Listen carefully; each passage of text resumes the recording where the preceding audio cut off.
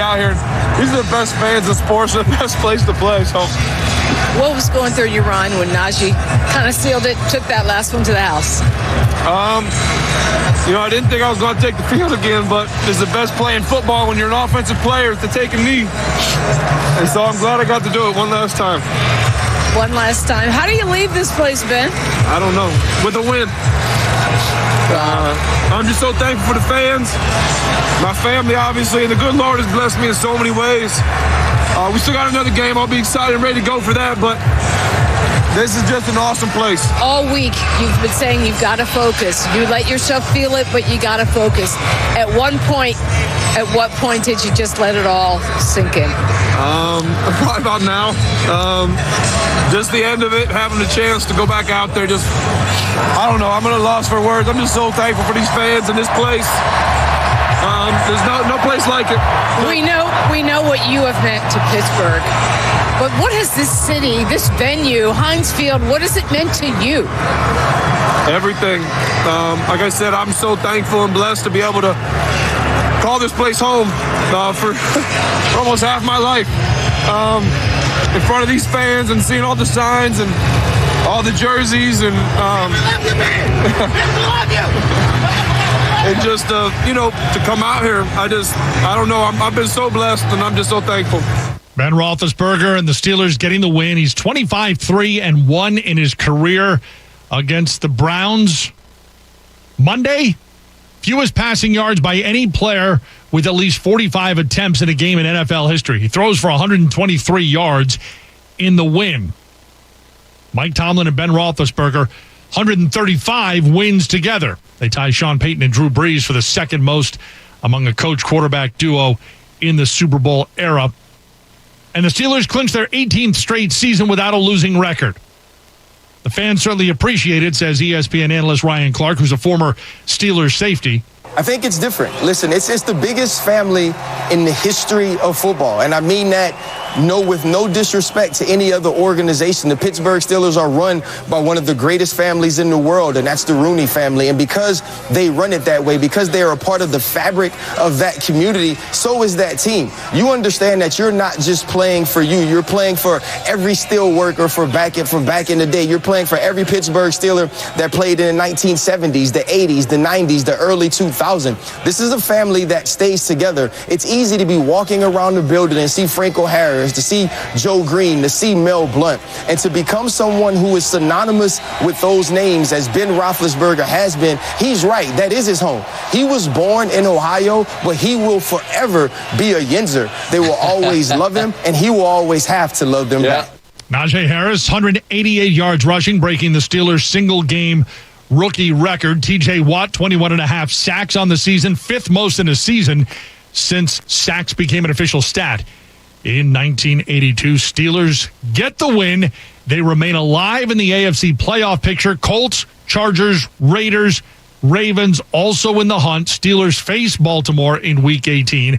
They need a win and obviously some help to reach the postseason. SportsCenter all night, ESPN Radio. Titans are already in, and in fact, they're in the driver's seat for the 1 seed and the bye in the AFC. When the Titans take the field in the postseason, they could very well have running back Derrick Henry. He fractured his foot in Week 8, had surgery November 1st with a recovery time of 6 to 10 weeks. ESPN Titans reporter Teron Davenport earlier on ESPN Radio saying a first-round bye could be a key factor. They're expecting him to be ready to go, and that's why it's so significant for them to get this home field advantage so they can have him out there on the natural grass.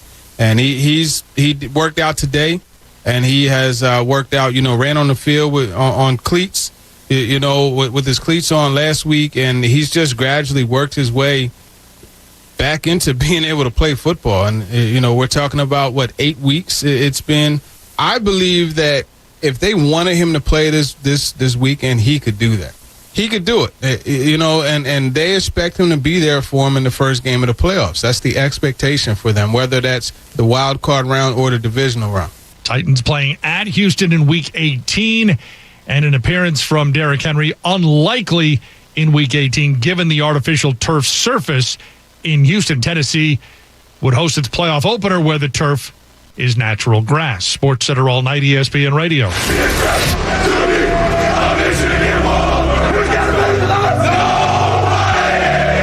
Now, this team will be defined by what? The narrative for us is we're going to work. College football, fast approaching a champion, but also moving quickly, has been the transfer portal. It's time for Straight Talk, brought to you by Straight Talk Wireless. The latest entry, Oklahoma quarterback Caleb Williams. Williams announcing through social media Monday that he's entering the transfer portal, but admits he'll keep the Sooners as an option. Our Ian Fitzsimmons noting we can point directly to name, image, and likeness. All right, come on, folks. Dig deep. Open your pockets. I mean, this is it, man. It doesn't get any better.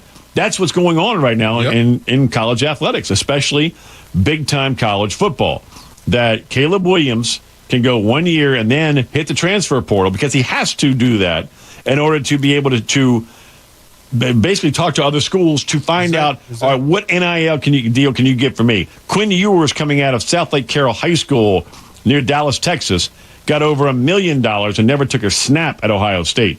Now he's committed to go to the Texas Longhorns, right?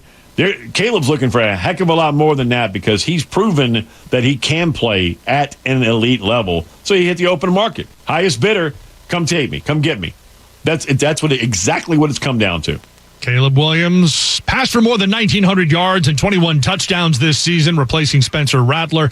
Rattler transferred last month to South Carolina. Reaction coming up this morning on Keyshawn, J. Will, and Max. Chris Carlin, Harry Douglas sitting in for the guys. Our college football analyst, Greg McElroy, joins the show at 7:45 Eastern Time. And there's the transfer portal, and there's also a game coming up on Monday. Greg McElroy, former Alabama quarterback, the Tide facing Georgia Monday. And ESPN analyst Desmond Howard says, don't underestimate the Bulldogs. This team has been built to beat Alabama. Like, that's what this team was built for. Everything pointed towards Tuscaloosa. They understood. For them to reach their goals, it's not about Kentucky. It's not about Arkansas. Hell, it ain't even about Michigan. That road goes through Tuscaloosa for every single person involved in that football program. Georgia has been built, eyeing Alabama, but Georgia quarterback Stetson Bennett says, let's pump the brakes on any Messiah talk. Maybe I'm not capable of holding that kind of weight on my shoulders, but no, I'm just treating this as a football game. You know, do I know this means a lot to a lot of people? Yes. Am I trying to play some kind of savior by winning a national championship for millions of people? No, I don't think that's my job. My job is to go out there and throw completions to very talented people we have on this team. I think it's as simple as that. Yes, I know it means a lot to a lot of people. You know, is it just another game? No, I'm not silly. But, you know, I don't think for 20-year-old kids you can put that kind of pressure on yourself because you might go crazy. So I'm just treating it as another game, and I'm preparing my butt off, and everybody on this team is. But the reason we're doing that is because we respect the heck out of Alabama and the team that they are. And we know we're going to have to give it our best shot to win this game. Straight Talk Wireless, no contract, no compromise. The big game coming up on Monday. You'll see it on ESPN. You'll hear it here on ESPN Radio. From Keyshawn, J. Will, and Max, 6 to 10 Eastern Time, weekday mornings through Greeny, 10 to noon, right through Spain and Fitz and Freddie and Fitzsimmons, weekday afternoons and evening. You're a part of ESPN Nation on the Dr. Pepper Twitter feed. ESPN Nation presented by Dr. Pepper. The college football championship is here. Fans are pumped. Return to glory with Fansville by Dr. Pepper, the one fans deserve. Sports Center all night, ESPN Radio. NBA, good news, bad news for the Atlanta Hawks. And now the Hawks will put it in play, and they get it in now to Trey. Trey dribbles up, 5 seconds left. Another long three. Good off the glass. Oh! He's got 56 now. 92-9 the game. Trae Young, career high, 56 points. Fifth most by a Hawks player in franchise history. Hawks score 131 points. That's the good news. The bad news is they lose by 5. Portland, a 136-131 win. Trae Young, 14 assists to go with those 56 points. But it wasn't good enough. What Sesame Street taught us that should be able to help us with college basketball. You got to hear this. It's next. Sports Center All Night continues. It's ESPN Radio.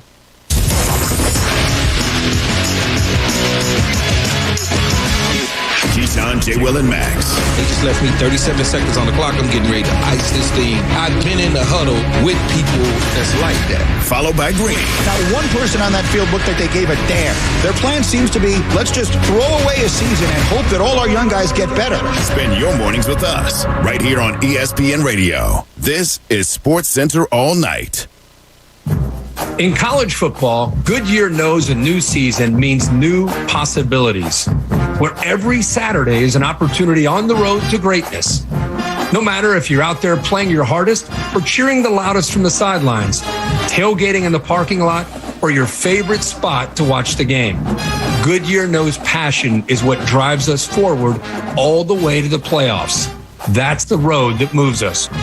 Goodyear, more driven. Cutting the price of your wireless bill feels good, really good. Actually, it feels great.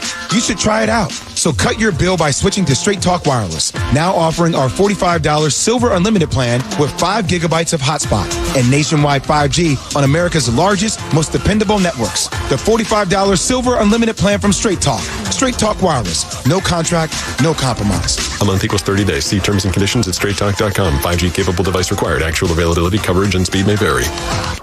Prices plus tax tags and $389 doc for Barbera's Big Finish event. 0 down, $199 a month on approved credit. Call or click 1-800-Barbera.com for details. A real 0 down, a real $199 a month.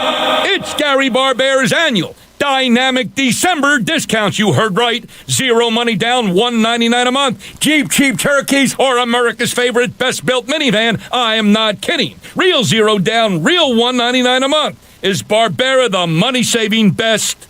Boy, I guess. What is hope? Hope to me was just that he would get to come home. I had no idea how hard it would be once he got back. I wish she'd stop drinking so much.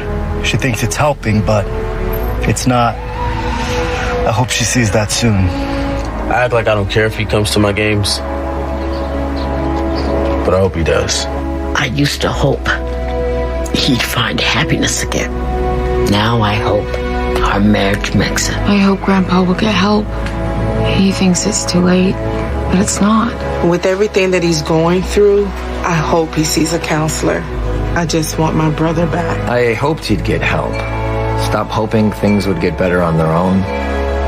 He told me to stop asking. I didn't.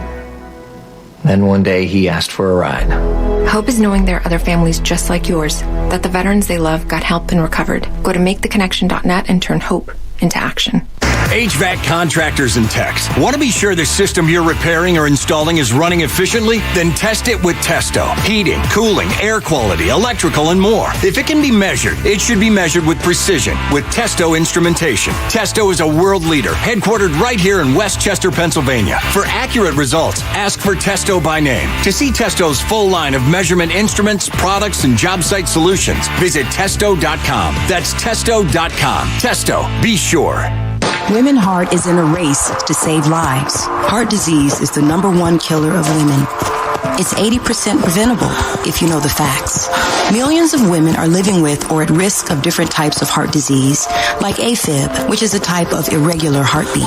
It affects both women and men, but women with AFib have a higher risk of stroke and death than men. Get educated. See your doctor. Know the facts. Diet and exercise are key to staying healthy. Know the risks. Women Heart does something really unique, solely focusing on women and providing peer-to-peer support. To win this race, we all have to do it together. Our hearts beat as one.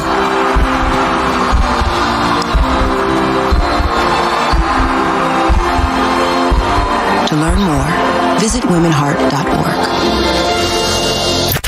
Ryan Westbrook plays on one station in Philly, 97.5 The Fanatic.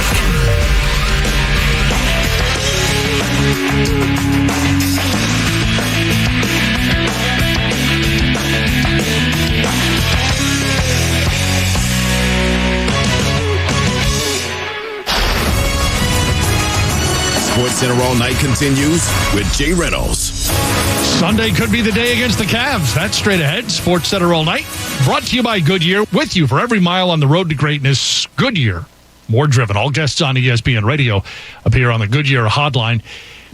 It was just before Christmas that former Notre Dame coach Muffet McGraw on the Off the Looking Glass podcast referred to complete bias when it comes to the UConn Huskies and ESPN, which is ESPN, of course, based in Connecticut.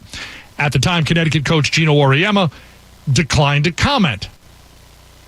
However, that changed on Monday on the UConn women's basketball coaches show. Yeah, I guess Muffet's bored. I guess she doesn't have a whole lot to talk about. And usually when she was coaching, when she did talk, nobody listened anyway. So I guess you figure she's got a platform now. But I just think it's interesting that, when people say there's a bias between us and ESPN, we started getting on ESPN in 1995 when no one else would play, and we played in the Martin Luther King game. And we've been on ESPN a lot. There are a lot of other schools within proximity to ESPN. I don't think the bias has anything to do with where ESPN is located or where UConn is located. I think the bias has something to do, if there is any, with the 11 national championships, which is a lot more than 2. Last I checked. At least I remember that on Sesame Street. 11 is a lot more than 2. And, Notre Dame has their own network. Our network is SNY. So I don't know why, anybody would think that ESPN is our network. SNY is our network that broadcasts all our games. I'm just glad we don't go 30 years between winning championships. So maybe NBC ought to help them a little more. If people didn't want to watch us on television, I'm sure they wouldn't put us on. Right. And then if we didn't generate the ratings, I'm sure people wouldn't have us on. The combination of the fact that we win a lot.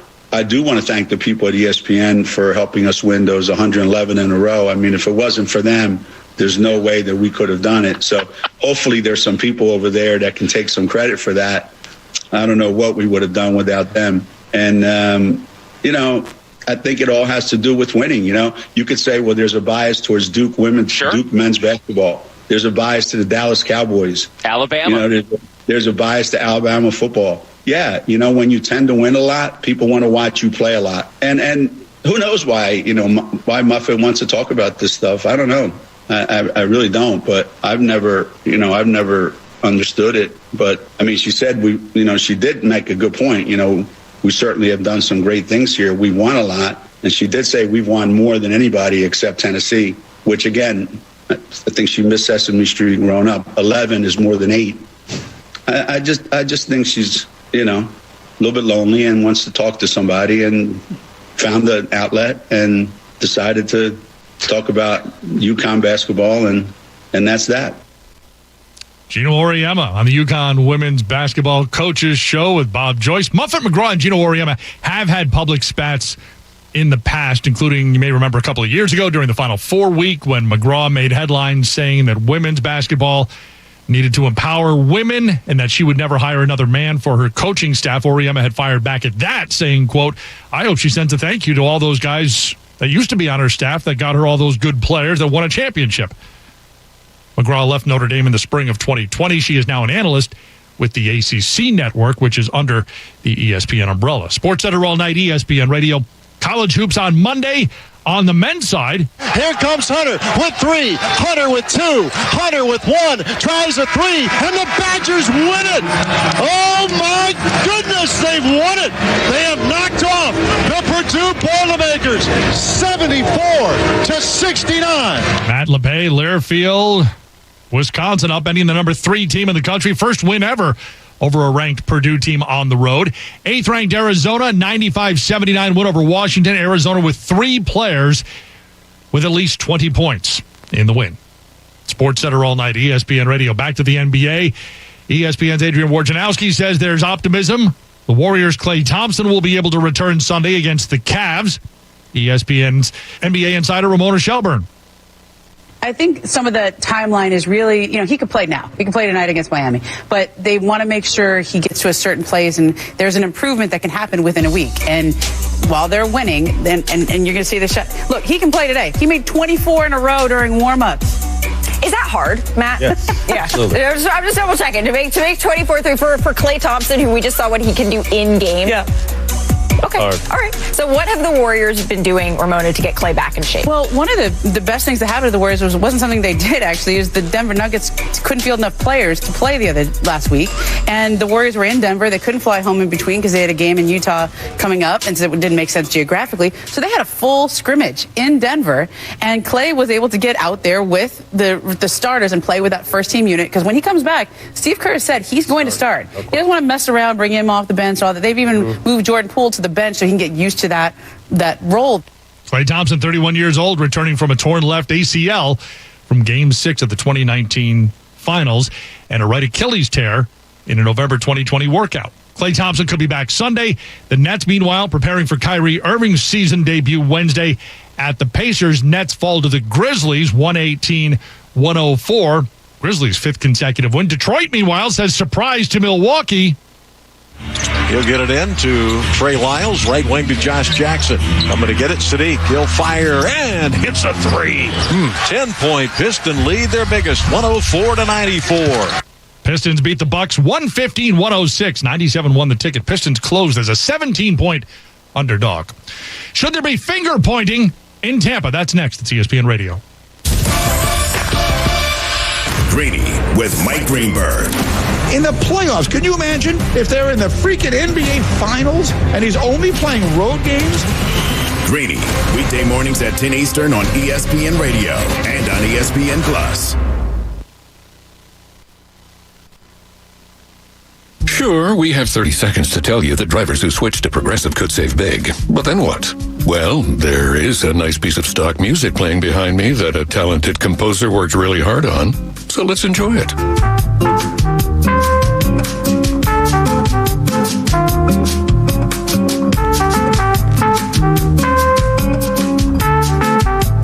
Wow, almost overshadows the saving big when you switch to Progressive part. Progressive Casualty Insurance Company and Affiliates.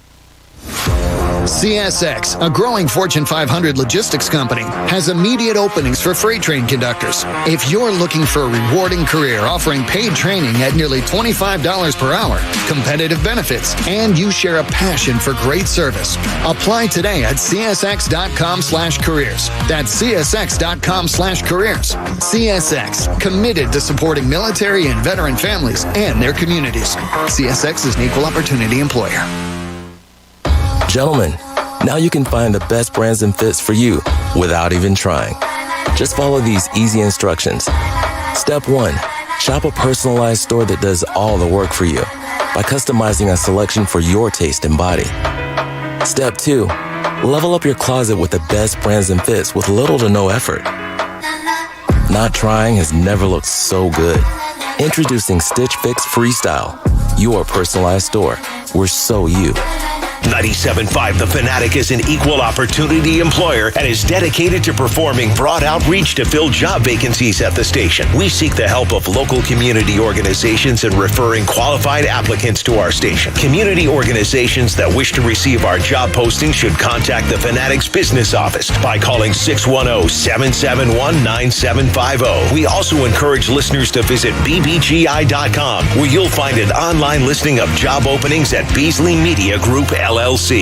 Hi, I'm Dr. Gordon Christensen, and if you're a dentist as I am, or you know a dentist, please take a moment to listen. When I became a dentist, I learned how quickly poor oral health can lead to other serious health problems. And for people without access to care, these problems can spiral very quickly. I wanted to help, but I wasn't sure how I could until I joined Dental Lifeline Network. It's a nonprofit that has helped us literally change the lives of people in our communities. DLN asked dentists to volunteer to see just one of the many patients in need in your area. It's very simple. DLN screens those in need and coordinates an initial appointment that takes place in the comfort of the dentist's own office and on their schedule. Right now, there's a wait list for patients in need in your community. I'm asking fellow dentists who will join me in seeing one patient per year. Learn more about Dental Lifeline Network at willyouseeone.org. That's willyouseeone.org. UC1.org. Chloe here with Cross Country Mortgage.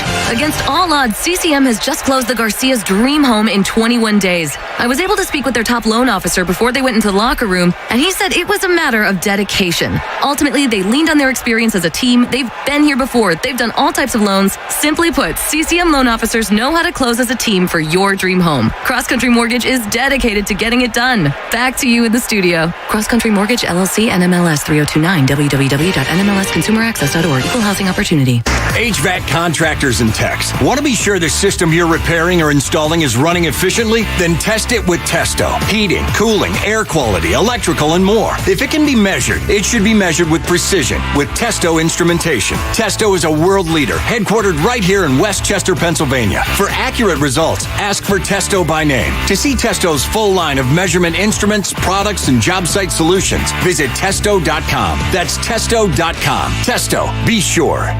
In a world of division, we bring people together. 97.5 The Fanatic.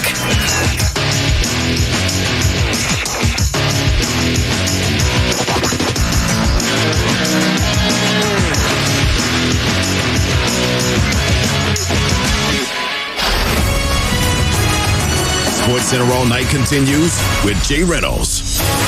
Thanks for making SportsCenter All Night part of your night here on ESPN Radio. We're presented, as always, by Progressive Insurance. 10 seconds to go. That sweet-looking formation, the victory formation.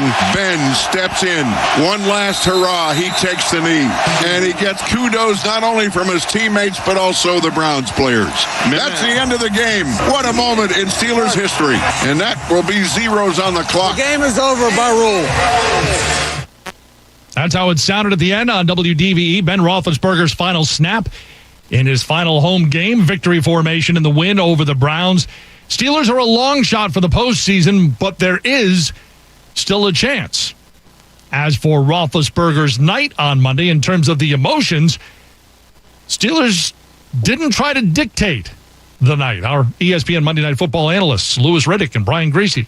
They took the lead of Ben Roethlisberger and the way that he was operating this week, and he said, I'm going to take some time. I'm going to feel the emotion. I'm not going to avoid it, but there's also a game to win, and there's a playoff chase, and so the way that Ben, in his typical humility, it was about he wanted his teammates to see him focus on the preparation. He didn't want them to see him sitting on the end of the bench trying to take everything in at practice.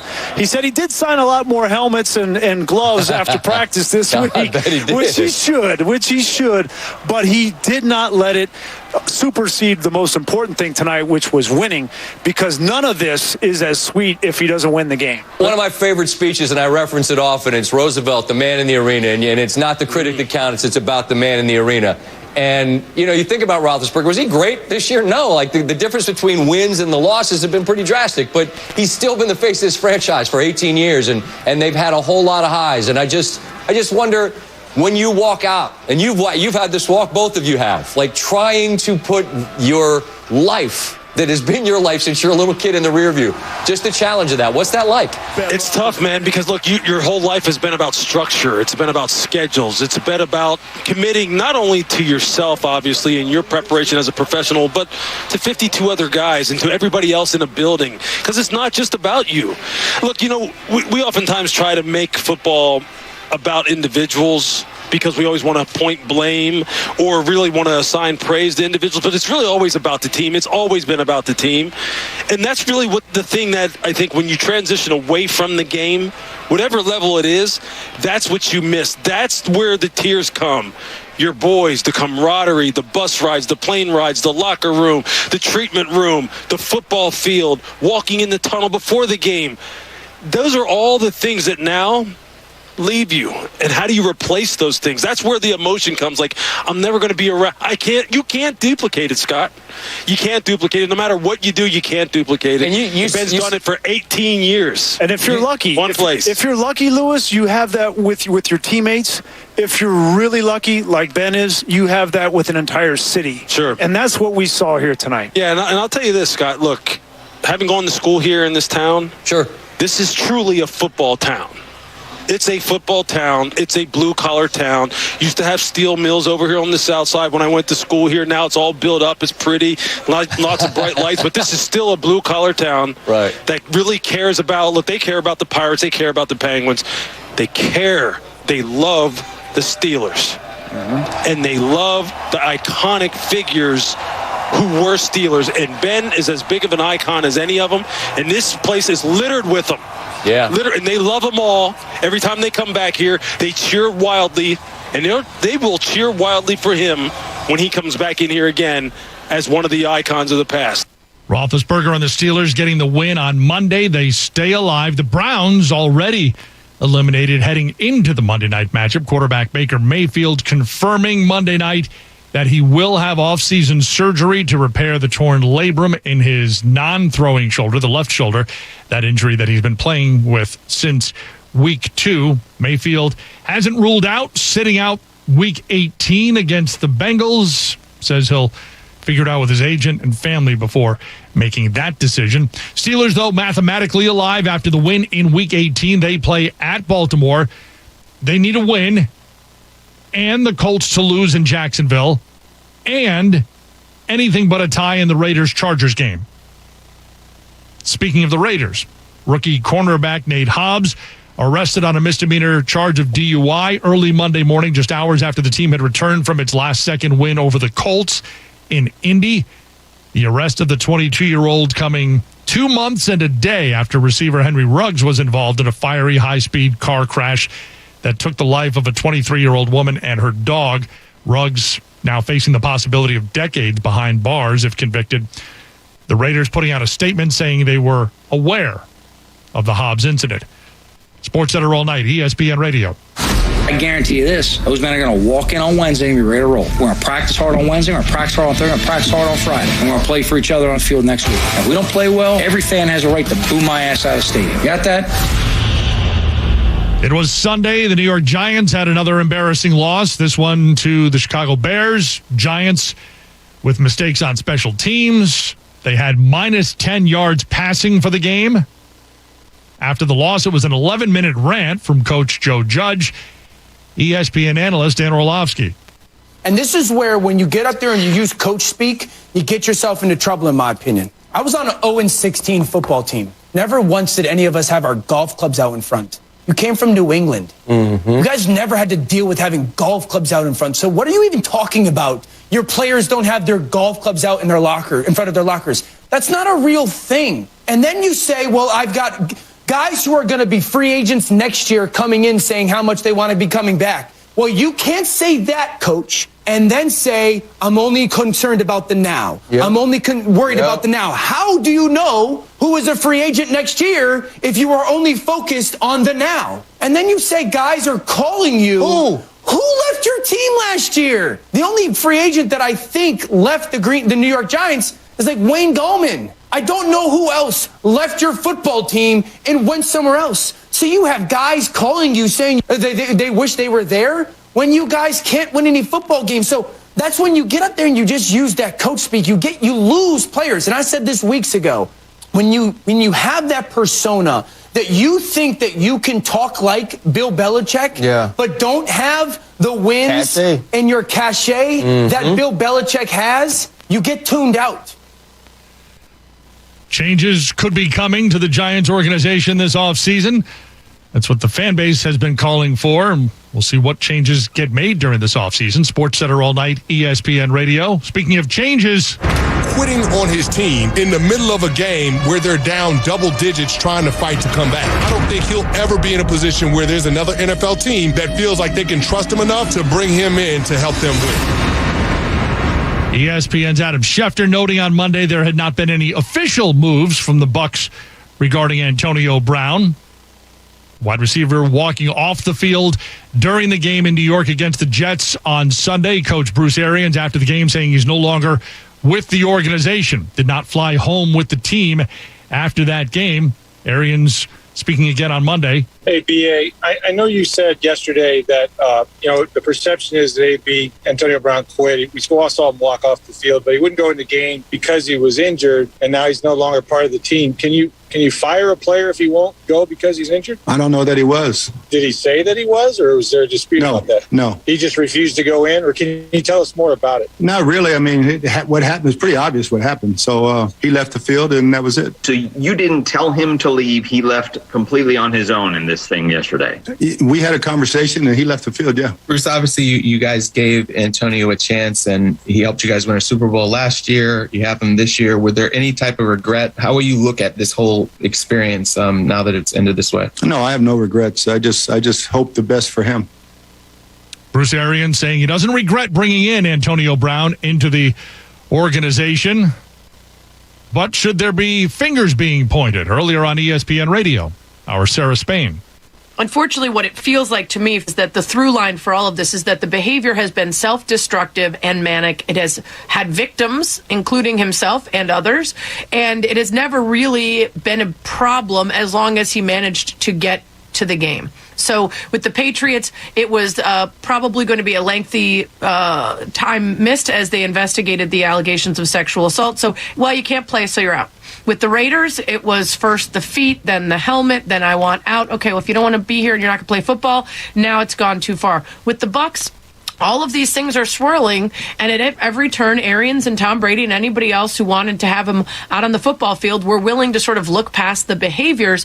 So that leaves you wondering, if he is not useful to them on the football field anymore, who is left to really care about whether he does need help, whether it's CTE, whether it's mental health related, whatever's going on. And Bruce Arians, for all the good things he's done, he has handled this in such a way that I find sort of cowardly, right? First it was, okay, well, I'm not really going to talk about the faked COVID vaccine card. And then I'm not going to tell you whether he's coming back. Okay, now he's back, but I'm not going to tell you how I made that decision. No, I'm not going to answer your question about how he had more strikes. I'm going to tell you he has a new history now because I've seen things differently, and I fresh, clean slate. And then I'm going to tell you about as close to honesty as we've ever gotten, that I don't give a bleep what anyone thinks about my decision making as long as he can help us play football. Thank you. We've known that about football for the entirety of time, but at least you said it out loud. And then he's finally going to make himself unavailable to the football side of things, and all of a sudden that's the last straw. It wasn't the rape accusations. It wasn't the charges of burglary and battery. It wasn't the endangering of a child, throwing furniture. It wasn't the fake vaccine card, putting everyone, including me, a cancer survivor, at risk. It was the time that he defied expectation on the field and went against what was best for the team. And now it seems like it's too much work. And I'm not going to really talk to you about that either. I'm just going to tell you he's gone, and then I don't want to say anything. All of that behavior to me is not great leadership. You don't get to enable and defend and excuse behavior for years as long as it's still serving you. And then as soon as he's no longer able to serve you on the football field, then say, okay, well, everyone needs to we need to just be very worried about. No, if you were really worried, you needed to make sure that he was okay in the service of this career. And that was clearly not the case and hadn't been for many years. But it was, let's patch him up and throw him out there as often as we can until he implodes again, instead of let's get to the root of the issue and make it so that doesn't happen. And I know that a lot of people are going to say that's not their job, but I'll tell you, if you're going to spout off about how we're, a fraternity and a family, if you're going to say that it's worth putting your life on the line every week and the future that you have in terms of your brain health and everything else, then you don't get to tuck your tail between your legs and disappear when somebody needs your help, and it might make it a little difficult for you to win games. Sarah Spain, part of Spain and Fitz, weekdays 7 o'clock Eastern here on ESPN Radio. As for what is next for AB, ESPN insider Chris Mortensen. If you've ever had a family member who's had an addiction, I have, going way back, certainly, that person has to want help. Yep. Or if he has somebody of influence around him, whether it be family or management team or somebody, resources are available and free from the NFL Players Association and the NFL. And so bottom line is that, Tom Brady spoke rather eloquently of it, but I just listened to a teammate privately, a former teammate of Tom's, and says he's already compartmentalized this as such that AB is no longer part of the team, so he's not going to waste any more energy on it. AB did not fly back to Florida with the Bucs on Sunday. Actually stayed in New York. He was at the Nets game on Monday. 2 blowouts, but he says they're not his fault. That's next. Sports Center all night at ESPN Radio. TJ and Max. At some point, that noise falls on deaf ears. Covering the biggest stories with the best guests and plenty of opinions. Joe Judge is giving us information that we don't want. Tell us how to win the damn game, not lose it. Keyshawn, J. Will, and Max, starting at 6 Eastern on ESPN Radio and on ESPN2. More Sports Center all night. Next. Drivers who switch and save with Progressive save over $700 on average, and those savings add up. Imagine what you could buy in the future. Remember how 15 years ago I switched to Progressive? Well, I used all those savings to buy that golf club that swings for you. But now everyone who plays golf is really good because, the club swings for you in the future, which is now. So switch to Progressive and save big because those savings can add up in the future. Progressive Casualty Insurance Company and Affiliates. National annual average insurance savings by new customers surveyed who saved with Progressive in 2020. Potential savings will vary. Mom and Dad used to argue about everything, especially about Dad's drinking. It drove me crazy. It got so bad, I couldn't do my homework. I couldn't concentrate. I absolutely refused to let any of my friends come to our house for any reason. I would have been humiliated if anyone found out how much my dad drank and how loud my mom screamed at him. My family went from totally crazy to quiet, calm, and even peaceful. The only thing that happened is my mom started going to Al-Anon family groups. Her relationship with my dad really changed. I asked Mom if she would take me to her Al-Anon meetings or to Alateen. I wanted to see if I could have a better relationship with my dad. I'm sure glad I did. If someone's drinking troubling you, you might be surprised at what you can learn in an Al-Anon or Alateen family group from people just like you. Call 1-888-4-AL-ANON or go to alanon.org. 97.5 The Fanatic is an equal opportunity employer and is dedicated to performing broad outreach to fill job vacancies at the station. We seek the help of local community organizations in referring qualified applicants to our station. Community organizations that wish to receive our job postings should contact the Fanatic's business office by calling 610-771-9750. We also encourage listeners to visit bbgi.com, where you'll find an online listing of job openings at Beasley Media Group, LLC. I've got muscular dystrophy. That means my muscles are weak and it can be hard to breathe. Now is a scary time for everyone, as we are at a higher risk for respiratory infections. In good times and bad, the Muscular Dystrophy Association helps kids live with neuromuscular disease. The pandemic places more than 200,000 adults and children with muscular dystrophy at a greater risk. Breathing is often hard when you live with a neuromuscular disease. But the Muscular Dystrophy Association is here to help. MDA is what ensures they receive critical medical care at one of over 150 care centers across the U.S. During COVID-19, kids like me are at a greater risk. The Muscular Dystrophy Association needs your support now more than ever. COVID-19 won't stop us. To learn how you can help, please visit helpmda.org. Thank you. Listen to the best Philadelphia sports talk from 97.5 The Fanatic on your Amazon Alexa. Okay, let's get started. At home or in the office. Wow. Just be sure to enable the skill.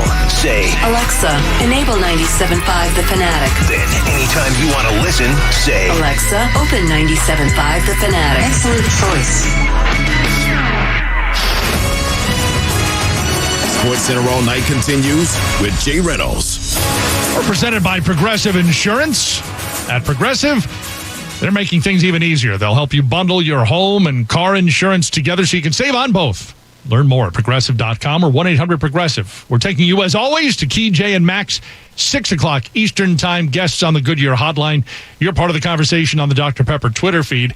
Pittsburgh Steelers with a win over the Browns on Monday Night Football, keeping their playoff hopes alive and sending Ben Roethlisberger off with a win in his final home game. His first coach in the NFL, Bill Cowher, joining the Manning cast on ESPN2. You know, Eli, I mean, he just represents what a Steeler is, right? The grit, determination, he's embraced every challenge that's been thrown at him. And just watching him grow, I only had him his first 3 years, but you know, we were able to accomplish a lot. And just to get to know, he's just such a great competitor. And I thought all three of you guys, that draft class that we had with you, Eli, you and Philip and Ben, I said, all you guys, the one thing about you guys were 4-year college players in the maturity level that you guys all had. You came into it, you understood the game, and you were just great students of the game, and just, you know, in your records and all speak for themselves. Bill Cowher referring to Eli Manning, Phillip Rivers, in addition to Ben Roethlisberger. Steelers get the win over the Browns. Pittsburgh defensive tackle Cam Hayward enjoyed being part of it. It was pretty surreal.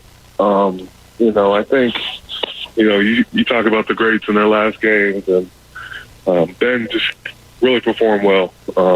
He needed everything. We needed everything. And, you know, to hear those thank yous from Steeler Nation is just unbelievable. Steelers defensive tackle Cam Hayward earlier on Freddie Fitzsimmons here on ESPN Radio on the aforementioned Goodyear hotline. Plenty of reaction coming up this morning to what we saw in Pittsburgh on Monday Night Football. Our Jeff Saturday on Key, J, and Max, 7:15 Eastern Time. Right now, Sports Center all night. Steelers with the win on Monday night in the NFL.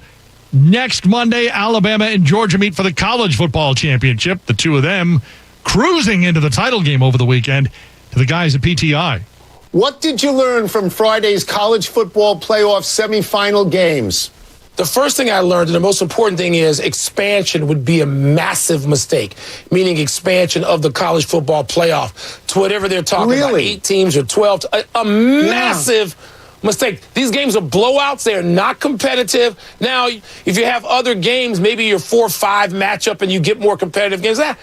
Tony, I will grant you that. I think that's a perfectly legit point. But, Tone, I can't invest in these games until they get closer. There's that, and then there's the SEC is so far and away better. It's a reminder that John Harbaugh, he has nothing.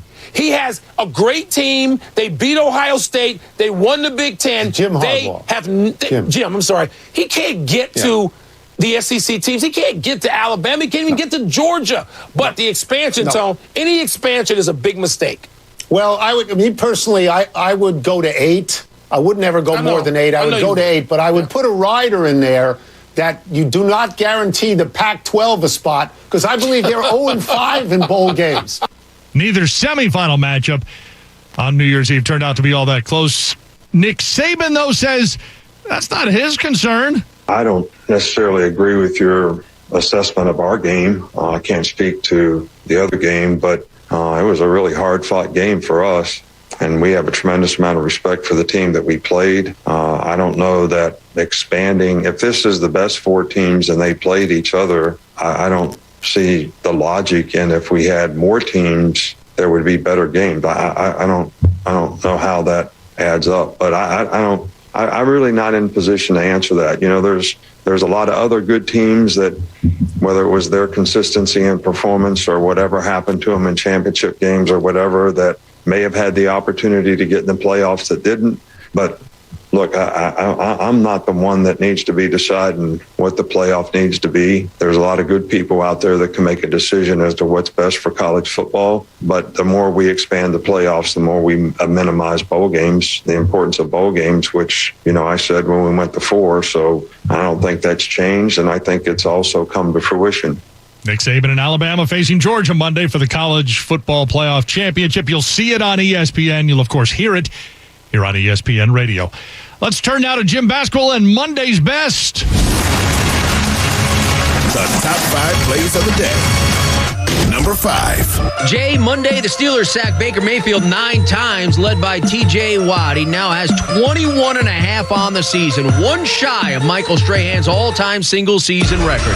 Bill Hillgrove, WDVE 102.5 FM. Mayfield wants to throw a big run. He sacked T.J. Watt, number 4, closer to the record. Oh, that was smoking. That was smoking. T.J. Watt, you are a monster. Number 4. NBA, the Wizards get a career-high 36 from Kyle Kuzma, including a clutch tray late to sink the Bees. Dave Johnson, the team, 980. Now Beal, foul line. Left wing Kuzma, catch and shoot for 3. It's there! It is there! 114, 113 Wizards. Kyle Kuzma now with 34 points. It is clutch with a capital K. And Kuz ran back and yelled at the fans, "What I do." Number 3. The Steelers offense Monday powered by Najee Harris, who ran for a career best 188 yards eclipsing Franco Harris's team rookie single-season rushing mark, including this game-sealing score late. Again, WDVE 102.5 FM. Ben breaks the huddle, lines up with a one-back look, everything in tight. 3rd and 3, Najee gets the call, cuts it back through the hole. He's on his way. He's at the 25-20, 15-10. Pittsburgh Steelers touchdown. Go, baby. How about Najee Harris? Wow. Unbelievable. Number 2. The Grizzlies got their 5th straight win Monday, running the Nets off their own floor, up by as many as 28 fourth quarter and led by Ja Morant's 36. Eric Hasseltine, 92.9 ESPN Memphis. Rebounded by Adams. Grizzlies get a stop. Morant pushes, gets by Durant to the rim. Jams with the right hand. Oh, get out of the way. James Johnson would have gotten posterized and he jumped. And Johnson is a big defender, but Morant, a highlight reel jam. And the number 1 play of the day. And it's back to Heinz Field for a special night Monday as Ben Roethlisberger picked up his 98th career home win in his 134th and what certainly appeared to be his final home start, with Big Ben getting the final snap in victory formation. One more time from WDVE. 10 seconds to go. That sweet-looking formation, the victory formation. Ben steps in. One last hurrah. He takes the knee. And he gets kudos not only from his teammates, but also the Browns players. Big night, emotional night for Ben Roethlisberger. Don't overlook Mike Tomlin. He's the first coach in NFL history to begin a career with 15 straight seasons without a losing record. It's Tuesday, January 4th, birthday of Derrick Henry. The Titans running back turning 28 today, and after surgery in November appears to be on track to return for the postseason. Titans trying to hang on to that 1 seed. Steelers could be in the postseason as well. Chris Carlin, Harry Douglas have much more this morning. They're in for Key, Jay, and Max. I'm Jay Reynolds. It's ESPN Radio. Keyshawn, J. Will, and Max starts next at 6 Eastern on ESPN Radio and ESPN News. Cutting the price of your wireless bill feels good. Really good. Actually, it feels great. You should try it out. So cut your bill by switching to Straight Talk Wireless. Now offering our $45 Silver Unlimited plan with 5 gigabytes of hotspot and nationwide 5G on America's largest, most dependable networks. The $45 Silver Unlimited plan from Straight Talk. Straight Talk Wireless. No contract, no compromise. A month equals 30 days. See terms and conditions at straighttalk.com. 5G capable device required. Actual availability, coverage, and speed may vary. Get in the zone, AutoZone. Welcome to AutoZone. What are you working on today? Ready for an oil change? We can help get the right protection at the right price. Right now, you can get 5 quarts of Valvoline Daily Protection or Valvoline Max Life High Mileage Motor Oil with an STP oil filter for just $28.99. Visit one of our 6,000 stores or order from AutoZone.com for same-day store pickup or next-day delivery. Get in the zone, AutoZone. Restrictions apply. Prices plus tax tags and $389 doc fee. For Barbera's Big Finish event, 0 down, $199 a month on approved credit. Call or click 1-800-Barbera.com for details. A real 0 down, a real $199 a month. It's Gary Barbera's annual dynamic December discounts. You heard right. 0 money down, $199 a month. Jeep Cherokees or America's favorite best-built minivan. I am not kidding. Real 0 down, real $199 a month. Is Barbera the money-saving best? Boy, I guess. Chloe here with Cross Country Mortgage. Against all odds, CCM has just closed the Garcia's dream home in 21 days. I was able to speak with their top loan officer before they went into the locker room, and he said it was a matter of dedication. Ultimately, they leaned on their experience as a team. They've been here before. They've done all types of loans. Simply put, CCM loan officers know how to close as a team for your dream home. Cross Country Mortgage is dedicated to getting it done. Back to you in the studio. Cross Country Mortgage, LLC, NMLS 3029, www.nmlsconsumeraccess.org. Equal housing opportunity. What is hope? Hope to me was just that he would get to come home. I had no idea how hard it would be once he got back. I wish she'd stop drinking so much. She thinks it's helping, but it's not. I hope she sees that soon. I act like I don't care if he comes to my games, but I hope he does. I used to hope he'd find happiness again. Now I hope our marriage makes it. I hope Grandpa will get help. He thinks it's too late, but it's not. With everything that he's going through, I hope he sees a counselor. I just want my brother back. I hoped he'd get help. Stop hoping things would get better on their own. He told me to stop asking. I didn't. Then one day he asked for a ride. Hope is knowing there are other families just like yours, that the veterans they love got help and recovered. Go to maketheconnection.net and turn hope into action. HVAC contractors and techs. Want to be sure the system you're repairing or installing is running efficiently? Then test it with Testo. Heating, cooling, air quality, electrical, and more. If it can be measured, it should be measured with precision with Testo instrumentation. Testo is a world leader, headquartered right here in Westchester, Pennsylvania. For accurate results, ask for Testo by name. To see Testo's full line of measurement instruments, products, and job site solutions, visit Testo.com. That's Testo.com. Testo. Be sure. 97.5 The Fanatic is an equal opportunity employer and is dedicated to performing broad outreach to fill job vacancies at the station. We seek the help of local community organizations in referring qualified applicants to our station. Community organizations that wish to receive our job posting should contact the Fanatic's business office by calling 610-771-9750. We also encourage listeners to visit bbgi.com, where you'll find an online listing of job openings at Beasley Media Group, LLC. WPEN Burlington, Philadelphia, a Beasley Media Group station, home of the most entertaining Eagles talk in Philadelphia. 97.5 The Fanatic, Philadelphia. Good morning. Thought I'd help you wake up. It's 6 a.m. and you're listening to The John Kincade Show on 97.5 The Fanatic, Philadelphia. Let the party begin! The show starts now. All right, it's 1 year in. Today's it. It's 1 year since we first signed on with the John Kincade Show here on 97.5 The Fanatic. Pat's celebrating with a La Colombe in the air, I believe that is. He's got that. Coach isn't bobbing his head at all. And the fresh haircut. Looks like a fresh haircut. Maybe it's just you don't see him in the hat. Yeah, maybe. That's what it is. It's like I got a haircut like 3 weeks ago. Oh, you got flathead then. That's all. Yeah. Thanks, Bob. All right, but you look good. But it looks good on you, as the old Caddyshack line goes.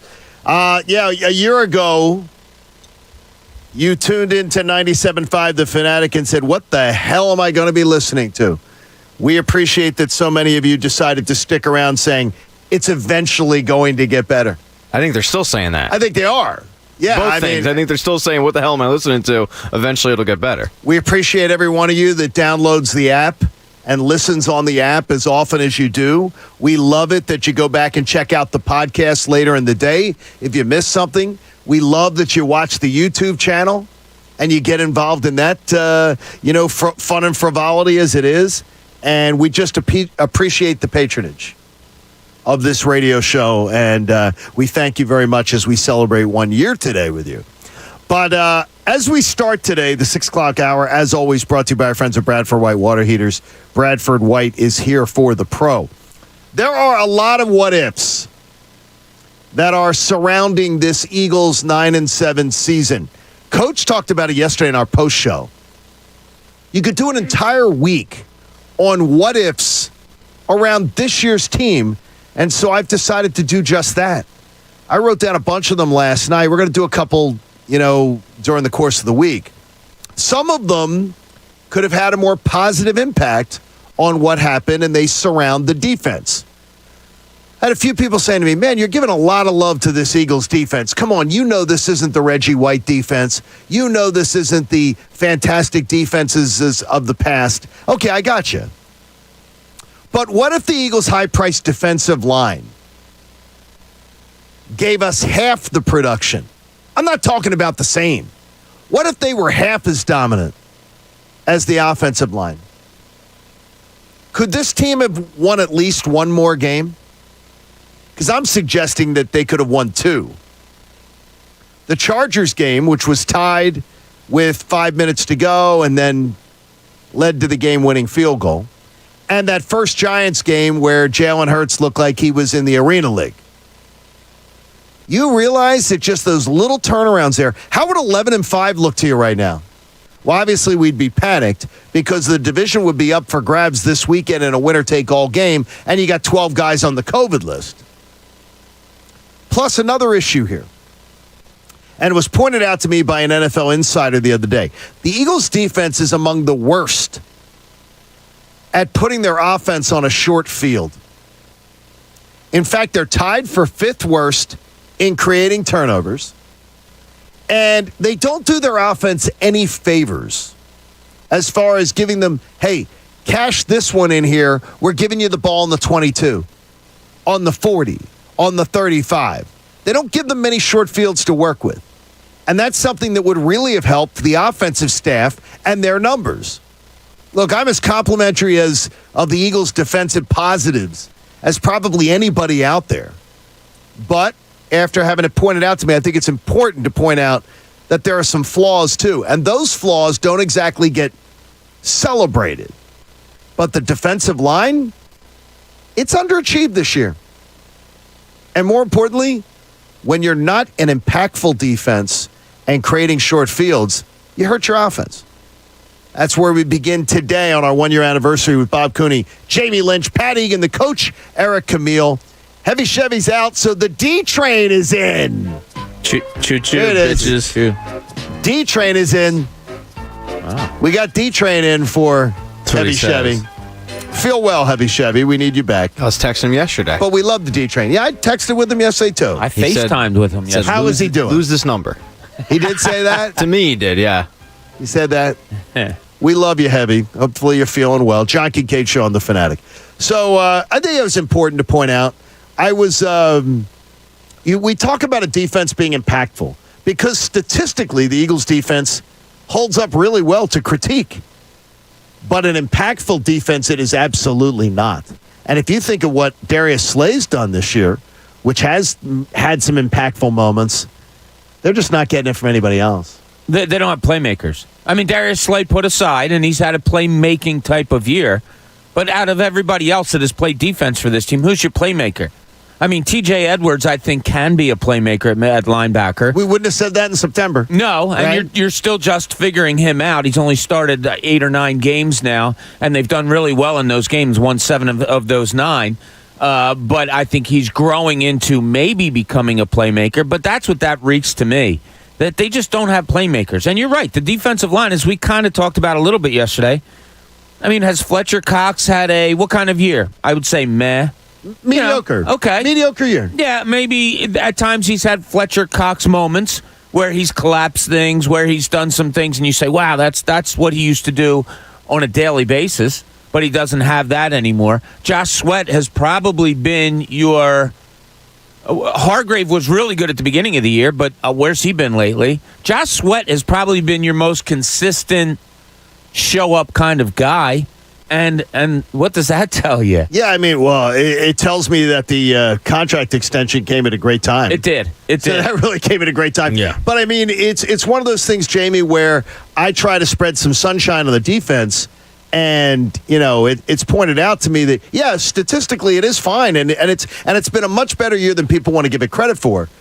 But when you're not an impactful defense, it's not special.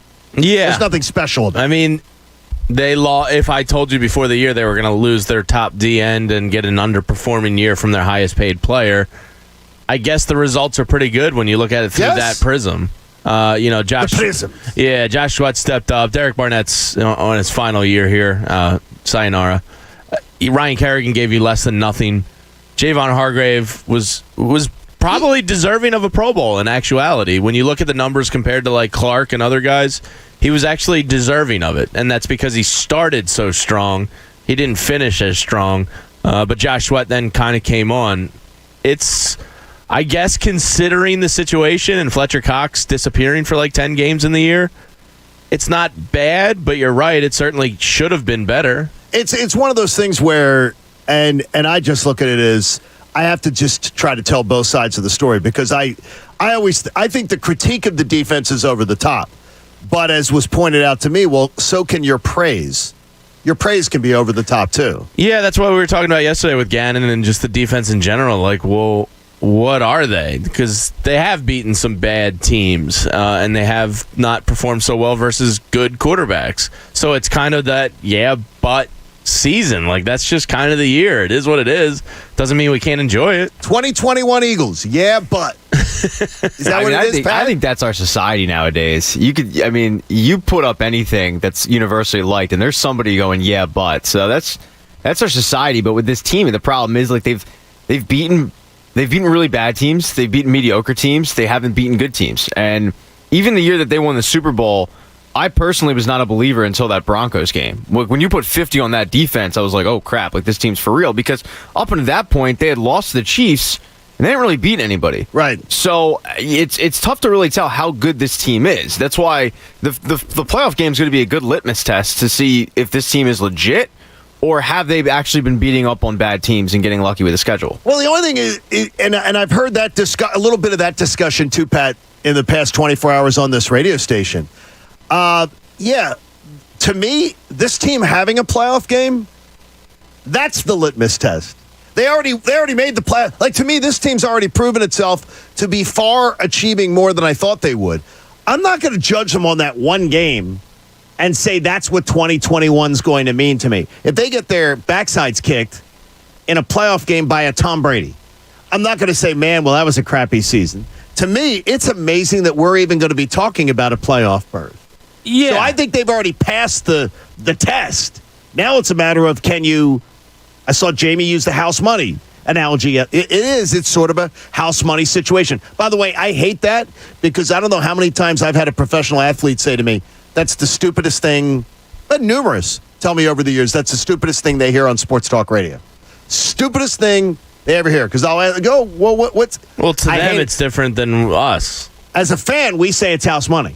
To a player in the playoffs, they're like, "What are you talking? What are you talking about? I want to make the. I want to win a championship. It's not house money.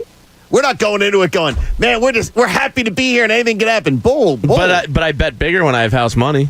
You know, you do. It's If I'm up and I'm playing with profit, I gamble bigger than I do if I'm betting my own cash. Yeah, it changes the way you do. See, yeah, absolutely. Now, it's funny is you two both nod your head and say yes. It does not for me. Really? Me too. No, I'm with either? you, John. I'm exactly with you. No, I'm not. You see, to me, I'll take a shot if I'm up. Oh, I won't. Yeah. No. In fact, I'll take that. You know, I'm $70 at the table up. I might put 50 a chip in my pocket, so I know I'm walking away with that profit, and then just get I might put away what I bought in, but then I'm gambling the rest. You know what I mean? So you're a little more rolling the dice. It's not my money anymore. But to get back to what you said, if they get their doors blown off in the playoff, I do think it kind of gives you the definition of the season, that they beat a lot of bad teams and they couldn't beat a good team. And that's kind of where it was. Did they make strides? Did they do what they did? Maybe. Look, you won the games you had to win. You won the games you should have won in a fashion of you did it well enough that it got you 9, 8, 9, 10 wins, whatever it may be, and it got you to that playoff. That's an accomplishment. No question about it. But when you tie the knot on the season, if it comes after, say, I don't know, a blowout loss to Brady or to Stafford, whatever it may be, I think rightfully so, that's going to define your season. That, okay, you beat the teams you should have, but you couldn't beat the good teams. We're going to have a speak for yourself later. Bob Cooney's going to have it for you on this Eagles team as they have clinched the playoff berth. They had the night to sleep on it. You're going to get to hear that later on, and all the coaches talked. I yesterday watched some clips from the Washington football team's website. I watched the entire Joe Judge diatribe. I swear to you, since honestly, I can't imagine a press conference that was that rambling since Bud Dwyer. It was 11 minutes. Honestly, seriously. It was Bud Dwyer. Yeah, I thought the same thing, Bob. Wow. First of all, how many of our listeners know who Bud Dwyer is? Well, guess what? Don't Google it. Don't Google it. Look it up. Don't Google it. Do not look it up. But I mean, I haven't seen a press conference like that in a long, long time. It's a hell of a pull, JK. He never took a breath. Who, Bud? No. That's took his last. And yeah, he's the one. And Joe Judge just ramble. He's so odd. He's so defensive. It looks to me like he literally said we're not a high school program. So he hears everything that's being said. Everything that's being said. Yeah. It's blah, blah, blah, blah. He's interviewing for his job, basically, up there. I don't know what he's scrambling for. If I'm a general manager candidate, there is no way I'm taking that damn job. But then I look at a guy like Ron Rivera, who I have a lot of respect for, Coach Rivera. I watched some of his commentary. Ron Rivera sounds like a guy to me right now that doesn't have any answers, that seems very deflated. Well, remember and that's strange to me. Yeah, I said to you yesterday about the Eagles. They're a winning organization. Like, they just are. This is a retooling year, but still you got into the playoffs. And you don't have the roster that you're going to want to have or that you probably close will have in 2 years. You're going to build upon this roster. That's a losing organization. Washington, the Giants, they're just losing organizations. And Ron Rivera, as great as a guy he is, as good as a football man as he is, you're just not going to get anyone to win down there until organizationally things change. And I don't know if that's coming anytime soon. Yeah, and it's weird because there's just he looks like a guy who last year they thought they had gotten some things figured out. And then now they realize that they don't. Yeah. He thought last year, I've got all these young pieces on defense. I've got, we've really invested in this team, and now we're ready to take it to the next level. He seems like a bit deflated. And I'm a little disappointed in Ron Rivera, I got to tell you. Well, if you don't have a quarterback, you got nothing. I mean, and they're looking at it going, all right, I guess we're going back to the draft. I think they're going. I think they're going to push. Or they go for a Watson. They're going to push all the chips they can to get Deshaun Watson. Watson would fit there. He would culturally. Culturally, he would fit there. I can't get over though the mindset of we're going to go into the season with Ryan Fitzpatrick and Taylor Heineke, and we're going to think we're going to compete. But remember, though, they thought they were going to get something different. They thought in free agency, they thought there were some moves to be made, and that's an error on their part. But there's always a move. Like, I can't get over the fact that Tom Brady, the greatest of all time, hits free agency. There's 2 teams interested, and that was it. Like, there's always somebody out there looking to deal something. You could have gotten something better than Ryan Fitzpatrick and Taylor Heineke. Well, it's funny. You can always put spins on things, right? One of the things that I saw this weekend, I forget where I read it, was, for as big of a bleep show as Washington is, the Washington football team, they only got eliminated last week. They were still in playoff contention, and they lost their starting quarterback, Ryan Fitzpatrick, in week 1. So they're going to their backups and all the injuries they've had in COVID and stuff. So this was a spin on, look how good of a job Ron Rivera's done. So there's always this spin you can go to. But I'm sorry. To me, that last year was an anomaly. That is just a bleep organization. Hey, the Park Sportsbook app is not an anomaly. It's actually got a great offer for you, too. A $500 risk-free bet if you use my promo code Kincade. New customers sign up now. Get that first bet risk-free. Go to parkscasino.com/PA. Promo code Kincade. You got to be 21 if you have a gambling problem. Please call 1-800-GAMBLER. You're about to take some coin from them. I did. I believe so. Well, I don't want to count the chickens. TJ Watt for Defensive Player of the Year. Great ticket by John. $20. You didn't put it on a prop swap. No, I did not. He asked me about it a couple weeks ago. No, I asked about it. I asked about the process, and I thought about it, and then I forgot about it. I told him to hold on. And Jamie did tell me to hold on to it, and it looks like it'll be the winner. It looks like it'll be TJ Watt's a beast, man. I thought that was a pretty easy. I think it's 28-1. So he's 1 sack away from tying Strahan's record. And they won't, and he'll actually earn it. Yeah. Unlike Strahan, he'll actually earn it. Who was that tackle? Brett Favre. Oh, that's right, yeah. They set it up. Just went down. They set it up. Favre just goes down. There'll be an asterisk, though, because of the fact that there's 17 games now. 17 games, too. You can't. That's a good point, yeah. Hey, Flyers Ducks tonight, 10 o'clock on The Fanatic. Pat, are you here for that one? I'm not. I actually thought I was, so I have the night off. I came in, and I went, I don't think I'm working that one. Now you got some night. Why has there been no hockey lately, or has there been? COVID. The league kind of shut down because of COVID. So, like, they do this. They follow the NHL. Does the NHL say like guys can't come over from Delaware County into Chester County for games? Is there like COVID policies? Well, with the countries for sure. Canada. Yeah. So like, all the kids from Canada completely shut down. Yeah, it's kind of a mess. They're trying to figure this thing out. Oh, boy. But Anaheim is wide open, so they're going to fly out there and probably go to Disneyland like we are with Philly Sports Trips and have some fun and then play some puck. You're really caught up on this, going to Anaheim, going to the Ducks. Oh, I'm talking to Vince about it. Yeah, we're getting a trip. Hey, Sixers win. Sixers win by 20 last night. I did the boost on the Parks Casino Sportsbook app last night. They had a special boost last night. Sixers win by 15+. And the over-under in the game was 219.5. So it was like, okay, I bet the over on that one. So that worked out well. Joel Embiid continues to impress.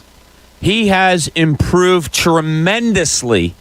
The biggest improvement in his game to me this season in an area, and let's see if any of you guys can guess it. Consistency? And it's big. Consistency. No, well, that's good one, but not the one that I'm looking at. Getting to the rim more. No. Good one. Also, Pat, anything? Not flailing as much? I'll tell you what. And keep an eye on this, guys. I'm serious about this. Setting picks. Oh, okay. Oh, my God. He has gotten, and Jamie and Pat will tell you before you got here, John, it was something that went up my butt about Joel Embiid, was that he just did not set good, solid picks. It was lazy. It was almost like, all right, I have to give up the ball, but I'm not going to really set a pick because I don't care. He, especially for Seth Curry, unbelievable how well he sets picks, and it helps him out offensively also. Keep an eye on things to go up there. That's what went up there. Well, he's so good at everything. So many things that were up your butt. Yeah. Well, John, it was so many a weird options. show before you and that was showed before up. I got here. Yeah. There's not so many things that go up there. There's so many options of things that go up there. We have a no doing that during the show policy. Since I arrived, that was the first thing I cleaned up. Yeah. I said, wait a minute, I don't know what was going on beforehand. That ain't happening. Joel Embiid's picks. That's the one. I got to tell you, I'm impressed with it. I'm impressed with the consistency of things up Bob's. I'll tell you what. He had a. How about? So they have a play last night. It might have been Korkmaz who passed him the ball. I don't remember. It was a fast break. Ball goes out to the right wing. Embiid's running the floor, and they pass it to him right around the 3-point line, and he's on a full run. And I go, "What in the holy hell are you doing?" Because you never want to feed a big man on a dead run with defenders in front of him.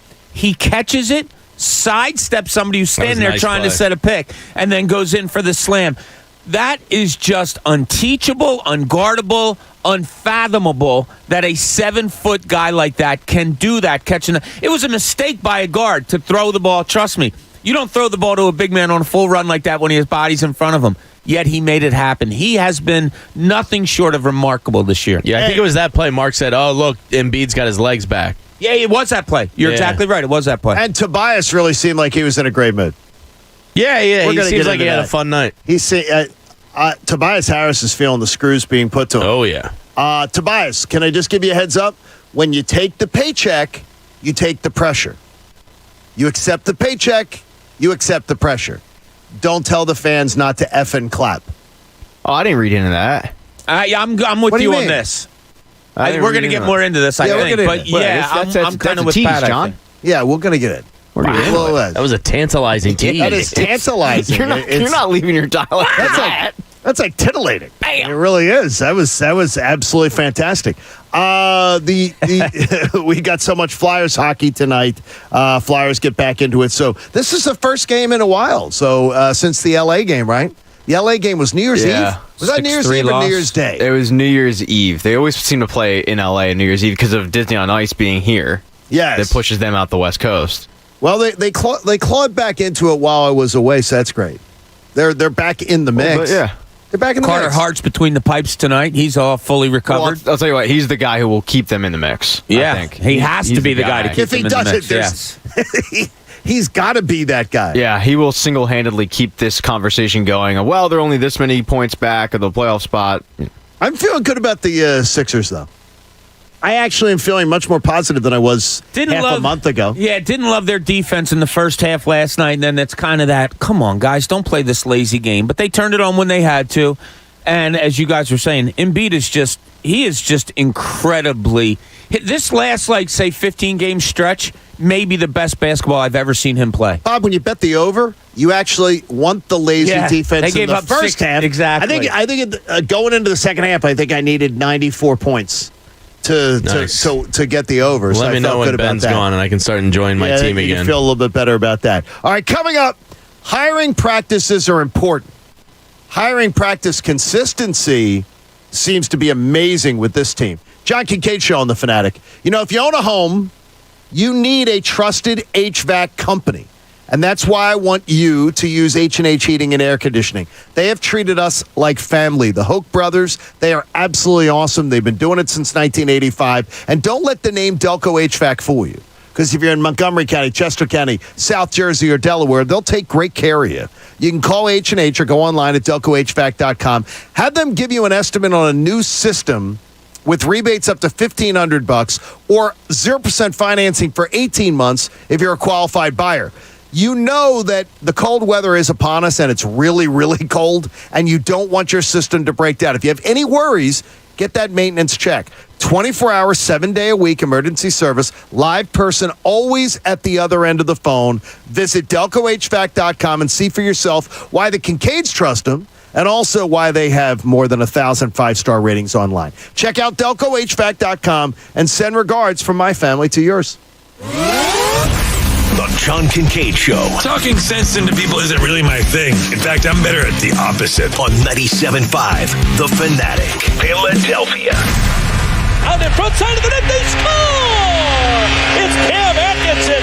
Flyers, Ducks. Tonight at 10 on your home for Flyers hockey. 97.5 The Fanatic. Philadelphia. Don't miss the Mercedes-Benz winter event, but hurry before it ends. Treat yourself and your family. Drive into the new year in a Mercedes-Benz. Check out their seasonal offers on select models at any one of the dealerships that I recommend. Mercedes-Benz of Fort Washington, Mercedes-Benz of Westchester, or Mercedes-Benz of Atlantic City. Now, whether you prefer to visit the showrooms in person or shop online, you'll get the best and most knowledgeable staff to help you through the process. Online at yourmercedes.com, they offer an incredible contactless shopping experience called Your Mercedes Your Way. Search the model you're looking for, evaluate your trade-in, fill out the paperwork, and either pick up your new car at the dealership or have it delivered right to your door. Make your next car a Mercedes-Benz. From Mercedes-Benz of Fort Washington, Mercedes-Benz of Westchester, or Mercedes-Benz of Atlantic City. Online at yourmercedes.com and tell them Mike Miss sent you. When you get Xfinity Internet, Flex is included free. And finding what to watch on TV is now as easy as popcorn. Flex is the streaming box that puts all your streaming apps all in one place. Show me horror movies. Plus, with the bilingual voice remote, you can quickly find all your favorite entertainment in Spanish or in English. Okay, show me my favorites. This is how easy it is to find my favorite content, all in one place. And for Xfinity Internet customers, it all starts at free with Xfinity Flex. This is a way better way to watch. Get started with fast, reliable internet for only $29.99 a month for 24 months with a 1-year contract. Plus, add an Xfinity Flex 4K streaming box for free and access all your favorite apps all in one place. Go to Xfinity.com, call 1-800-XFINITY, or visit a store today. Requires paperless billing and autopay. Ends 1/17/22. Restrictions apply. New Performance Pro Internet customers only. Equipment, taxes, and fees extra and subject to change. After term, regular rates apply. College basketball season is heating up, which means it's time for the Wendy's Wooden Watch. In 2002, I was honored to have received the John R. Wooden Player of the Year Award, which is presented to the country's most outstanding men's and women's player, who is also making progress towards earning a degree. This year, players like Chet Holmgren, Jaden Ivey, Nalissa Smith, and Aaliyah Boston are all vying for the trophy. So who will take it home? The 2022 John R. Wooden Men's and Women's Player of the Year Award is presented by Wendy's. Only Wendy's serves a better breakfast with a better biscuit. Our hot, buttery breakfast biscuits are loaded with a fresh cracked egg, cheese, and your choice of bacon or sausage. Did we mention the part where Wendy's biscuits are hot and buttery? Wendy's breakfast biscuits, hot and buttery. So don't take a chance with those other guys. Bet on a better breakfast with Wendy's bacon or sausage, egg, and cheese biscuit. Choose wisely. Choose Wendy's. At participating U.S. Wendy's during breakfast hours. Get in zone, AutoZone. Welcome to AutoZone. What are you working on today? Ready for an oil change? We can help get the right protection at the right price. Right now, you can get 5 quarts of Valvoline Daily Protection or Valvoline Max Life High Mileage Motor Oil with an STP oil filter for just $28.99. Visit one of our 6,000 stores or order from AutoZone.com for same-day store pickup or next-day delivery. Get in zone, AutoZone. Restrictions apply. CSX Transportation is an industry leader on the move. The railroad company has immediate openings for freight train conductors. Join the CSX team and start your paid-on-the-job training today, earning nearly $25 per hour with no degree required. If you're safety-focused with a passion for great service, you've got what it takes to move your career forward at CSX. Apply at csx.com/careers. That's csx.com/careers. CSX is an equal opportunity employer. 70% of the Fortune 100 choose Zoom. With phone, chat, workspaces, apps, events, and video in a single platform, Zoom powers all your communications. Large enterprises, small businesses, and individuals use the secure Zoom platform to enable new ways of working, learning, hosting events, and supporting their customers. And now you can save 15% on meetings, chat, and phone with the Zoom United bundle. Visit zoom.com/bundle. Zoom, how the world connects. Bet Rivers Sportsbook wants you to be in control of your football bets. That's why players love the same game parlays at Bet Rivers. Same game parlays let you mix and match player props and game bets and gives a payout boost to the winning combinations you want to root for. Combine 2 bets or combine many. You pick your confidence level and then watch the game unfold. Bet on same game parlays at betrivers.com or download the Bet Rivers app. Presented by Rivers Casino Pittsburgh. Must be 21. Gambling problem? Call 1-800-GAMBLER. Visit Railroad Street Bar and Grill in Linfield. The whole family will enjoy their award-winning grilled cheese or one of their over 50 sandwich creations. Join them for Sixers games with $4.50 Corona and Corona Premier specials and game time giveaways. 36 Railroad Street, Linfield. Online at railroadstreet.com. Hello? Whether you're at home or on the go, listen to 97.5 The Fanatic on Odyssey on your smartphone, Roku, LG Smart TV, Waze, and more. That's Odyssey, AUDACY. Check it out now. Now, back to the John Kincade Show. You know we really like you when you listen on the radio, but we love you a little bit extra when you take us with you after your ride on the 97.5 app. On 97.5 The Fanatic, Philadelphia. Thanks so much for making the John Kincade Show part of your routine for a year now. And we promise we so many exciting things coming here after Eagles season. New features, new stuff we're going to be doing with you. The boys are going to be trying some different things out. Patty, you ready for that? You got to be ready for it. We got D-Train in for Heavy Chevy today on the YouTube side. Coach trying to oversee this entire mess. And we appreciate you and your patronage of the show. Staples stores, by the way, have a new world of possible. They got innovative tools for small business and remote workers and learners. You can explore more at your local Staples store or visit staplesconnect.com. The interesting question from David, one of our emailers who sends in an email and says he's been listening since day one, loves us, and finds each member of the show his favorite person on the show, depending on topics, which I guess happens. Which I guess happens with things. That means he doesn't hate any of us. He doesn't identify the topic, though, that he says, like Jamie's my favorite or Bob's my favorite with. But he does ask a question that I haven't really thought of. John, who's changed more? Have you changed more to adapt to the guys, or have the guys changed more to adapt to you? Coach, you'd probably be the best to answer that because you're not on mic with us all the time. Who's adapted more? Have I adapted more to the guys, or have the guys adapted more to me? It's a tough question. It's a really interesting question. I mean, there's a reason why it's tough. It's because I don't know you from before a year ago, so I don't know all of your tendencies and all the stuff that you used to do with your former show. Right. But I've been with these guys, Pat and Bob and Jamie, for quite a few years now. So I hate to pull a Bob Cooney and walk the fence, but I think that it's been a little bit of give and take through both sides, and I think we have to continue to kind of evolve into year two. Don't ever hate being smart, Coach. That is Coach. I think it's Coach. Don't worry about it. That doesn't make any sense to me. There is one thing that I absolutely can point to where I absolutely have evolved, where I've moved closer to you guys. Do you know what it is? The potty humor? I pee my pants. Oh, you've become more immature? Well, I know that. We've dragged you down with us. I've gotten much more casual, relaxed in my dress. I have noticed that. Because when you started, it was like... Always dressed. I mean... Always dressed. If I came here in sweatpants, I got a look. Always dressed. And I saw that look a lot from my parents, that I'm not mad, I'm just disappointed. And then you realize we're getting up an ungodly hour, so... Right, and then maybe it's because I always worked afternoons.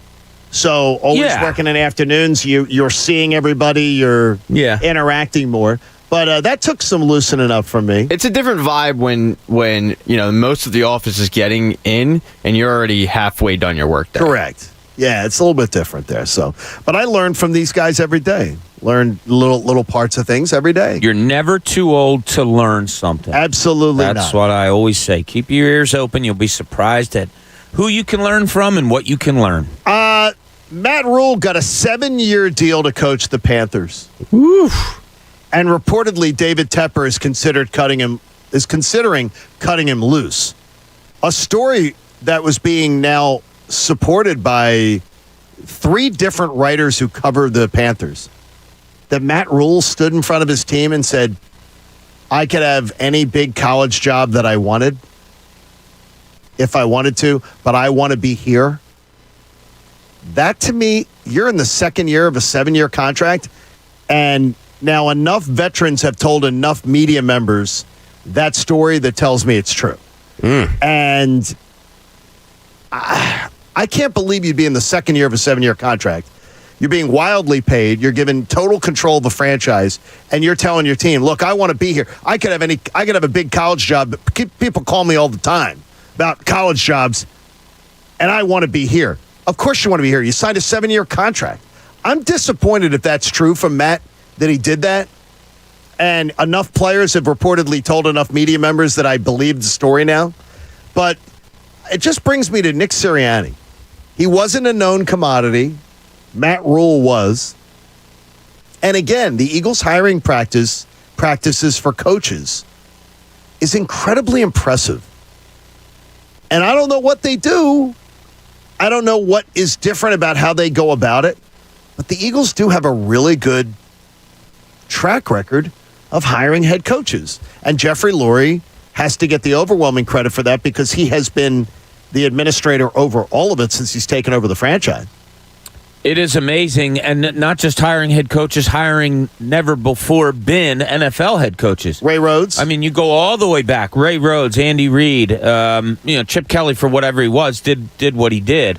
Doug Peterson. Right. And now you go to Nick Sirianni. It is impressive. They have an MO. Look, we're going to hire somebody that's never been a head coach in the league before, someone we believe in, and someone that we can grow. And that's what they've thought, and that's what they've done. And it has been very, very impressive.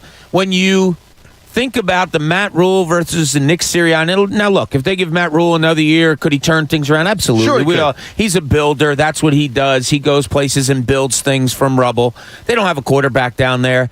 But, yeah, look, the way people do things under a leader goes directly to the leader and how good they are. So you have to tip your cap to Jeffrey Lurie because of all the names that we just mentioned and how good they've performed once they got here. Do you believe the philosophy, Jamie, of finding first-time head coaches comes from his first 2 hires? That the Ray Rhodes hire, the Andy Reid hire, that, okay, I found success with this formula, so I'm going to repeat it? Or do you believe it's his philosophy from the beginning? I think it's his philosophy from the begining. And what do you think's behind the philosophy? Always be fresh. I mean, the NFL is always evolving. I for one, the Mets just hired Buck Showalter. He's had a great career. I think retreads lose gusto at some point. I think going outside the box and being fresh all the time is a good approach. I do, because it's just... Is it hungrier? Fresh thoughts, fresh ideas, fresh energy. Sometimes Ron Rivera can bring that kind of, not to say it's a bad thing with him, but, what's he won? It's just, there's more hope and optimism with something fresh than there is a retread, in my opinion. I think it's partly that. I think it's the hungriness of a guy that's never been a head coach before. Yeah. Matt Rule was a head coach at Temple, obviously, and Baylor, and comes in, and even Chip Kelly was the head coach, obviously, at Oregon. I think that's part of it. I think it's also, this can't be understated, I think it's partly they can get these guys cheaper. And I do think that actually goes through their head of, okay, this guy is an unknown commodity. He's never been a head coach. He's going to be less expensive than the proven guy, the veteran coach who's probably never won, or a Chip Kelly that we have to pry from college, because when they pried Chip Kelly away from college, they had to give him a large contract, and they ended up paying him a large contract to go away. So I do think that goes into it as well. I wonder, too, if the idea that I'm going to hire a guy who's not going to push back, I'm going to have a heavier hand. I'm going to, you bring in people like Bill, like when Bill Parcells got to Dallas. Bill Parcells had already had success at New England, had sex. He had sex. I'm sorry, too. he had sex? Wow. He probably did at one point. Congratulations. He was a father, right? Jamie and Pat had sex. He didn't have a lot of sex in New England, though, because, but with the Giants, I heard he was having a ton of sex. But the idea that he comes in there and he's like, we're doing it this way. This is how it's going to be done. I want this, this, this, and this. I don't think Jeffrey Lurie's ever hiring that guy. No, why deviate? Look, you're one of the most successful programs in the NFL over the last 30 years since Jeffrey Lurie's been at the helm. So why deviate from it, right? I mean, maybe you'll get a hire wrong. Maybe you could say Chip Kelly was wrong, but he did have you 2 pretty good seasons before things went sour, and that was more of an off-the-field thing. He won 20 games in his first 2 years. He left some pieces in place that were, huge. Zach Lane. Yeah, Malcolm Jenkins over Jarius Byrd. Lane Johnson's perhaps one of the best right tackles in the game. If you look at that draft, that Lane Johnson draft, he should have went first. Yeah, he's the best player in the top 20. Eric Fisher went first. I think it was Luke Jokel. Yeah. And then Deion Jordan. Jokel went to Jax, right? Yeah, I believe so. Oh, man, that could have been a mistake. Hey, in the linchpin, Jamie wonders whether a narrative is going to be dropped. This is the linchpin. I purposefully didn't tell you in the email last night because I wanted that raw reaction It's from you tantalizing. guys. I like it. It's tantalizing. Because I don't know what your answers are going to be, and I wonder if anybody will change their opinions.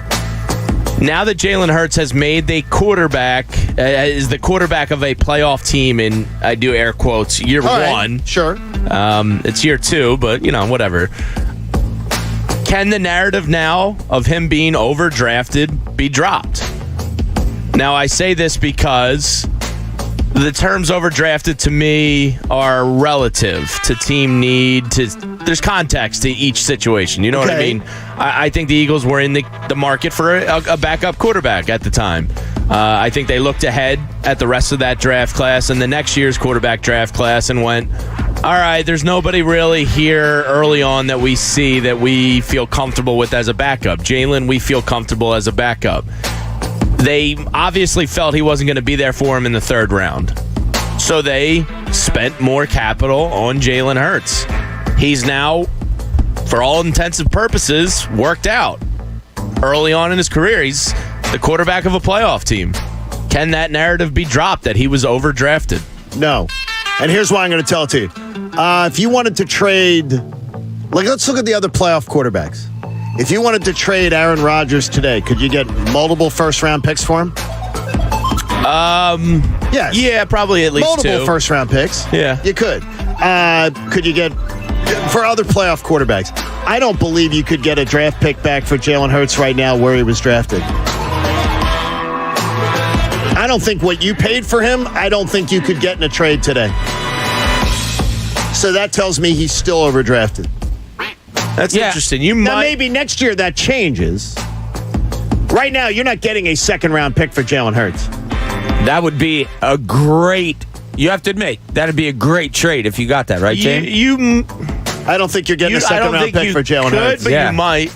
Quarterback desperation in the NFL is palpable at all times. I have 2 philosophies. I think you did overdraft him. I won't get off of that stance. And what backs me up on it is the way this team succeeded was when they took the ball out of his hands. When they gave him less to do. Yeah, so there's probably a lot of quarterbacks that were out there that you could have gotten and brought in. Maybe Gardner Minshew could have won you this many games. You took the ball out of his hands the way they did. No slight on Jalen Hurts. We've seen the growth of him and we've seen the things that he can do. But I won't get off of that. No, I think you should have gone elsewhere with the 2nd-round pick. But my point in bringing it up is it's an intriguing discussion. There's context to draft value, right? And they needed a backup quarterback. But you still overpaid. You still overpaid. But overpaid is relative, right? if you buy something for $75,000 you could have bought for $60,000, and you can't sell it for what you bought it for. But if it performs like $100,000 car, is it? It hasn't though. It hasn't. That's the false part of this discussion. Yeah, but he has not performed like that at all. There's what, 16 playoff quarterbacks? Yeah, but no. There's 14 playoff teams. Playoff teams, not playoff quarterbacks. Yeah, but how many make the playoffs? Taylor Heineke was a playoff quarterback last year. Okay. I mean, fair. No, you can't. I mean, no. If you can't, I think you can. If you can't sell something for what you bought it for, yeah, but that's and everyone's gotten to see it, and everyone's gotten to experience it. That tells me all I need to know, that you paid too much. But he's the quarterback of a playoff team, and he's going to be the quarterback next year. He's on a playoff team. You're now getting 2 years of starting quarterback play for a second-round pick. Like, quarterback's the most valuable position in sports. Right. You've got a guy for 2 years that you got in the second round that's a starter. I mean, there's second-round picks that straight up miss. Oh, no. Absolutely. Like, there's first-round picks that straight up miss. So Jalen freaking Reagor. So he's working for his relative value around the league. I admire the thought process, but well, initially I thought no, and that's just because I don't think he's the guy. So I thought he was overdrafted when he was drafted, and because I don't think he's the guy, I go no. But after what you said, John, with do you think you can get a second round pick for? I do. I think you could. You do. I think you believe that? I think because I don't think it's out of the question. I think because Jamie laid it out. I mean, the quarterback desperation is so real that Sam Darnold, who granted was the third overall pick, and I get that, but what, he was third rounder? He was a second, fourth, and sixth. Okay. And that was a team that was desperate for a quarterback, but Sam Darnold sucked. Like, he was terrible. And Jalen Hurts, for all of what I crap on him for, he's got a lot of good qualities that I think a cocky coach goes, I can work with that, and I can win with that, and I think you could get a second round. Like, is he better than Sam Darnold? Yes. I think Sam Darnold has more tools, but he hasn't put it together. Jalen Hurts is better than Sam Darnold. Sam Darnold was taken third overall. Yeah, I don't know. I don't know if Sam Darnold was asked to do what the Eagles' offense did this year when they started to win. I don't know that Sam Darnold couldn't do that. I know this: he has a better arm. Sam Darnold's got a much better arm. Jalen Hurts, though, you could argue. I mean, like he's made the most of what he's got to work with. That's in terms of tools and whatnot. I personally think this is the best you're getting from. Yeah, and that's why I say draft. That's not bad. Value is relative. Here's you know what I mean? What's strange about this discussion, though, to me, Bob, and it's the strangest part of it all that Jamie brings up. Good discussion. Is Jamie threw in the towel on Jalen Hurts, and I love the draft pick. I was the one guy in the city thrown in the towel on an I know. So you're almost like Bob and I haven't. No sense. I confuse myself with Jalen Hurts. It's confusing. There you go. Hey, well, guess what? It's a. But I think you can drop the narrative he was overdrafted. I really do. I think you can. Not when you and Pat have already thrown in the towel. If he makes the playoffs next year again in back-to-back years as a quarterback, who cares what his draft value? Think about what I said though. Like they're playing their best football when they took the ball out of his hands. A lot of guys came along slow. Donovan McNabb he didn't come along. Came along slowly. Russell Wilson came along as a game manager type. A lot of guys do that. Has he won you games this year? Or has he not lost games? I thought Denver was their best win, and I thought he was pretty damn good. Denver was their best win. Yeah, and I'm not saying this to go against you. I'm really wondering out loud. I think it's a good question. That drive, it is a good question. That drive on Sunday against the football team late. Look, he was solid. That was a hell of a drive he had. He picked up some clutch, runs and first downs. Yeah, he's a perplexing case. The throw to Greg Ward, and that was peak Jalen Hurts. His ability to escape the pocket, maneuver, and the growth that you see is the fact that he was able to keep his eyes downfield and find Greg Ward, where I think earlier on in the season he takes off running. Hey, Inside the Birds comes your way tonight from 6 to 8 p.m. And they will celebrate a playoff berth and talk about the approach to this week's games, and that's something that Bob wanted to get into, is Nick Sirianni has to make some decisions, and with 12 guys in COVID protocol, and I'm wondering today how many more we find out are potentially in. Yeah, it's Nick Sirianni. I thought yesterday before we got the news of all the COVID cases that they had, I thought it was vitally important how he handles this week going into the Dallas game, in that it's easy to say, rest everybody, and maybe that could have been what he was going to do anyway. But there's also a case of saying keeping guys sharp into going into a playoff game. It's also a case of littler things. Jason Kelce has a consecutive starting streak going on that he's probably really proud of. Before the COVID thing, would you have thrown him out there? There's so many different dynamics to going into a week where the game doesn't matter. And I've said it over and over and over again. When you go into a game and an ounce of you is not going 100%, to me, it just reeks of an injury's waiting to happen to you. So are you playing to the guys that say, no, I'd rather have the week off? Maybe Elaine Johnson says I could use a week off or something like that. Or do you just keep the train going? That's 7 of 9 games and say, I don't want to derail this at all. And maybe, just maybe, having those guys stand on a sideline watching a game could derail that. Now, COVID has probably played a bigger role in this, John, right? No question. Now they're probably going to rest everybody, because why would you put them out there with only a day or two of practice under their belts after coming off this COVID thing? So it looks like the decision's been made for him, but I wonder how he would have handled it had his team been fully healthy. Something tells me Nick Sirianni would have played it like Mike McCarthy's playing it.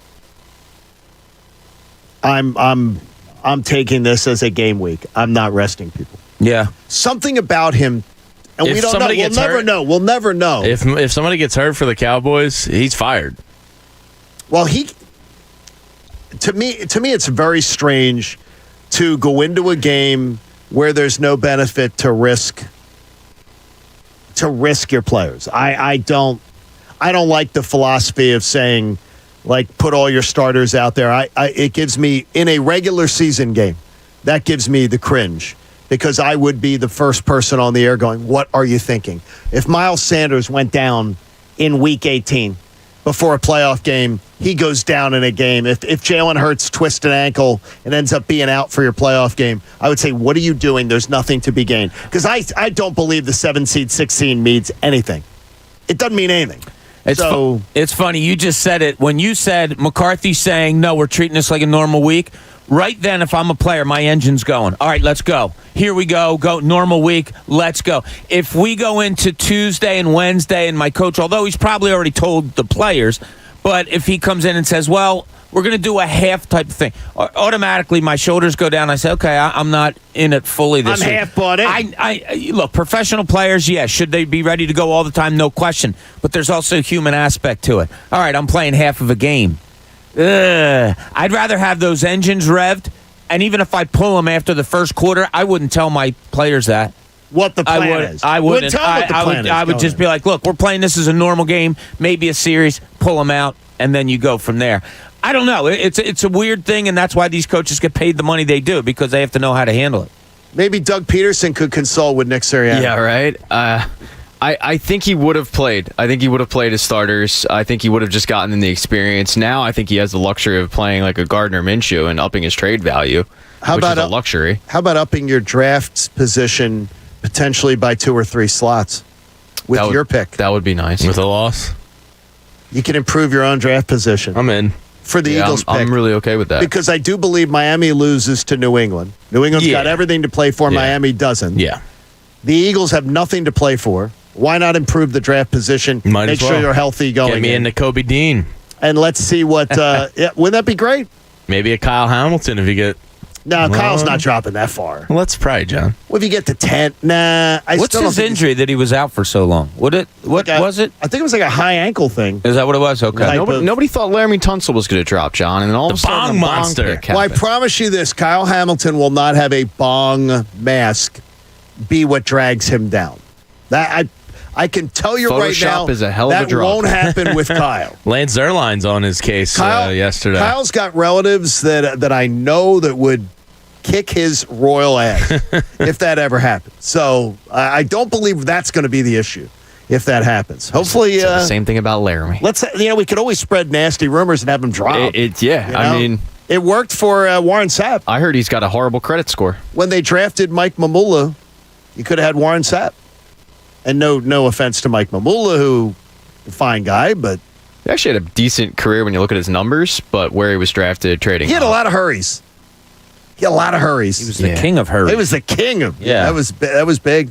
All right, we have a lot coming up for you in the 7 o'clock hour, and we thank you for joining us. A year ago today, you got to meet us for the first time as a group, and we appreciate you sticking around with the show and being so impactful to us as an audience. There are some false narratives around the Eagles, and I will blow holes through the number one of these false narratives next. John Kincade Show on The Fanatic. I know how cold it is. I felt it this morning. You know you're feeling it this morning. But did you feel it in your living room? Did you feel it in your bedroom? That means you got crappy windows. And that means my friends at Window Nation are going to fix that. Because Window Nation has every style window, every color. You will absolutely love it. Just do your window shopping online at windownation.com. And here's the deal. Get 2 free windows for every 2 that you buy.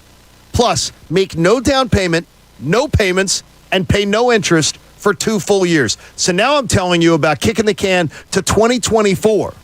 So you're going to be saving thousands of dollars.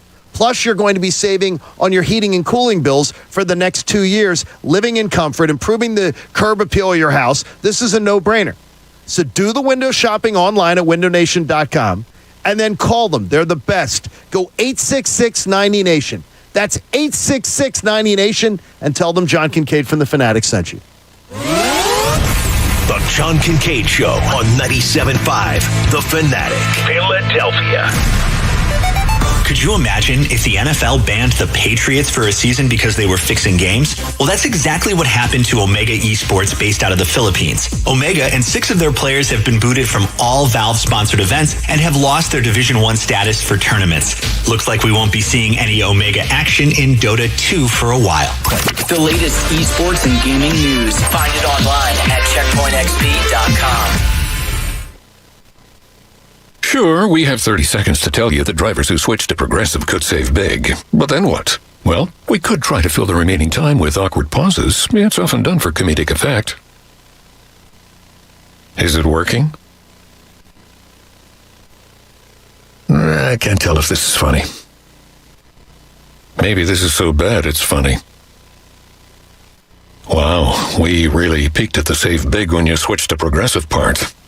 Progressive Casualty Insurance Company and Affiliates. College basketball season is heating up, which means it's time for the Wendy's Wooden Watch. In 2002, I was honored to have received the John R. Wooden Player of the Year Award, which is presented to the country's most outstanding men's and women's player, who is also making progress towards earning a degree. This year, players like Chet Holmgren, Jaden Ivey, Nalissa Smith, and Aaliyah Boston are all vying for the trophy. So who will take it home? The 2022 John R. Wooden Men's and Women's Player of the Year Award is presented by Wendy's.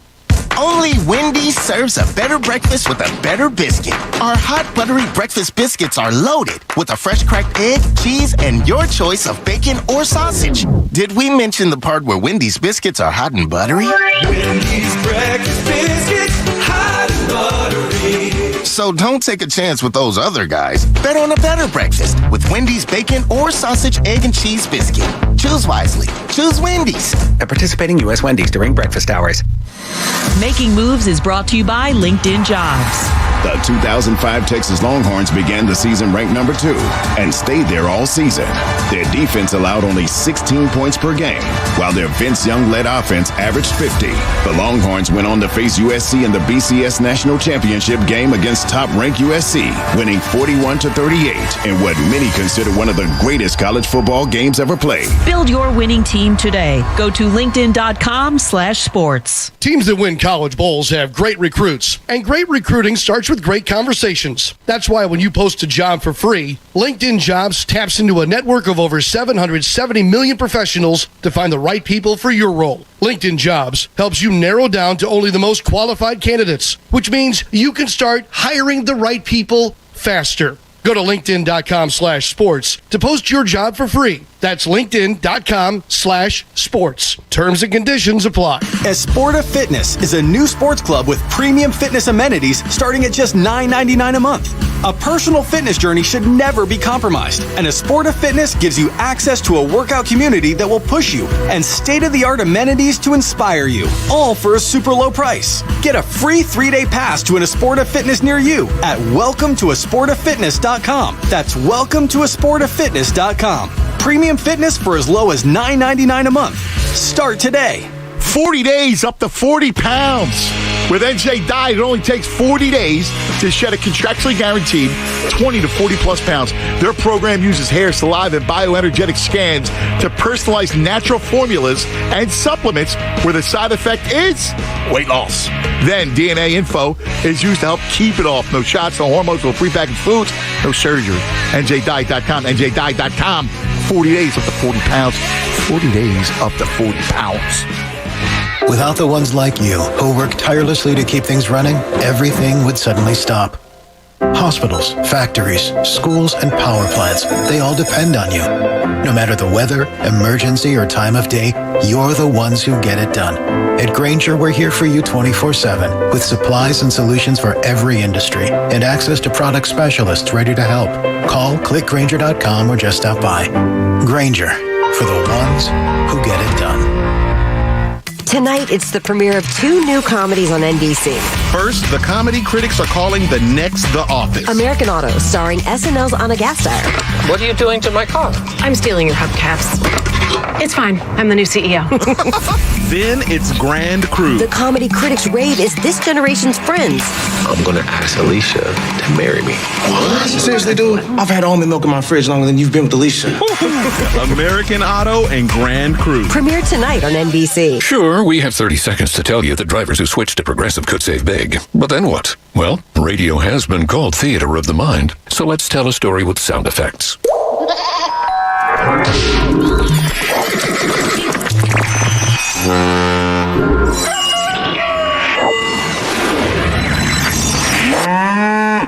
Wow, it's like I was in the story. Almost makes me forget this was supposed to be about saving big with Progressive.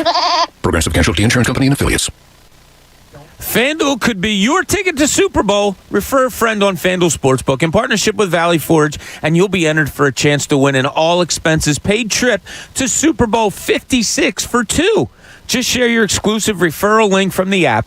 Once your friend places a bet of $10 or more, you'll both get $50 and be entered into the Super Bowl sweepstakes. You got playoffs coming up. There's no better time to bet football. You know it. Keep an eye out on the big-name players because those are the ones that usually come up in the clutch. FanDuel's great. They're so easy to use, great offers, and they pay in as little as 2 hours. Sign up with promo code Bob for your first bet, risk-free, up to $1,000. That's promo code Bob. Download the FanDuel app and refer a friend for a chance to win a trip to the Super Bowl.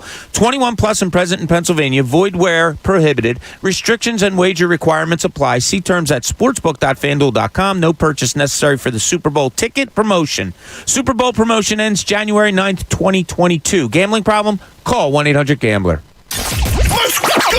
WPEN Burlington, Philadelphia, a Beasley Media Group station, home of the most entertaining Eagles talk in Philadelphia. 97.5 The Fanatic, Philadelphia. Back to the John Kincade Show. Sorry, this is your life right now. Listening to me on the radio. On 97.5 The Fanatic, Philadelphia.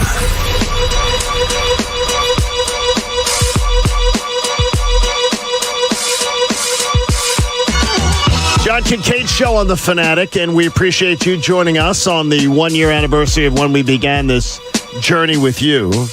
And we greatly appreciate you making The Fanatic part of your daily routine, whether you hang out through Cuz Radio and Mikey Miss in the afternoon, rolling into Devon at night, hanging around for Inside the Birds tonight. We've got Sixers basketball for you, Flyers hockey. We appreciate the more time you spend with the station, the better. And we see you as you stream. We love you when you stream. So make sure that you're streaming at all times. You can stream. We love you. Take us with you. Be able to do that. I take a walk after the Eagles game. It's my routine. Take a walk. I listen to the postgame show. It's sort of like the Wake and Bake postgame edition. Even though you two haven't been together, like it's been you were off, then Andrew was off, then you were off. Yeah. 'Cause you were with the guys from Philly Sports Trips this week having a blast. Yeah, and then the weird Saturday night games. Yes, that's weird. Yeah. You guys are a brotherhood, though. Yeah. You guys are a brotherhood, which is a lot of fun. 7 a.m. hours brought to you by my sportsbook app of choice, the Parks Casino Sportsbook app. Download it at parkscasino.com/PA and use the promo code FANATIC.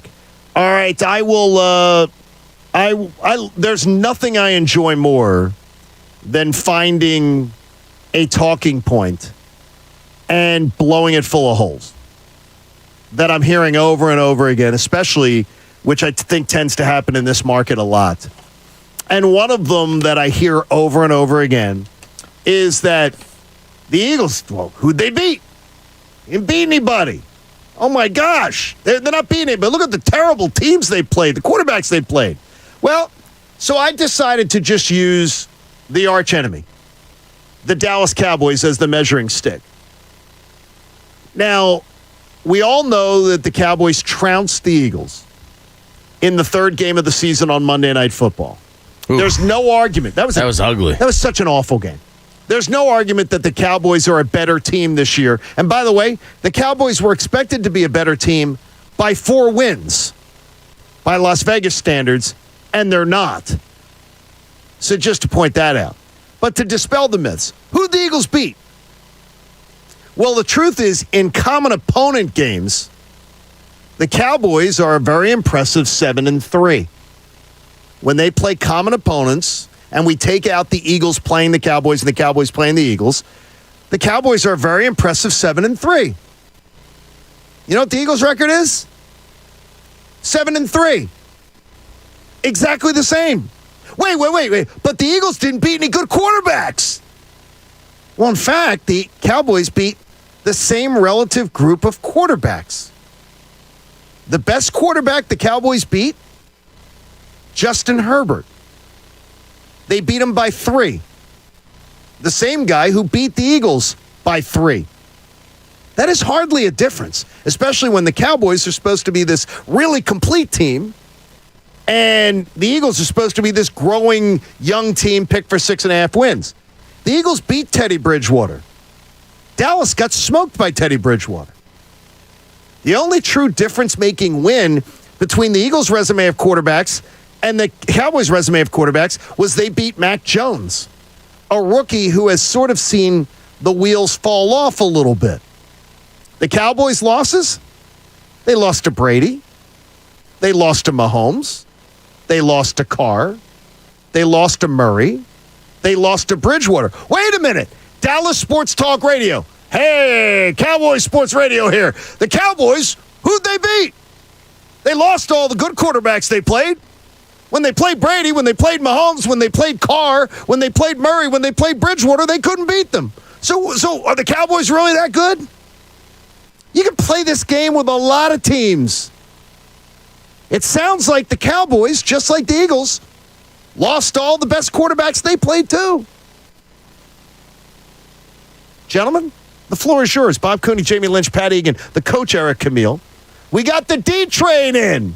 The D-Train has rolled in for Heavy Chevy, and Connor Thomas is answering your calls too.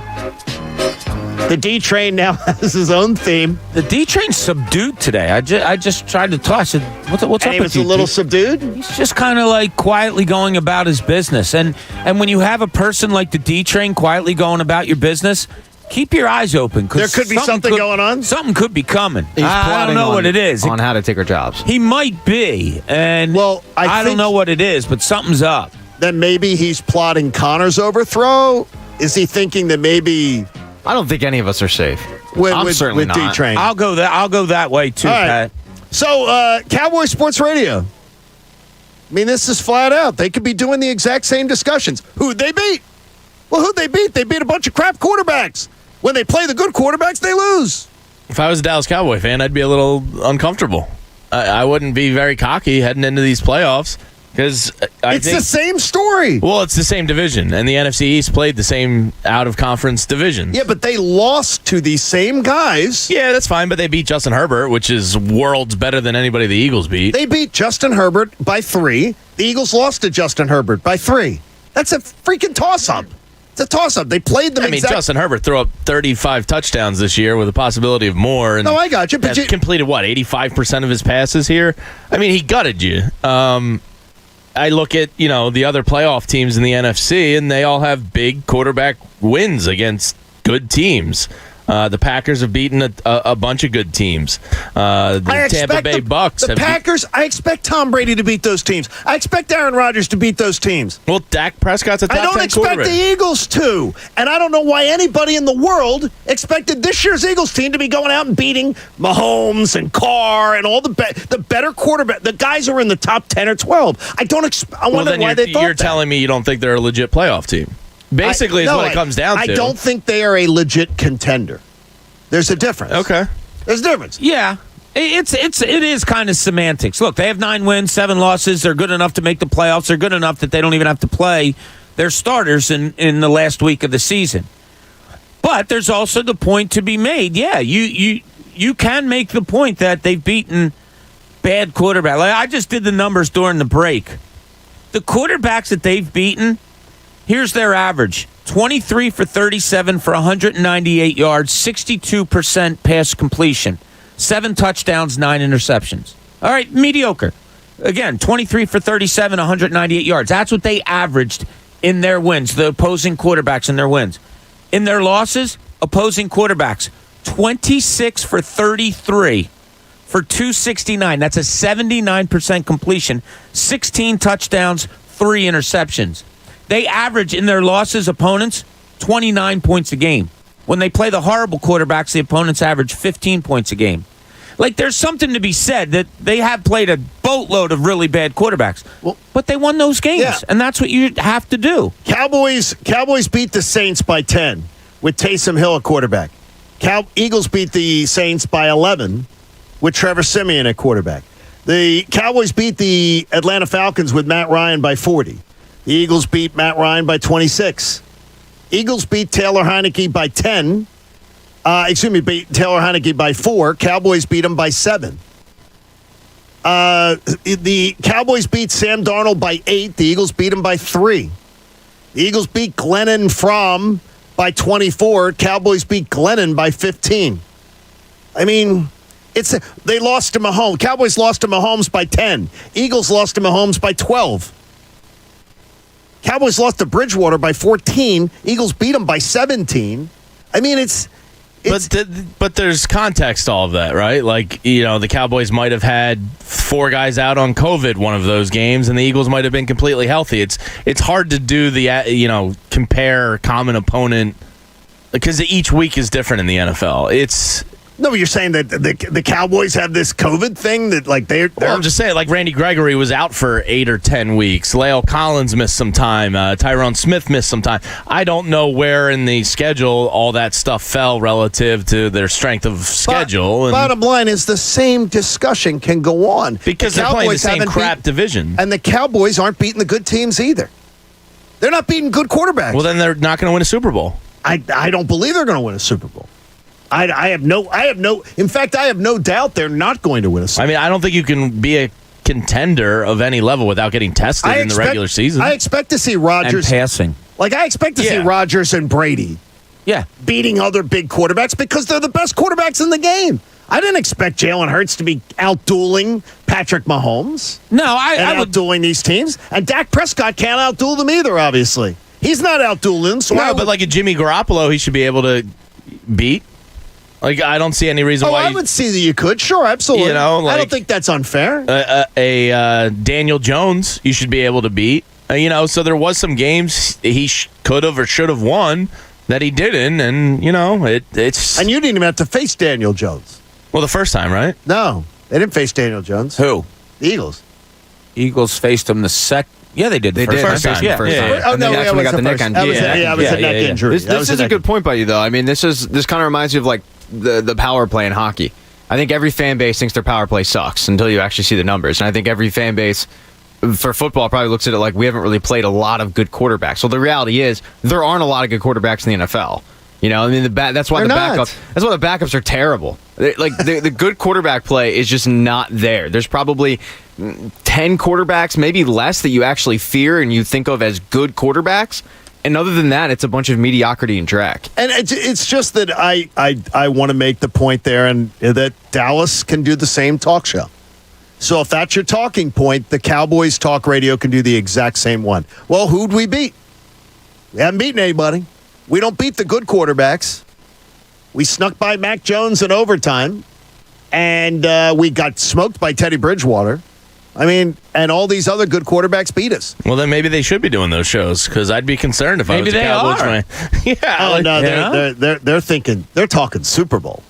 It's amazing the perception, though. Cowboys going into the year, a 9.5 or 10, depending on the casino you're at, over under kind of team. Eagles 6.5. Well, who do we all think is going to go to the Super Bowl? Because Green Bay or Tampa Bay. And when you look at those teams, that's just me. I don't know if you guys agree with that.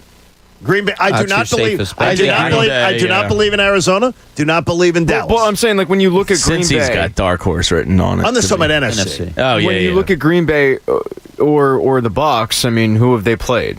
I'm trying to. I looked at their schedule. They all have good wins. I look at Dallas as a team that I don't think they're going to win the Super Bowl anyway, so it doesn't even matter. But the teams that are elite in the NFL, have they beaten multiple good quarterbacks? Yes. Okay. Brady has. Brady beat Josh Allen. He beat Carson Wentz. He's not elite, but he's a playoff caliber quarterback. He's legit. Is He beat he, though? Mac Jones and the Patriots, who were just a good team. Go and read the Indianapolis Star. Oh, Greg Doyle was going nuts yesterday. The fan base is just completely. Well, because he said he doesn't see the correlation between him feeling lethargic and COVID. It's like, why would you say that? They've lost their mind. They're losing their mind. Well, he's done his own research. Yeah. He listened to a podcast. You can't trust these scientists. They've only dedicated. You were sick. You felt lethargic and you didn't have your lungs behind you, but you don't see a correlation. Okay. Sure. Hey, Staples stores have a new world of possible. They got innovative tools for small business and remote workers and learners. You can explore more at your local Staples store or visit staplesconnect.com. Again, we told you Inside the Birds tonight from 6 to 8 p.m. after the Mike Missinelli Show. Mike Missinelli and the Cuz back today. In Cooney's Corner, Bob's going to get a little religious on us. Now, let's see what's in Cooney's Corner. Try to stay away from politics and religion, but Bob's going to bring God into this. I'm probably the last guy on this staff here to talk religion or God or anything like that. But could it be? Just could it be? I talked about it earlier this year. You brought in a backup quarterback, won you a big game. You've had a head coach totally change his ways in a way in a way that I've never seen before in all of the NFL. Now you go into a week where things don't really matter, and half of your team, most of your starters, get COVID protocol. Could it have happened at a better time? Yes. Could it have happened at a better time? I really think some things are falling into place with this Eagles team. As we were talking about earlier, I was wondering how Nick Sirianni might handle this week, in which you don't know whether you should play your starters. He has a history, although short, of in the preseason not playing those guys, and rest seems to be the thing and all of that. I was wondering how he was going to go into this, but now this COVID thing has happened. And you said it earlier, John, this might just be the tip of the iceberg. We might get a whole slew of guys that are going to come down with it. And the timing, look, I don't want this to come on anybody, but the timing of it couldn't have been any better. I mean, this could not have been any better. Nick Sirianni could have been lambasted for deciding to either play or rest his players going into this week, because if it didn't work and you go into a playoff game and you look like crap, but now it's already been decided for him. And here's I'll give you the NFL Network's number from yesterday, is that since the COVID protocols, 98.8% of players have come back within the protocol period of when they think. So the players are not getting hospitalized. They're not getting, they come back. Works. So this works as far as getting them back. They'll all be back for the playoffs. Yeah. Every one of these critical players. Now, Jalen Hurts, do you want him in a bubble? Do you want to put Jalen Hurts in the boy in the plastic bubble right now and keep him away from everybody? Because obviously the Eagles were trying to do everything right. Well, they already separated the quarterback room up. It had to happen. It just had to happen in a game or whatever. I'm not. You want him to get it. Exactly. He's a healthy man. Look, there's been one player hospitalized since the beginning of training camp. That is ever even. And by the way, that player is back and playing. Yeah. So, it's like, do you almost hope?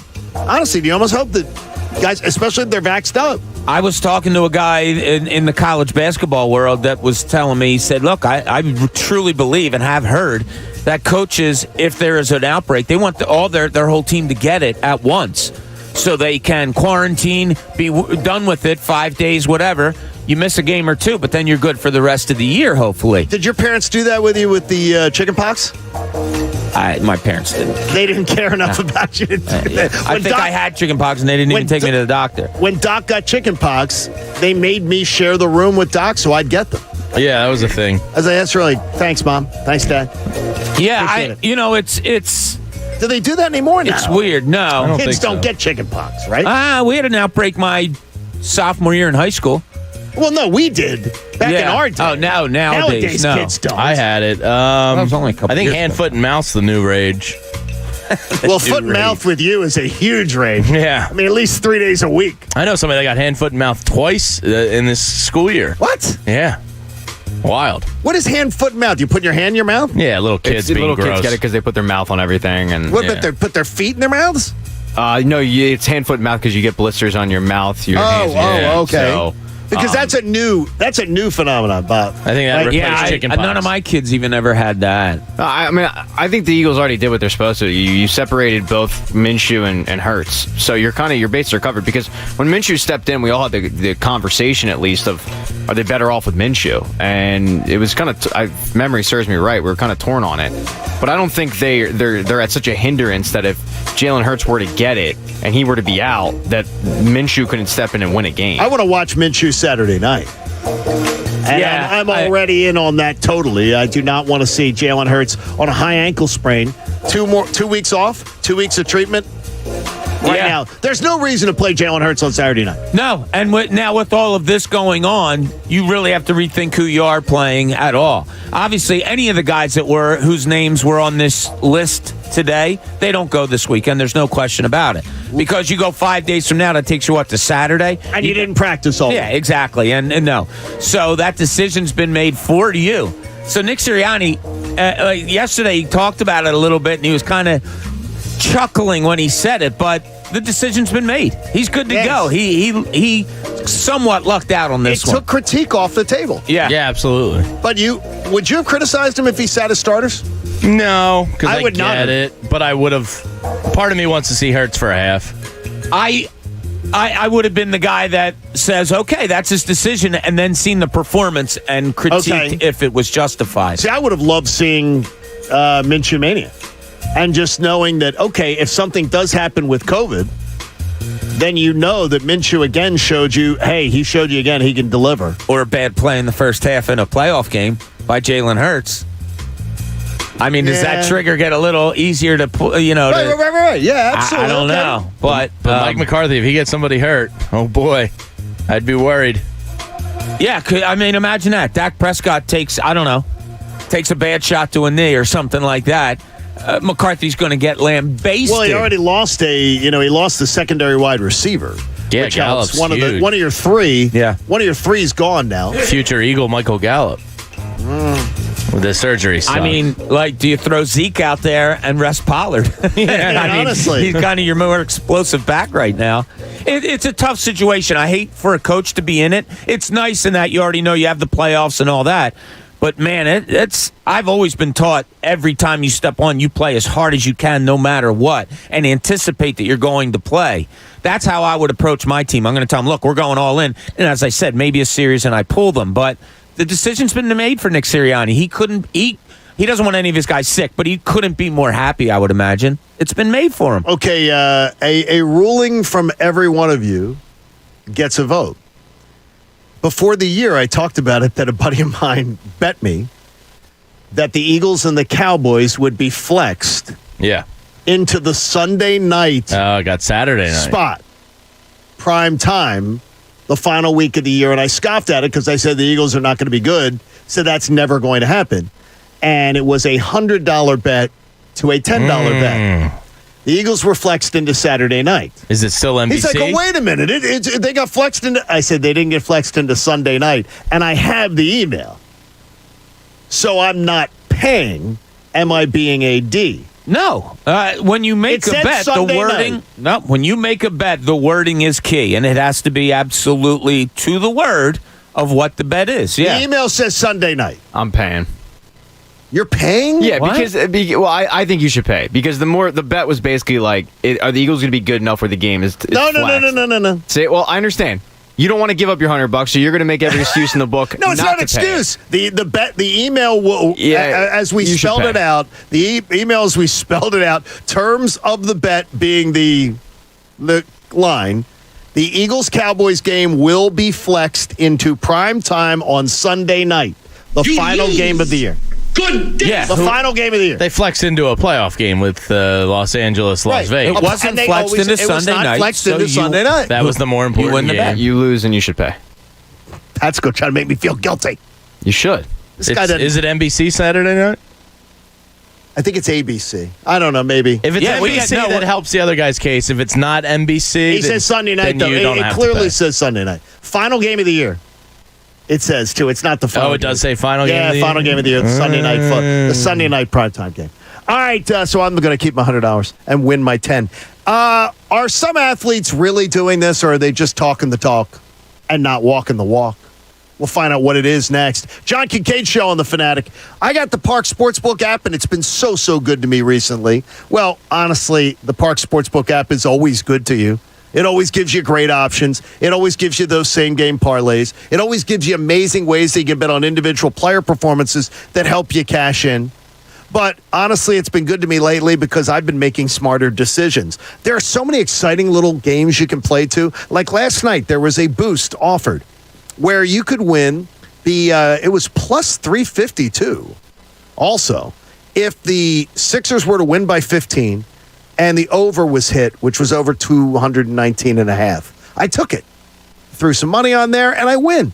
These little bonuses help you every single day to have a little fun, make some money. And if you use my promo code Kincade when you download the app or go to parkscasino.com/PA, you're going to get a risk-free bet of up to $500 that'll be refunded in site credit should you lose. So come join me on the Park Sportsbook app. You got to be 21 and in the state of Pennsylvania. If you have a gambling problem, please call 1-800-GAMBLER. The John Kincade Show. Wow, getting drunk in the morning on 97.5 The Fanatic, Philadelphia.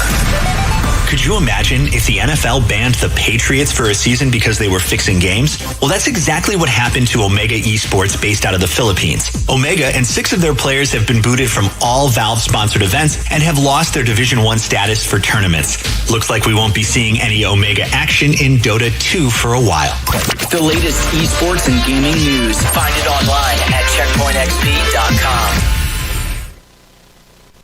Sure, we have 30 seconds to tell you that drivers who switch to Progressive could save big. But then what? We could romance the legal copy. It never gets the attention it deserves. And some lawyer worked real hard on it. So take it away, lawyer. Progressive Casualty Insurance Company and affiliates. National annual average insurance savings by new customers surveyed who saved with Progressive in 2020. Potential savings will vary.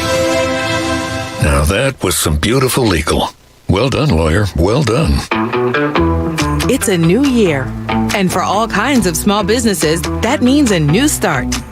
Whatever the year ahead holds, now Comcast Business is making it easy to get going with the Ready, Set, Save sale. Get started with fast and reliable internet and advanced security for $69.99 a month for 12 months. Switching is easy with flexible installation times. And you'll also get backing from an expert team 24/7, so you can focus on planning the year ahead. Plus, for even more value, ask how to get free installation included when you buy online. Get a great deal for your business with the Ready, Set, Save sale today. Comcast Business, powering possibilities. Limited time offer. Restrictions apply. New Comcast Business 100 megabits per second internet and Security Edge customers only. Early termination fee applies. Requires EcoBill and autopay. Equipment, taxes, and fees extra and subject to change. Call or go online for details. Making Moves is brought to you by LinkedIn Jobs. The 2005 Texas Longhorns began the season ranked number 2 and stayed there all season. Their defense allowed only 16 points per game, while their Vince Young-led offense averaged 50. The Longhorns went on to face USC in the BCS National Championship game against top-ranked USC, winning 41-38 in what many consider one of the greatest college football games ever played. Build your winning team today. Go to linkedin.com/sports. Teams that win college bowls have great recruits, and great recruiting starts with great conversations. That's why when you post a job for free, LinkedIn Jobs taps into a network of over 770 million professionals to find the right people for your role. LinkedIn Jobs helps you narrow down to only the most qualified candidates, which means you can start hiring the right people faster. Go to linkedin.com/sports to post your job for free. That's linkedin.com/sports. Terms and conditions apply. Liberty Mutual Insurance Company presents And Doug. And we're back with Limu, Emu, and Doug for the final question. Category is things you climb. All right, Limu, what do you think? You sure? We're going with Liberty Mutual customizes your car insurance so you only pay for what you need. Oh, so close. We were looking for stairs. Huh. Only pay for what you need. Liberty, liberty, liberty, liberty. Yes, Miss Tubbs. No problem. I'll call someone about the plumbing. One of Beatrice's properties needs a new superintendent. The custodial team is not... Someone with handyman superpowers and a concierge alter ego. Does anyone know any good electricians near Parkville? Indeed can help her hire great people fast. I need Indeed. Indeed you do. Instant Match instantly connects you with quality candidates whose resumes on Indeed match your sponsored job description. Visit Indeed.com/credit and get $75 towards your first sponsored job. Terms and conditions apply. Eagle Shows presents the Morgantown Gun Show this Saturday and Sunday at the Morgantown Expo Center in Morgantown, PA. Don't miss one of the region's largest gun shows with over 600 tables. Buy, sell, or trade from guns, rifles, pistols, and ammo to military surplus, uniforms, medals, and more. The Morgantown Gun Show this weekend only at Morgantown Expo Center. Minutes off the PA Turnpike in Morgantown, PA. Saturday 9 to 5 and Sunday 9 to 4. Tickets are just $10 a day or get a 2-day pass for $16. Get tickets at the door or online now at eagleshows.com. If your New Year's resolution includes starting your graduate degree, don't wait. Westchester University offers both a fully online MBA and MS in Human Resource Management. At WCU, you'll find affordable tuition, nationally accredited programs, and flexibility. Complete both programs in just 10 courses on your own time. WCU is holding a virtual info session for both programs on January 6th, with classes starting on January 24th. Register today at wcupa.edu/path. HVAC contractors and techs. Want to be sure the system you're repairing or installing is running efficiently? Then test it with Testo. Heating, cooling, air quality, electrical, and more. If it can be measured, it should be measured with precision with Testo instrumentation. Testo is a world leader, headquartered right here in Westchester, Pennsylvania. For accurate results, ask for Testo by name. To see Testo's full line of measurement instruments, products, and job site solutions, visit Testo.com. That's Testo.com. Testo. Be sure. Now, back to the John Kincade Show. Thank God this is radio, or you'd have to be looking at my face. I'm too sexy for my shirt. On 97.5 The Fanatic, Philadelphia. And you say New York City. Thanks for hanging out with the John Kincade Show on The Fanatic. First one of the year there, Jamie. Yeah, we need like a score tally thing there every you time you Ding. do it. Ding! Our friends at NJ Diet want you to know you can lose up to 40 pounds in 40 days. They're going to give you a contractually guaranteed 20 to 40 plus pounds in only 40 days with NJ Diet.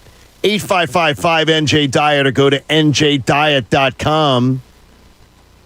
Got a little text from Mikey saying hair looks good on the YouTube channel. So I appreciate that. Mikey Miss or Mikey Chevarelli? Mikey McNellis. Oh, what do you say, Mikey McNellis? Thanks, Mike. Mikey McNellis. He's Mikey McNellis, like third generation. His grandfather is a badass, man. It's awesome. Great dude. The original. He texted you that your hair looks good. He said he never watches on YouTube because he listens to the show. Uh-huh. He has a few days off, and he said the hair looks better on YouTube. He says it actually looks better. Oh, my God. So Jamie's going to get himself in there. You all right, Jamie? Left my coffee right there. There you go. Be careful. God, you could have just walked. As soon as John starts talking about his hair, Jamie just gets. I know. Us follically challenged people don't take well to this. It does trigger. I can honestly say I don't think ever in my life have I told a guy that his hair looks good. He says have a couple days off from work. Nothing wrong with that. Finally get to watch on YouTube. Hair even looks better on the camera because he's gotten to see it in person. Okay. They didn't get to touch it or anything like that, but. This is getting weird. Yeah, let's just talk sports. There you go. Hey, Flyers Ducks tonight in the Fanatic. Is that going to get uncomfortable, Pat? The Ducks aren't a good team. They're pretty brutal. Either the Flyers. And either of the Kings. Yeah, Trevor Zegras is really good. That's about it. So, there you go. Not great. All right, there's so in other words, does their power play suck? Every team complains and says it's the truth. Pat, that's one of your best, by the way. But the Flyers power play does suck, right? Hockey fans in the power play. Oh, it's yeah. Shoot! Every team thinks their power play sucks. Yes, every team. Until you see the little number pop up that has one. Oh, yeah. Oh, it's the best one in the league. That's not really good. So I have to ask you if you believe this or not from players. I saw yesterday a feature about Justin Herbert, and maybe you saw it if you watched ESPN yesterday, where he rejects social media, and his public relations team forced him to have a promotional Instagram account, because he hates social media. He thinks it's a negative place. He hates Twitter. He says every time he's ever been to Twitter, it's this toxic environment he wants no part of. I don't know if you see in the lead up to the national championship game, Stetson Bennett, the quarterback at Georgia. And I can tell you for a fact, I've seen this story in reality, that he carries a flip phone. That all it does is take phone calls. He's like, it's Stetson Bennett and it's my brother Doc that have Andrew Luck. That have phones from Andrew Luck was using a flip phone when he was quarterbacking the Colts. It's ridiculous. No. I think Lane Johnson did the same thing. I think he checked out. No texting on the phone, no internet, everything like that. Do not text my brother. He gets pissed because he's on the smoke signal phone or whatever. He gets a certain amount of text because I'm like, what are you doing? Just get unlimited. You can do this. He won't. Do you believe these guys though?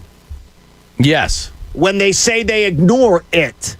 You don't have to have a Twitter account to go on Twitter. Search your name. You don't have to have an account to be able to know every single thing they're saying. Because, Bob, you would be best to talk to this, but I found it over my long career. Players, the player that tells me I never listen. I never listen to your show. They can recite chapter and verse when they feel they've been slighted. They can tell you exactly what was said, exactly why they don't I don't listen. But they've heard. I wonder, do you believe it? Do you believe that they ignore social media? I would lean towards not. I mean, most of these guys are early 20s, mid 20s, whatever. They grew up with this. This is their life. I have no problem. And out of all of us, you guys know, I'm the least to. I don't do arguments on Twitter. I don't need to seek that out. I use Twitter as a learning tool, kind of what people are thinking, or learn about what's going on, around the country or around your team, and things like that. But no, I would find it very, very hard to believe in most cases guys that say, "Oh no, I don't pay attention to any of that." They do, and it's because it's how they've grown up, and I don't fault them for that. I find it hard to believe that. Yeah, put it I this don't know way. what they're saying about me. Yeah, there's limited people that I would say in pro sports that don't follow themselves. I believe some. I believe so because I have some friends and buddies that don't text very often. Don't my one friend Jeff hates his cell phone. Hates it. He's hard to get a hold of. He's not on any social medias. Some people are just like that. So there's probably some. Do they search every once in a while? Maybe. I do believe some guys are capable of it because some people just hate the distraction. You're right. My wife almost sent you guys a picture. She said, was it because of my phone didn't leave the counter for 3 days. She said, are you ever going to move your phone off? Because this is not where you're going. When I move here, this is not where this phone's going to be plugged in and charging everything. And I said I hadn't moved it. I hadn't moved it for days, while we were off. Just not having it with me was a pleasure. Yeah. I hate the phone. Some people genuinely just hate the phone. But I wonder, though, do they know what's being said about them on social media? You don't have to have a Twitter account to know everything that's being said. Oh, Howie Roseman's on Twitter. I can guarantee what do you say that. Do you think it's a set up account? Yeah, like Kevin a burner. Durant? Is he Kevin Durant? Is he defending himself? No. I think he just watches. He's not like Kevin Durant. I think he sees what people say about him and the team, and you know, it's under the name Bill Strobel. I think Jamie nailed it. I think some players, I do believe, like if you're walking around with a flip phone, you probably can avoid social media. If you're about that life. If you're Jalen Reagor, who is deleting his Twitter account, reactivating it, deleting it. No, like you can say whatever you want, but you're not able to avoid it, and that's fine because a lot of people aren't. A lot of people, the curiosity is there. John, I was with you, man. Like I checked out during the break. Like I muted all notifications. I think my phone stayed. I don't even on get the notifications. It was great. I might never go back to muted notifications. It's the best thing in the world. Yeah, we may know people that can do it. Like Jamie, you said your friend and all that, but I can't imagine being as popular as professional athletes are, college athletes too to some extent. I can't imagine being that popular and not keeping an eye on yourself. If you're Stetson Bennett, the quarterback at Georgia, now Stetson has a girlfriend. He had a girlfriend long before I left the state, so he's the same girlfriend. But I wonder, being the distraction if you're the quarterback at the University of Georgia. Yeah, getting horny online doesn't do anybody any good. So it's probably best to just eliminate that. Yeah, and we talked about for the Eagles season. Oh, it's but, and I brought up that's our society now. You could be the greatest player in the world, and there's always someone there to tell you suck. Tell you suck, and it's always online. So it's best for your mental psyche to just. I mean, ignorance is truly bliss. Do you believe Michael Jordan or Allen Iverson would have been searching themselves on Twitter? Do you? Yes. See, absolutely. I don't. Michael Jordan? He's known as being the most petty person in the history of sports. Yeah, but I don't think he would waste it. I think he would view that stuff as like a waste of time. See, when you're petty, and I disagree. He's petty. I don't think Allen Iverson gave personally. A damn what people said about him. AI, no. AI less. Jordan, yeah. And I don't think AI would have paid his phone bill. So the thing is, it probably would have gotten. He would have had someone. Jordan somehow would have used it for motivation. Yeah, Look at what these people are saying. Yeah. I just think he would have viewed it as a waste of time. Like, did you see what Carly Lloyd did? No. Carly Lloyd had to. She claims she's gone from Twitter because she trolled her FedEx delivery guy for packages. Oh no! And said, "Here's the. They were put on the steps, and to get them underneath a cover required like 3 more steps, and there was some rain. And she said, I came home to wet packages. I guess nobody wants to do their job anymore, and literally like you're talking about like 3 feet." And she got dragged. Yeah, but on social media, she got dragged. She says, "Bye, Twitter. I should have known better than to deal with the." You can't put anything out. No, but she was trashing the FedEx delivery guy, who then is going to. Everyone's going to know. Gets fired. He'll end up getting fired. I don't think he will get fired. Really? No, I don't think. No, everybody backed the guy. That literally it was a difference of 3 feet. I mean, probably should have just put it under the cover. Yeah, I got you, but still, that's my feeling. Right? Like, you probably should have put it on. Oh my god! Hey, and the linchpin. Is this guy really a Coach of the Year candidate? This is the linchpin. Yeah, we got a discussion yesterday off air about the Coach of the Year award. Now, normally I don't give a damn about it, but when your rookie head coach finds himself in the top 5, it kind of becomes interesting. Mike Florio was the first I saw to put this out like 2 or 3 weeks ago, that Sirianni's deserving of Coach of the Year consideration. And I kind of went, yeah, okay, he's close, but, Mike Vrabel, I think, deserves it. He's lost Derrick Henry for half the year, and his team's still right there.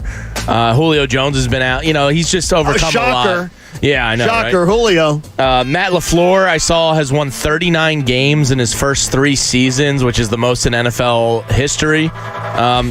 Bill Belichick took a rookie quarterback and at one point had a chance at the 1 seed. I don't know if he does anymore. That's pretty damn impressive. I'm impressed by that. And then Taylor in Cincinnati. But if you add Sirianni to the mix, he's in the top 5. So I looked up the odds last night. It wasn't on DraftKings, but I found it on Odd Sharks. Zach Taylor is first at plus 150. Matt LaFleur second, plus 175. Vrabel is third at plus 350. Belichick at plus 2,000 is fourth. And then Nick Sirianni, plus 3,500 in fifth place in terms of odds. Here's the difference. Found it interesting. Here's the difference. The guys ahead of him, tell me where they absolutely miscalculated and totally incompetently game planned for their team and dug them a hole. None of them. Nick Sirianni did. Nick Sirianni's game plan to start this year offensively was atrocious, and it took him 7 weeks to figure it out. Yeah, but the fact he crawled up to... I'm not saying he deserves it. It is interesting, though, that he's in the mix. Who would you guys vote for? Because I think my vote... Zach Taylor. Yeah, I'm either Vrabel or Taylor. I think I'm Vrabel. And I think, Vrabel's I might go Belichick. I'm Belichick one. Oh, are you? Here's why I'm going to not go Vrabel. Vrabel was a first-place team last year and maybe 2 of the last 3 years in the playoffs. Yeah, but they lost the main reason why they... I got you. No, and that is big. You're talking about a last-place team going to first. Yeah. With a second-year quarterback. Derrick Henry is 6th in the NFL currently in rushing yards. That's crazy. And he's missed 8 weeks. It's crazy. So, I mean, he lost his bread and butter and still is maintaining. To me, that's unbelievable. But Taylor and the Bengals, to me, are like... They're worth a sprinkle of dark horse money. That team's got the components of making a run. They are fun to watch. Do you see a dark horse in the NFC? Because I do not. I don't. I do not think Arizona. I don't believe in Arizona at all. If Arizona comes out of it, are they a dark horse? I mean, they're going to be 11. They have 11 now. Yeah, I mean, you know. I would be shocked that Arizona to me would be the most likely team up top to lose their first game. Is LA? Maybe Rams. Is that so? LA's a dark horse? Because I'll pick LA. Who, the Rams? Yeah. Yeah, I don't consider them a dark horse. Not with everybody they acquired and all the money they spent. Like, I mean, I think the favorites Jalen Ramsey, Aaron Donald, Odell Beckham. You know, the best receiver in the league this year. I think they have a shot. You want to play them though, don't you? I don't mind facing Stafford. Stafford's going to cough up the ball minimum once. He's going to give you a short field minimum one time. You know, when he started this little rut that he's in, I thought it was just, okay, the peaks and valleys of a season, and he'll pick it up. He's not picking up. Like, he didn't look good in that win against Baltimore. No, he did not. And because he was on my fantasy team, I kept eyes on his number. Which you won the championship of. I did. What'd you say? I'm sorry. Say that again. Which you won the championship. Oh, that's of. right. Congratulations. I did. Yeah. But yeah, he might just be leveling off.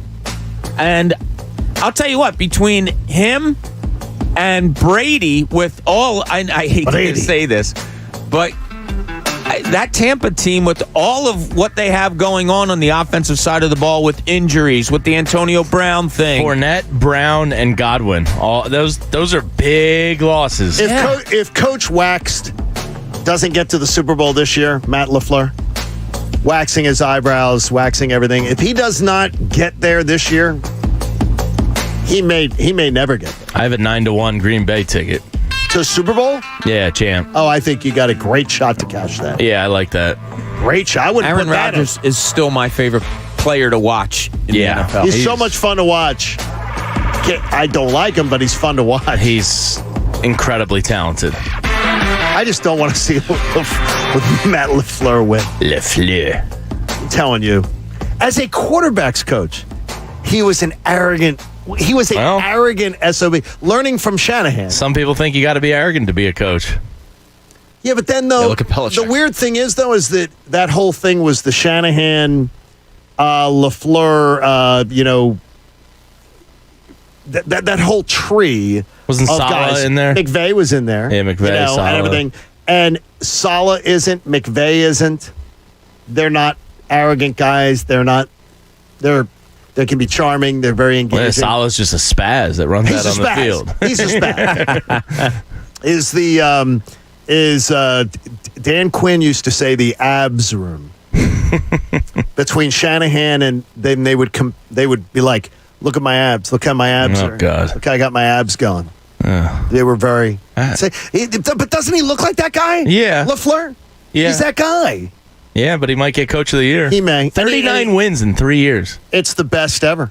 Best ever for a 3-year start. Their offense is just so much fun to Really watch. nice. It really is fun. By the way, when Shanahan went to take the 49er job, the Falcons would not give him the offensive coordinator job because they would not ascend LaFleur to it because they didn't think he was experienced enough. What about a backfire? What about a miss? Yeah. A miss. And it was Dan Quinn who thought he wasn't ready.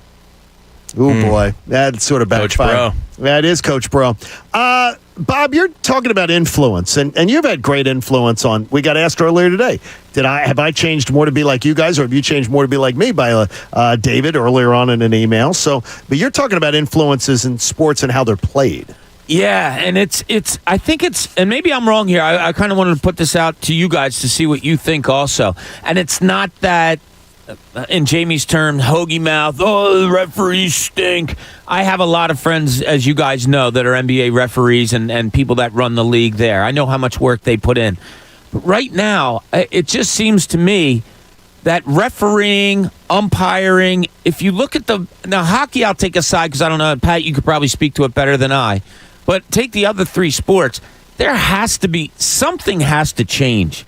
I mean, what do you think? There's too much. It's just influencing the what game. They do? It's just influencing the game way too much. I said it before, probably at the beginning of the basketball season. I think I said it on the air, John.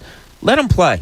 I love that. Let them play. Now, I'm not saying let them play to the point where guys get hurt or anything like that, or it's cheap or anything.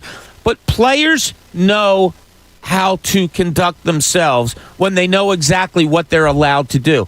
I don't think in basketball, football, and baseball, I don't think players know how the game's going to be called. Therefore, it's hindering their performances.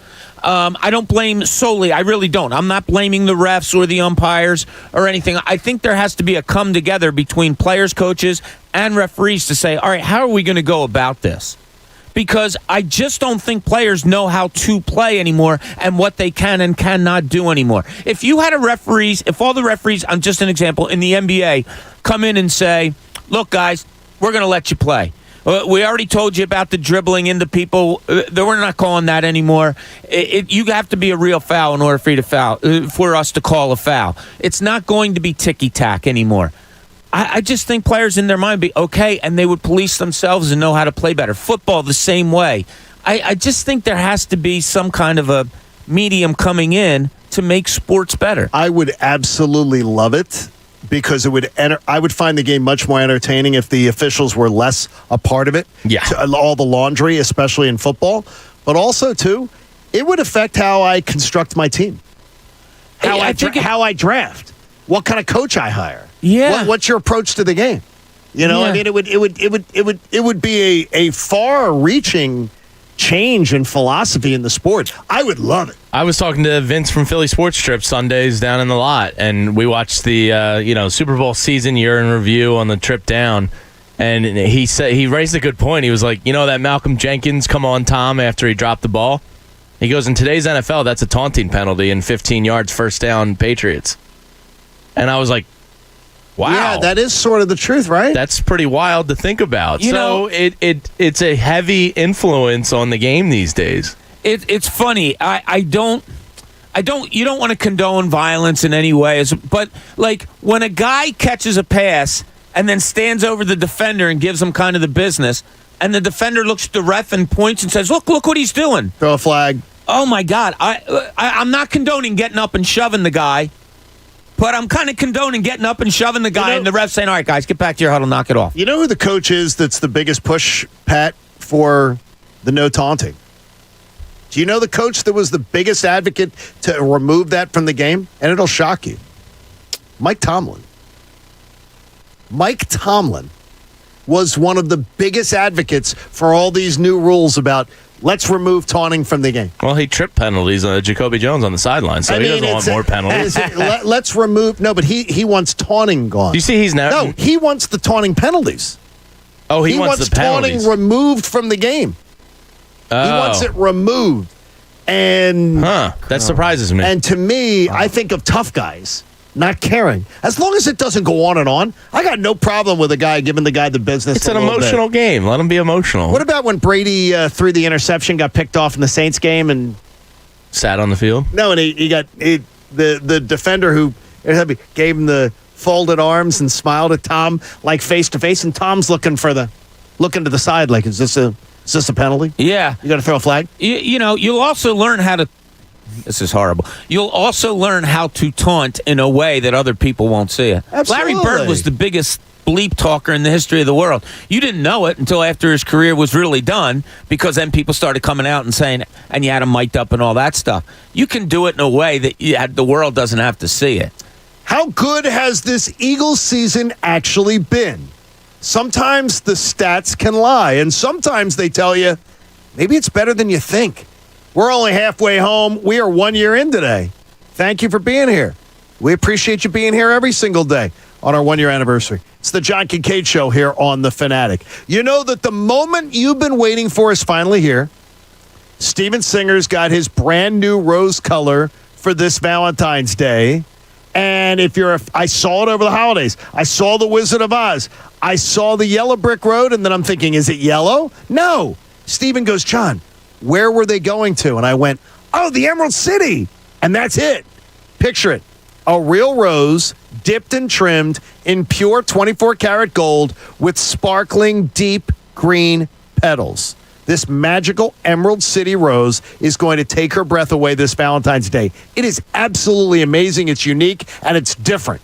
She'll open that beautiful gift box. She'll get her real rose encased in brilliant 24-karat gold, set against stunning deep green. So go to IHateStevenSinger.com today and get your Steven Singer Emerald City 24-karat gold dip rose. Get it before they're gone. They're exclusively available only at Steven Singer Jewelers. It is the #1 gift this Valentine's Day. It's fun. It's different. She'll love it. And then she can collect some of the other colors, too. It starts at $59, and it comes with a lifetime guarantee. Fast and free shipping. Get real jewelry, real roses for your love from my friend Steven Singer. Go to IHateStevenSinger.com. That's IHateStevenSinger.com. The John Kincade Show. You can't just tag no offense on the end of something horribly offensive and act like it's okay. On 97.5 The Fanatic, Philadelphia. Connecticut School of Broadcasting is now the CSB Media Arts Center. I'm Taylor Morgan, a proud CSB grad. The instruction from true media pros and the connections that I made spawned a career that's lasted more than 30 years. What you can learn in just 2 to 4 months at CSB Media Arts Center can set you on a whole new path. Train on site or online with classes in radio, TV, podcasting, video, all that is media. There's a campus in nearby Cherry Hill. Get your start. Visit GoCSB.com. Hey, what's going on? My name is Rob Jenners, and I am a graduate of the Connecticut School of Broadcasting, which is now the CSB Media Arts Center. I've been living my dream in radio, production, and sports broadcasting for 20 years now, thanks to CSB with the nation's most successful sports broadcasting program. We're talking sports talk, play-by-play, color commentary, get trained and get coached by the pros in just 8 to 16 weeks with a campus nearby in Cherry Hill, New Jersey. CSB Media Arts Center. Visit GoCSB.com. FanDuel is making the most of this season. Hey, it's Jen Scordo. FanDuel Sportsbook, in partnership with Valley Forge, is an official sports betting partner of the NFL. So you can place all your bets on a trustworthy app that's also so easy to use. Celebrate the NBA's 75th anniversary season on FanDuel. New customers can place their first bet risk-free, and if you don't win, you'll get up to $1,000 back. I've said a million times how much I love betting the NBA with FanDuel. There are a ton of options: point, rebounds, assists, first baskets, and that's just a few of the options that you can choose from. Look for that SGP symbol to build your same game parlay. And when you win, you get paid in as little as 2 hours. FanDuel is hooking all customers up with $50 when you refer a friend, and your friend gets $50 as well. Sign up with promo code SCORDO to get your first bet risk-free up to $1,000. That's promo code SCORDO, exclusively on the FanDuel Sportsbook app. 21 plus and present in PA. Bonus issued is not withdrawable site credit that expires in 7 days. Max bonus $10. Restrictions apply. See terms at sportsbook.fanduel.com. Gambling problem? Call 1-800-GAMBLER. In college football, Goodyear knows a new season means new possibilities, where every Saturday is an opportunity on the road to greatness. No matter if you're out there playing your hardest or cheering the loudest from the sidelines, tailgating in the parking lot, or your favorite spot to watch the game, Goodyear knows passion is what drives us forward all the way to the playoffs. That's the road that moves us.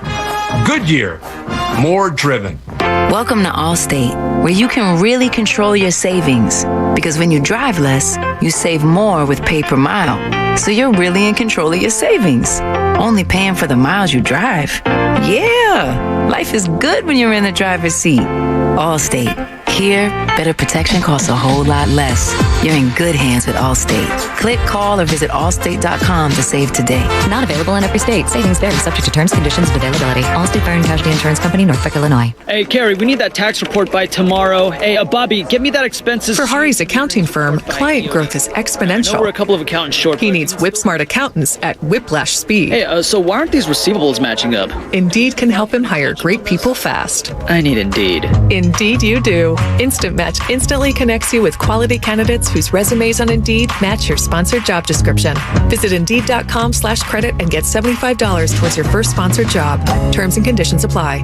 Hello, everybody, and welcome back to Fansville, a college football utopia. Fansville. Where the lakes are stocked with ice-cold Dr. Pepper, and the autumn winds rustle with the sweet smell of football glory. And Dr. Pepper. It's a land flowing with onion dip, where even the food pyramid is shaped like a hot dog.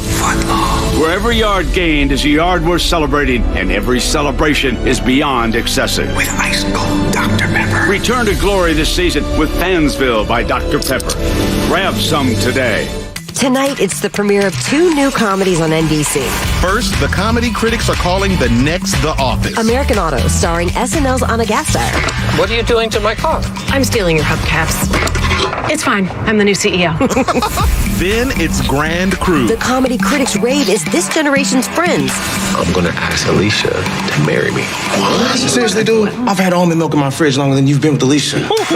American Auto and Grand Crew. Premiere tonight on NBC. Esporta Fitness is a new sports club with premium fitness amenities starting at just $9.99 a month. A personal fitness journey should never be compromised, and Esporta Fitness gives you access to a workout community that will push you and state-of-the-art amenities to inspire you, all for a super low price. Get a free 3-day pass to an Esporta Fitness near you at welcometoesportafitness.com. That's welcometoesportafitness.com. Premium fitness for as low as $9.99 a month. Start today. Chloe here with Cross Country Mortgage. Against all odds, CCM has just closed the Garcia's dream home in 21 days. I was able to speak with their top loan officer before they went into the locker room, and he said it was a matter of dedication. Ultimately, they leaned on their experience as a team. They've been here before. They've done all types of loans. Simply put, CCM loan officers know how to close as a team for your dream home. Cross Country Mortgage is dedicated to getting it done. Back to you in the studio. Cross Country Mortgage, LLC, NMLS 3029, www.nmlsconsumeraccess.org. Equal housing opportunity. WPEN Burlington, Philadelphia, a Beasley Media Group station, home of the most entertaining Eagles talk in Philadelphia. 97.5 The Fanatic, Philadelphia. Back to the John Kincade Show. There is nothing bougie about this show. Look, I'm the only guy in here from Delco. On 97.5 The Fanatic, Philadelphia.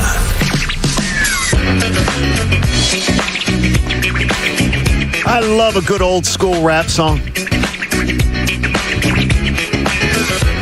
I saw Run DMC on a show yesterday. I love waiting for the Pat reaction.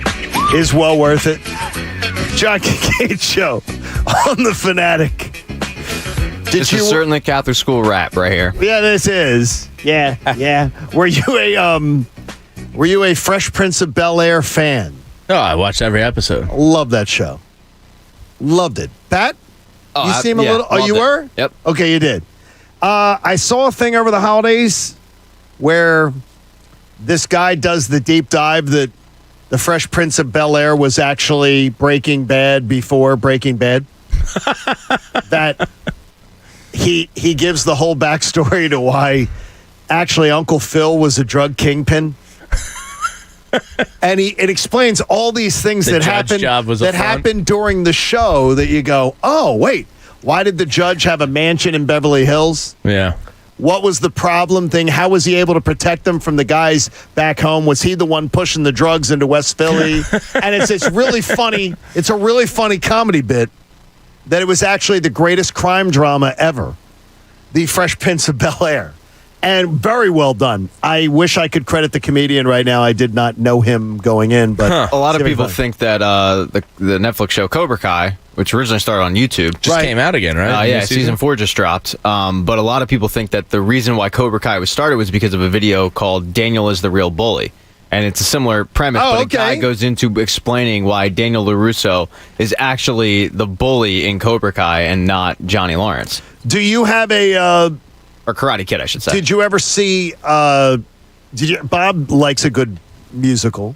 Did you ever? My favorite of all time, hands down, is Wicked, and it's the Wizard of Oz story, but it's told from the perspective of the Wicked Witch, that she's the hero of the story. That the Wicked, and it's a funny show, and there's not as much singing in it. It's a funny story. It's a comedy.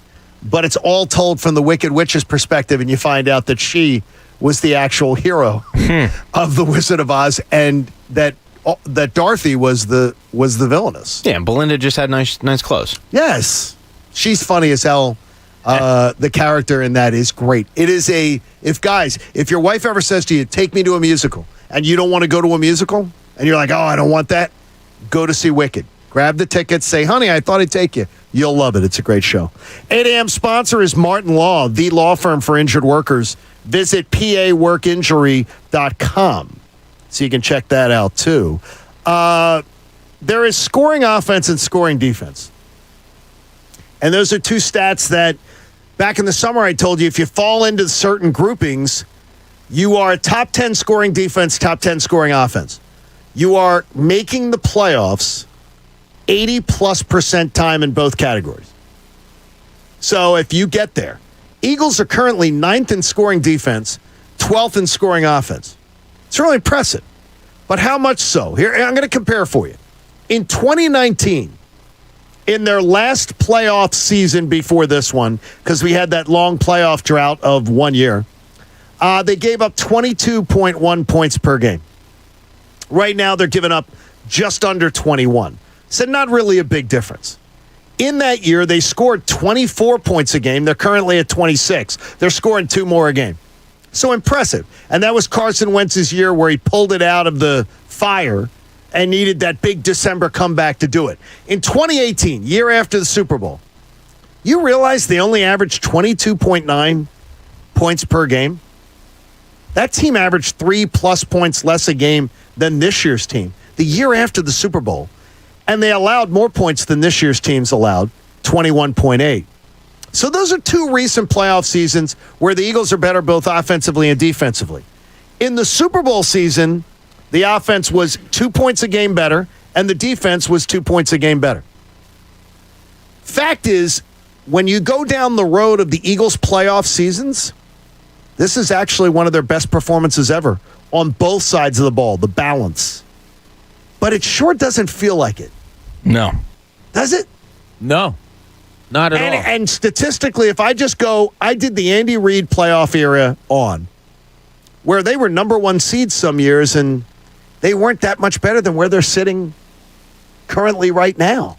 Well, yeah, it's almost like stats lie. That is what Cuz always yells that all the time. Well, stats can lie. Yeah, sure they can. It feels like it. It also feels like that, and a lot of people say this and have gotten in touch with us about this, that the league is just very mediocre anymore. And maybe even not a good league. Balanced, you mean? Yeah, like it's, there's no better example than the Eagles. And John, you brought it up earlier. Who did Dallas beat? Who have the Eagles beaten? And that's the argument that's going to go on, and probably the theme of this season once it is over, that they couldn't beat a good team. Like the Eagles are mediocre to a little above mediocre to me. And those numbers that you just spewed out there are what they are. They say they should be a lot better. Those numbers, John, if you're comparing them to what you compared to, say this should be a better than 9-7 football team. Yes, they do. Right? No, they absolutely do. But they aren't, and I don't think they're as good as 9-7 almost. So, yeah, numbers are weird, but these numbers, you have to point them out, because when you point out good numbers, you have to point out when numbers are askew. A team with those numbers doesn't lose to Daniel Jones and the Giants 3 weeks ago. You know what I mean? Oh, God, that was so bad. or whatever it was. It was such a bad. It was such a bad horrible loss, and a game that still should have been won. I mean, Hurts made 2 throws late that should have won the game. It's to quote Anthony. Numbers will never. What did he say? Numbers. Oh God, numbers botching. don't tell the whole story.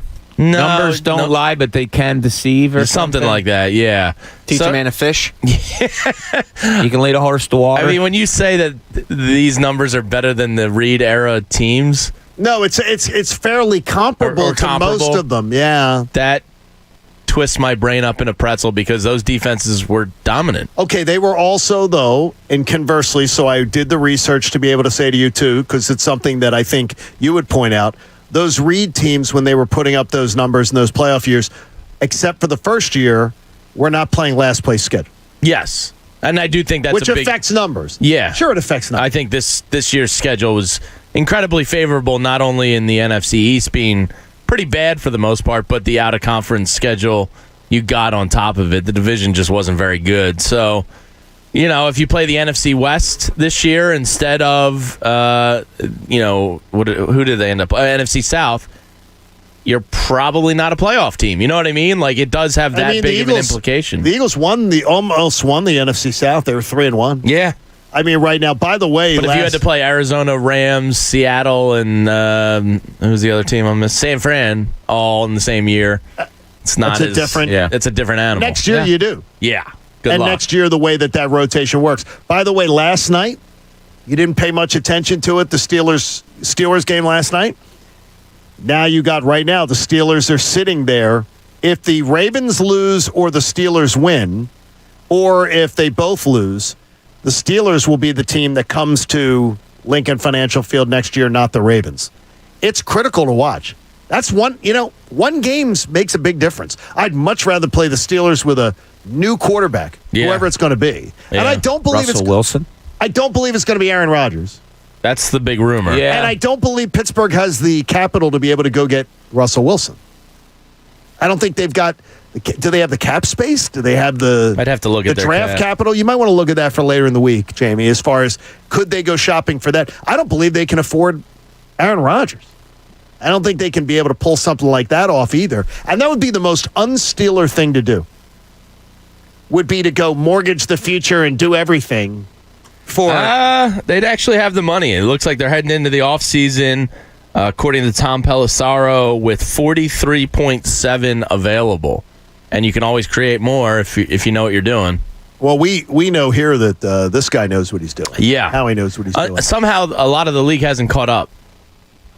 It's called kicking the can down the road by the fans. But if you're just re-guaranteeing bonuses, it's kind of a loophole. Well, also, too, your owner has to have the financial wherewithal to have those deep pockets to be able to do that. Mm-hmm.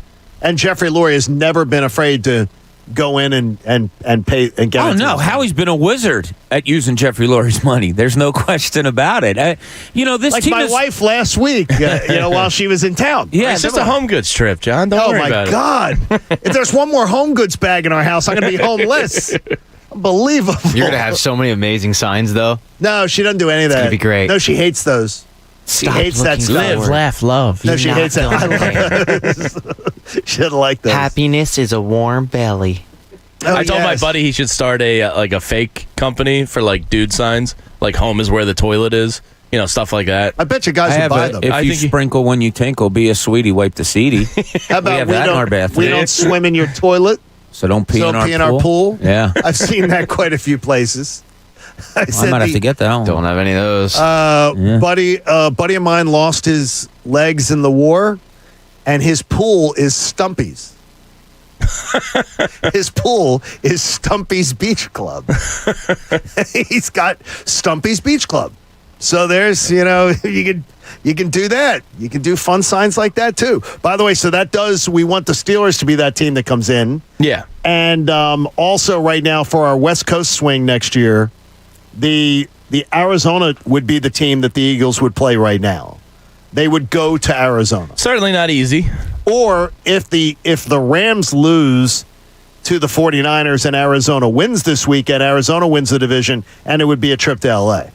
So those are the two options for the Eagles there. So there's thing, and then the NFC South as it all plays out. That game between the Saints and the Falcons matters because if the Falcons win this weekend, the Falcons will come to Lincoln Financial Field. If the Saints win, the Saints come to Lincoln Financial Field. Bob said neither of those games bothers him, though. No, not as really. far as looking towards next year. No, not really. But having those NFC West teams on the schedule, every one of them. Yeah, that's a pain. It makes your schedule a lot harder. By the way, it looks like we will have a new name in the division. Field Yates just tweeted, the football team is going to unveil its new name and logo on February 2nd. Red Wolves? Red Hawks, I think I had heard was, or is it Red Wolves? I think Red Wolves it's a tail. Okay. Was that the Tuskegee Airmen? Tuskegee Airmen? Tuskegee. I don't know if that was the... No, they were the Red Hawks, right? They were the Red Tails. They were the Red Tails. I think that's going to be the... That seemed like it was rumored to be the favorite. That might be it. That might be... So they're going to go February 2nd? Yeah. Well, that's the first time Washington football teams made news in February in forever. Can you imagine it took you a year to get out of football team? Nobody could really think anything else. My buddy showed up Sunday with Washington football team, quarter zip, and I was like... No, he didn't. Yeah, I was like, that's so weird. He's like, I know, I just kind of had to get one to... For what, for the nostalgia of it? Yeah, just it's 2 years of weirdness. Yeah, just football team. It's such a bad... It exemplifies what a dumpster fire they've been for so long. Oh, my gosh. No dumpster fire here, though. Bob Cooney would speak for yourself. And now, it's time for Bob Cooney's Speak for Yourself. Here's Bob. Look, after 17 weeks, it can kind of become mundane what a coach has to say, what assistant coaches have to say. But I was interested in what they had to say because it's the first time these guys are talking as playoff coaches. And I think there's something to be said there. So we're going to start with head coach Nick Sirianni. And he was asked about Jalen Hurts, and we saw what happened after the game with the fence falling and all that, and how calm he was with that. But he was asked overall about the calming influence of Jalen Hurts on this team. Yeah, I mean, when he tells you to call anything you want, I'll make it roll. I mean, that's the calming influence for everybody, not just the players, not just his teammates, but coaches too. That's a great thing to have as a coach, to have your starting quarterback say that to you. So, yeah, I think it's got an effect on everybody. I thought that was interesting in that Jalen Hurts goes to him and say, go ahead, you call whatever you want. I thought when you're asked about a calming influence, a coach might more say, yeah, well, when he comes to me and says, I think we should run this here. But he didn't say that. He said that Jalen said, you call whatever you want, I'll make it work. That's pretty telling right there, and I don't mind it. I don't mind it. It shows that Jalen Hurts has the confidence in his coach, and the coach saying that he's good to go with whatever I do. I don't mind that. It speaks to Jalen Hurts, though, the MO that he has. Yeah. Team, selfless. Yeah. I can handle anything. And look, that thing that happened at the end of the game where he was walking off the field, that's just a human thing that happened. That had nothing to do with football or an athlete or anything. It's a humanity thing. The way he handled that, making sure everybody was okay, it looked to me like he went over pictures. Yeah, but he went over to the oldest guy. It looked like that went over, and he was helping him up. It's just a situational thing that you say, okay, that's a guy I can trust, and he just so happens to be the quarterback of your football team. I like it. I thought that was pretty telling. All right, Sirianni was also asked about, now that you're in the playoffs, does it take away for a little bit of the criticism that you were collecting earlier in the season? Nah, I don't look much into that. Again, I try not to hear that outside noise. I know sometimes that you're going to hear it because, obviously that's part of my job is to do the media multiple times in a week, and you naturally hear some of that stuff, when Bob's prepping me to do the media. My job is to block out the outside noise, whether it's telling me that I'm really good and this is how I want our players to think as well, or whether it's telling me that I stink and that my catchphrase is about growing roots stink. Now, the thing is, though, here's what he does, though. He talks about blocking out the outside noise, then he goes and gives you the laundry list of all the outside noise that he's obviously bothered by. I don't get it. Yeah, but addressing it, I don't have a problem with. Yeah, should he say, I try not to listen or I don't listen to the outside noise? Well, obviously you do because in the next sentence you say it. But addressing it head on is fine with me. I don't. If he just comes out and says, no. If he comes out and says, yeah, I know, I'm raising plants, and you guys laughed at it, and we've won 7 of 8 or 7 of 9 since I said it. I mean, that's okay with me. That shows me that he's getting more confidence within himself to basically put himself down. So I was okay with all the answers he gave about that. I hear what you're saying, that you shouldn't say you don't hear it, or you try to. I try to block all that out, but here's the laundry list of things that I didn't block out that somehow snuck through. Yeah. It shouldn't be that hard to block it out. Well, don't turn on the radio. Don't read the newspaper. Well, that's not easy. Don't read the sports section. Don't listen to sports talk radio. I don't think that's hard at all. But when you know they're talking about you. Yeah. No, but I mean, I don't think that's hard at all, honestly. If I move to a new city and I'm the head coach of the football team, I want to get the pulse of what everybody's thinking in the sports city. Okay. So, yeah, I would turn it on. But also what he said in there is when Bob lets me know, he's not talking about me. He's talking about Bob Lang, the PR guy. PR people let you know, whether you want to or not. They let you know what the city is talking about. So it's unavoidable. Bob's a master, by the way. Yeah, in NFL circles, he is an absolute master. Yeah, he's been doing it a long time, and he's been doing it very well.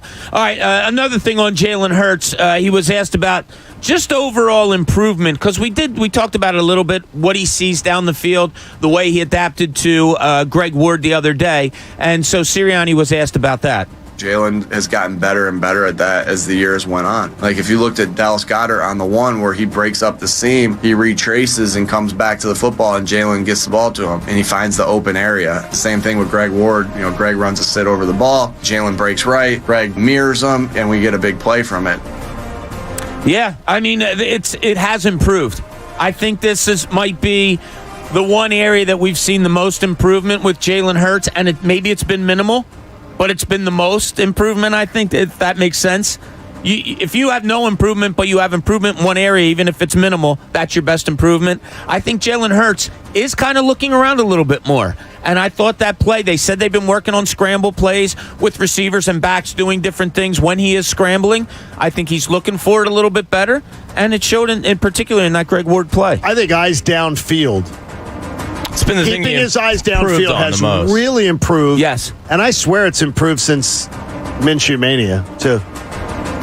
I think he learned that game. I think it started improving because we talked about it at the time when Brian Johnson came down to the sidelines. I want to say and week 7. And you pointed that out, which is really, that's obvious. Yeah, and I think it was week 8. Yeah, if the Detroit keeps, game. Hey, Jalen, if that's a constant reminder every time he's coming off the field, good on him. Both. It's like coach comes in sometimes during breaks and he'll just say something or whatever. It helps. It helps you just have some outside perspective tell you something. Yeah. Coach should not be a distraction. Now, coach can be a distraction at times, but it's not. No question. All right, so Jonathan Gannon, this is going to be a quick one. I loved his answer right here, and you're going to hear why. That's the only thing I can say. There's a chance you could play Tampa again for a second time in the playoffs. Any advantage to having played them once already this year, or is it just so long ago that it's just two different teams at this point? Be where your feet are, Ed. Dallas, man. Dallas. I love it.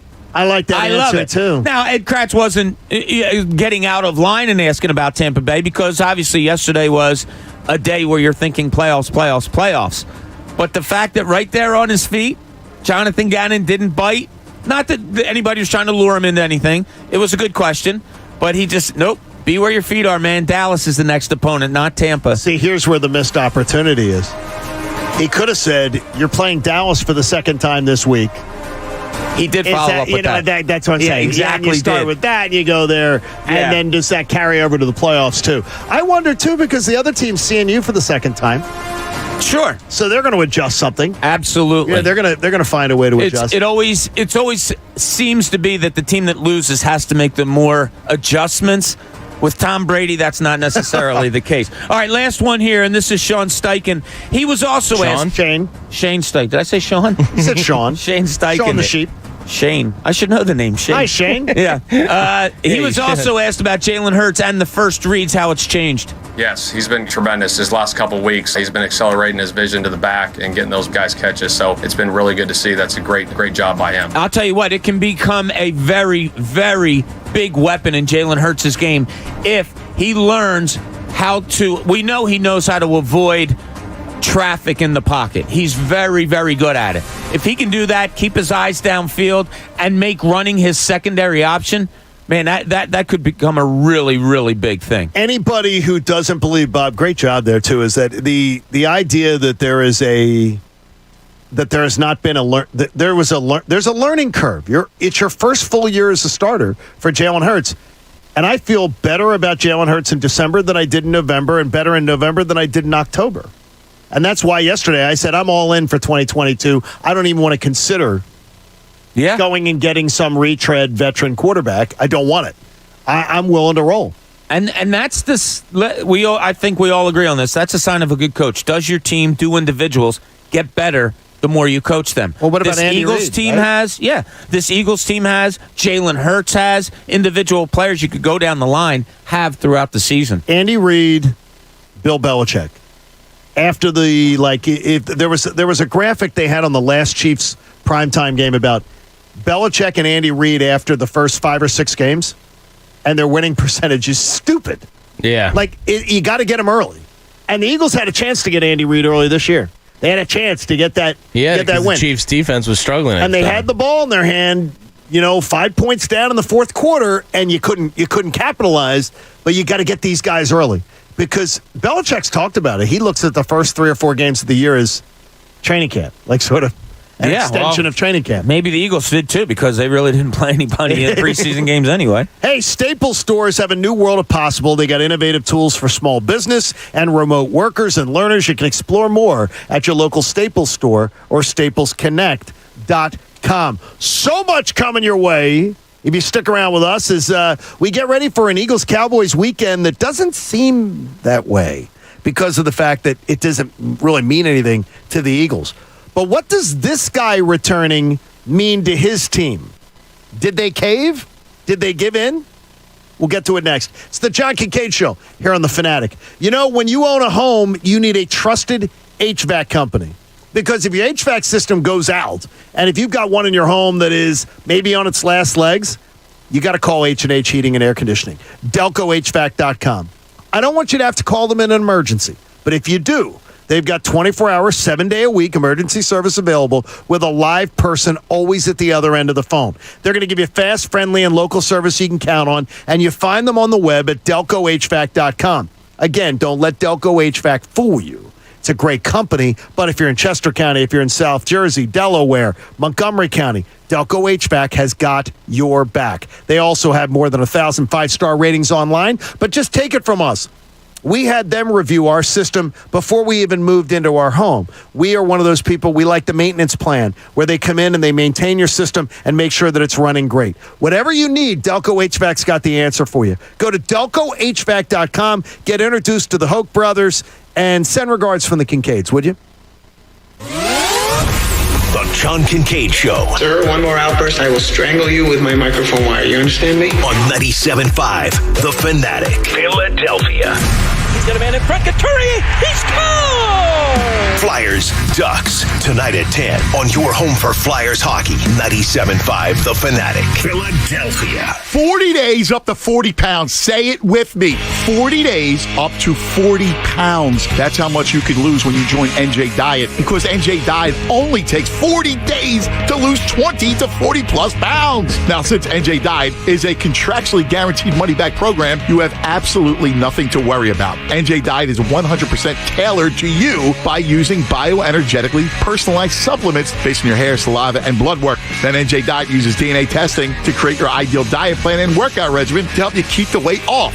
40 days up to 40 pounds can be a real thing. Unlike other weight loss systems, NJ Diet is all natural. No shots, no hormones, no prepackaged foods, and no surgery. With offices close by in Princeton, Cherry Hill, and King of Prussia, or from home with live online video consultations. Call them now, 855-5NJ-DIET, or go to NJDiet.com. That's NJDiet.com. 40 days up to 40 pounds. 40 days up to 40 pounds. 40 days up to 40 pounds. Are you one of the millions of homeowners who haven't refinanced yet? If so, I'm here to tell you it's not too late. Hi, I'm Wesley Hoagland with Westland Financial. Although the lowest rates may be in our rearview mirror, as the economy recovers from the biggest economic shock of our lifetime, rates still remain near historic lows. In fact, with the dramatic increase in home values, this may be the perfect time to put that new home equity to work. Take advantage of our cash out refi program and pay off high rate credit cards, car loans, or other high interest rate debt. or finally make those home improvements you put on hold for so long. Best of all, we can do this with no closing costs. That's right. Whether it's a conventional, FHA, or VA loan, we'll pay for your title, settlement, lender, and recording fees.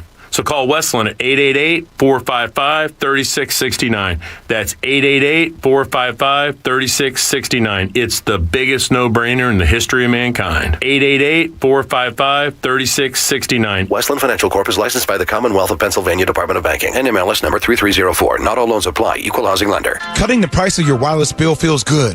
Really good. Actually, it feels great.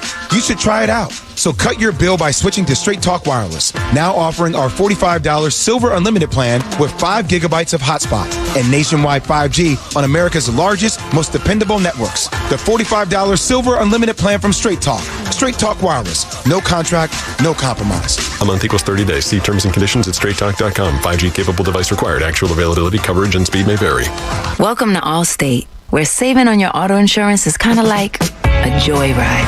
You, your car, and an open road. Maybe your best friend, too. The music is chill, and so is the traffic. You and your friend both look over at each other, and then he puts his head back out the window. Allstate.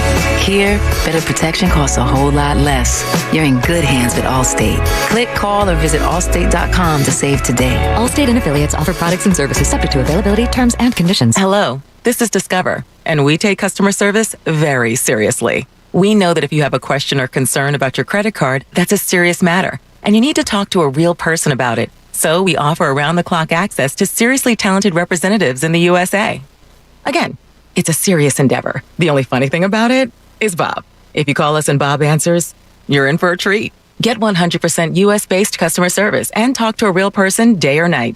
Discover. Exceptionally common sense. You may be into punk rock, soft rock, or classic rock, R&B, hip-hop, or house, country, techno, or techno-country. But no matter what kind of music you listen to, here's something else you should hear. Please consider getting vaccinated. Talk to your pharmacist today about Comirnaty, COVID-19 vaccine mRNA. This message brought to you by BioNTech and Pfizer. Philadelphia's hometown sportsbook, Bet Rivers, is the official sports betting partner of the Philadelphia Flyers. All season long, make your hockey bets with a trusted local team at Bet Rivers Sportsbook. Get started today with a special offer. Use the code 250MATCH to get up to $250 in bonus money on your first deposit. Whether you watch the Flyers game at home or at the Bet Rivers Sportsbook at Rivers Casino Philadelphia, bet with a winner at betrivers.com. Presented by Rivers Casino Pittsburgh. Must be 21. Gambling problem? Call 1-800-GAMBLER. Tonight, it's the premiere of 2 new comedies on NBC. First, the comedy critics are calling the next The Office. American Auto, starring SNL's Anna Gasteyer. What are you doing to my car? I'm stealing your hubcaps. It's fine. I'm the new CEO. Then it's Grand Cruise. The comedy critics rave is this generation's Friends. I'm gonna ask Alicia to marry me. What? Seriously, dude? I've had almond milk in my fridge longer than you've been with Alicia. American Auto and Grand Cruise. Premiere tonight on NBC. This ad for Hellsberg Diamonds has been specifically written for those who'd rather think about hockey than engagement rings. You're at a game and your team scores the winning goal just as time runs out. Now, if that game is your proposal and you're running out of time to find the perfect engagement ring, Hellsberg Diamonds is your winning shot. Our combination of quality diamonds, wide selection, and a price match guarantee means you can be confident in your Hellsberg Diamonds engagement ring buzzer beater. Visit your local Hellsberg store and ask about our amazing financing options or check us out at hellsberg.com. Now, back to the John Kincade Show. We are reinventing what sports talk radio can be. Whether we improve it remains to be seen. On 97.5 The Fanatic, Philadelphia. I would like to think in a year we've improved some things, that we've raised the bar on some things. You'd like to think that. We certainly do things unconventionally for this market. We do things odd that don't tend to be done here. The bad boys Pat? of radio. I don't know, bad boys. Just, we're the bad boys. We're the bad boys. We've gotten parking tickets. What you gonna do? Oh, I have one to pay. I have one to pay. We're a couple scofflaws. I have one to pay. You just reminded me of that. You're welcome. Can I complain about PPA real quick? Everybody kind of universally agrees that they suck. Yeah, but did you ever watch that show? No, because I don't want to get aggravated. I used to watch some of that show. I actually, you know what? It actually helped me out in the sense of I now know that if they started the ticket, there's nothing they can do. They can't do that. That's fine. The new system with the kiosk, that's fine.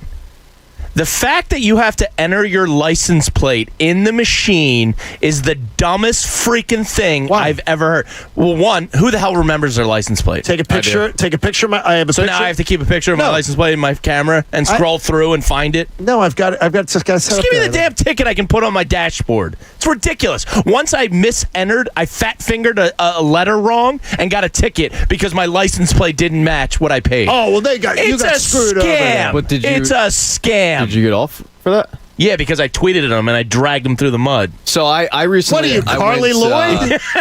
That's the dumbest thing. Enter your license plate. Are you kidding? What was that? Oh my gosh! What happened? What just What happened? just happened? Oh my Panel gosh! just fell out of the. Oh my gosh! Jamie just got hit with something. What did he get hit with? I can't see. A panel just came out the of the PPA must have been listening. Oh my They must be in the Wow, walls. they have people Jamie, where you don't even know. seriously.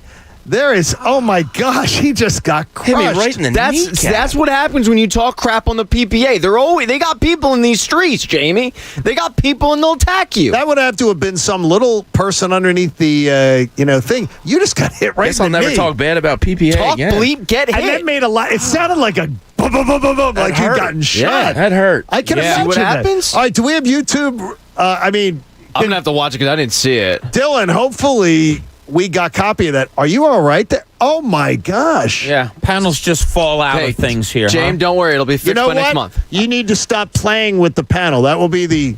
What will be the? Yes, I manhandling. You were manhandling the panel that fell on me. Jeez. Oh my gosh.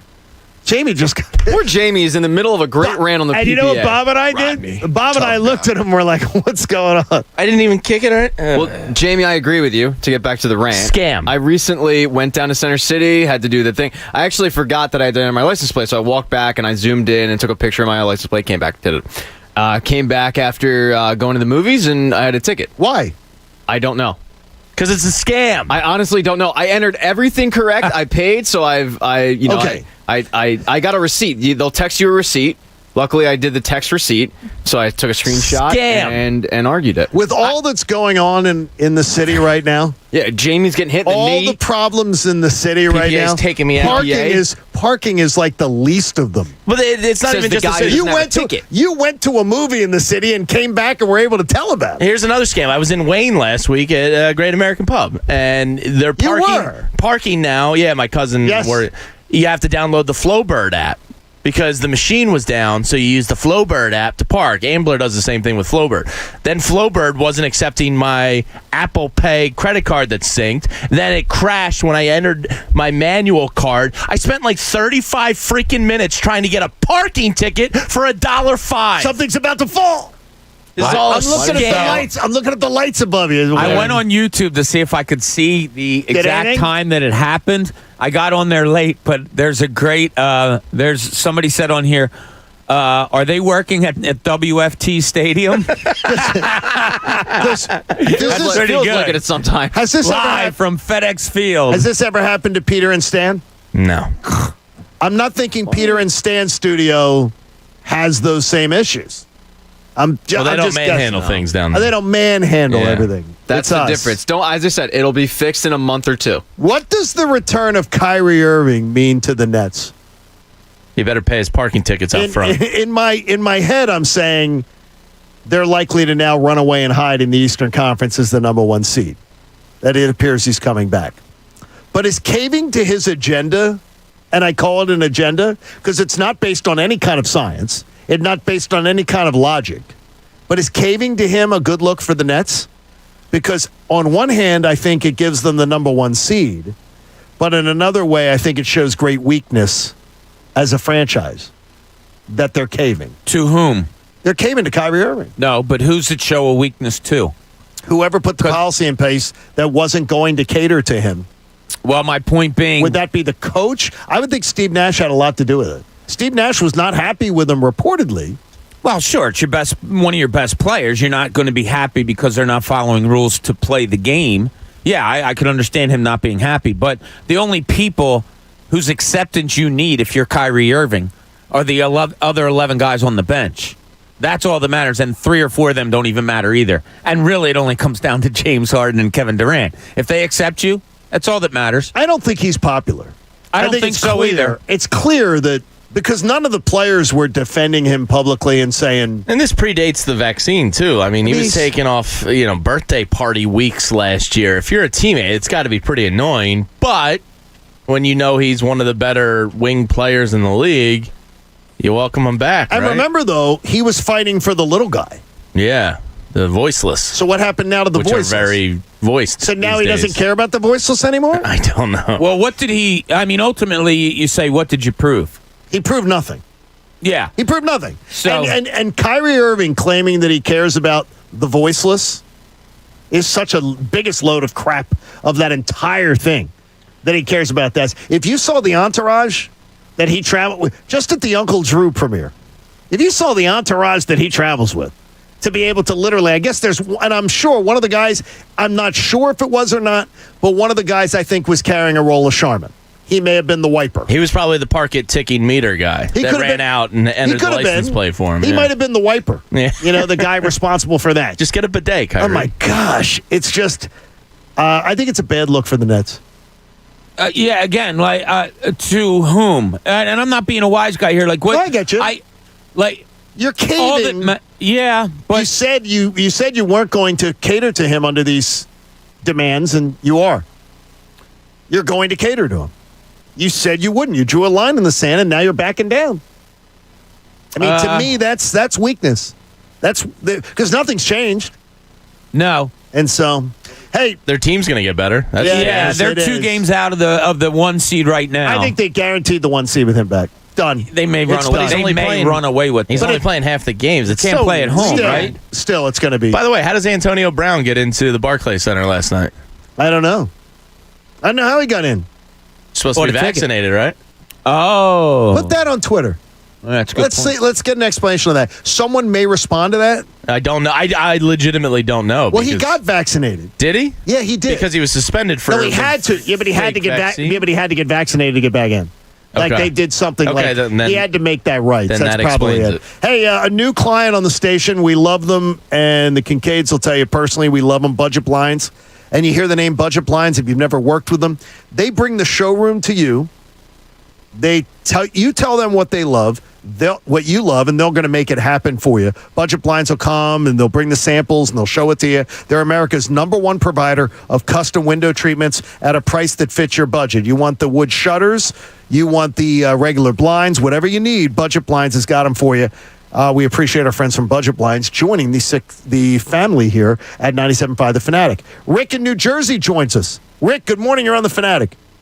Good morning, gentlemen. Happy New Year and a happy anniversary to your show. I love listening to your show. Thank you, buddy. I have to debate one thing when you say mediocre. The first 7 games, they were 2-5. But if you really look at the stats, and then the next 9 games, they were 7-2. They lead the league in rushing at 163 yards an average per game.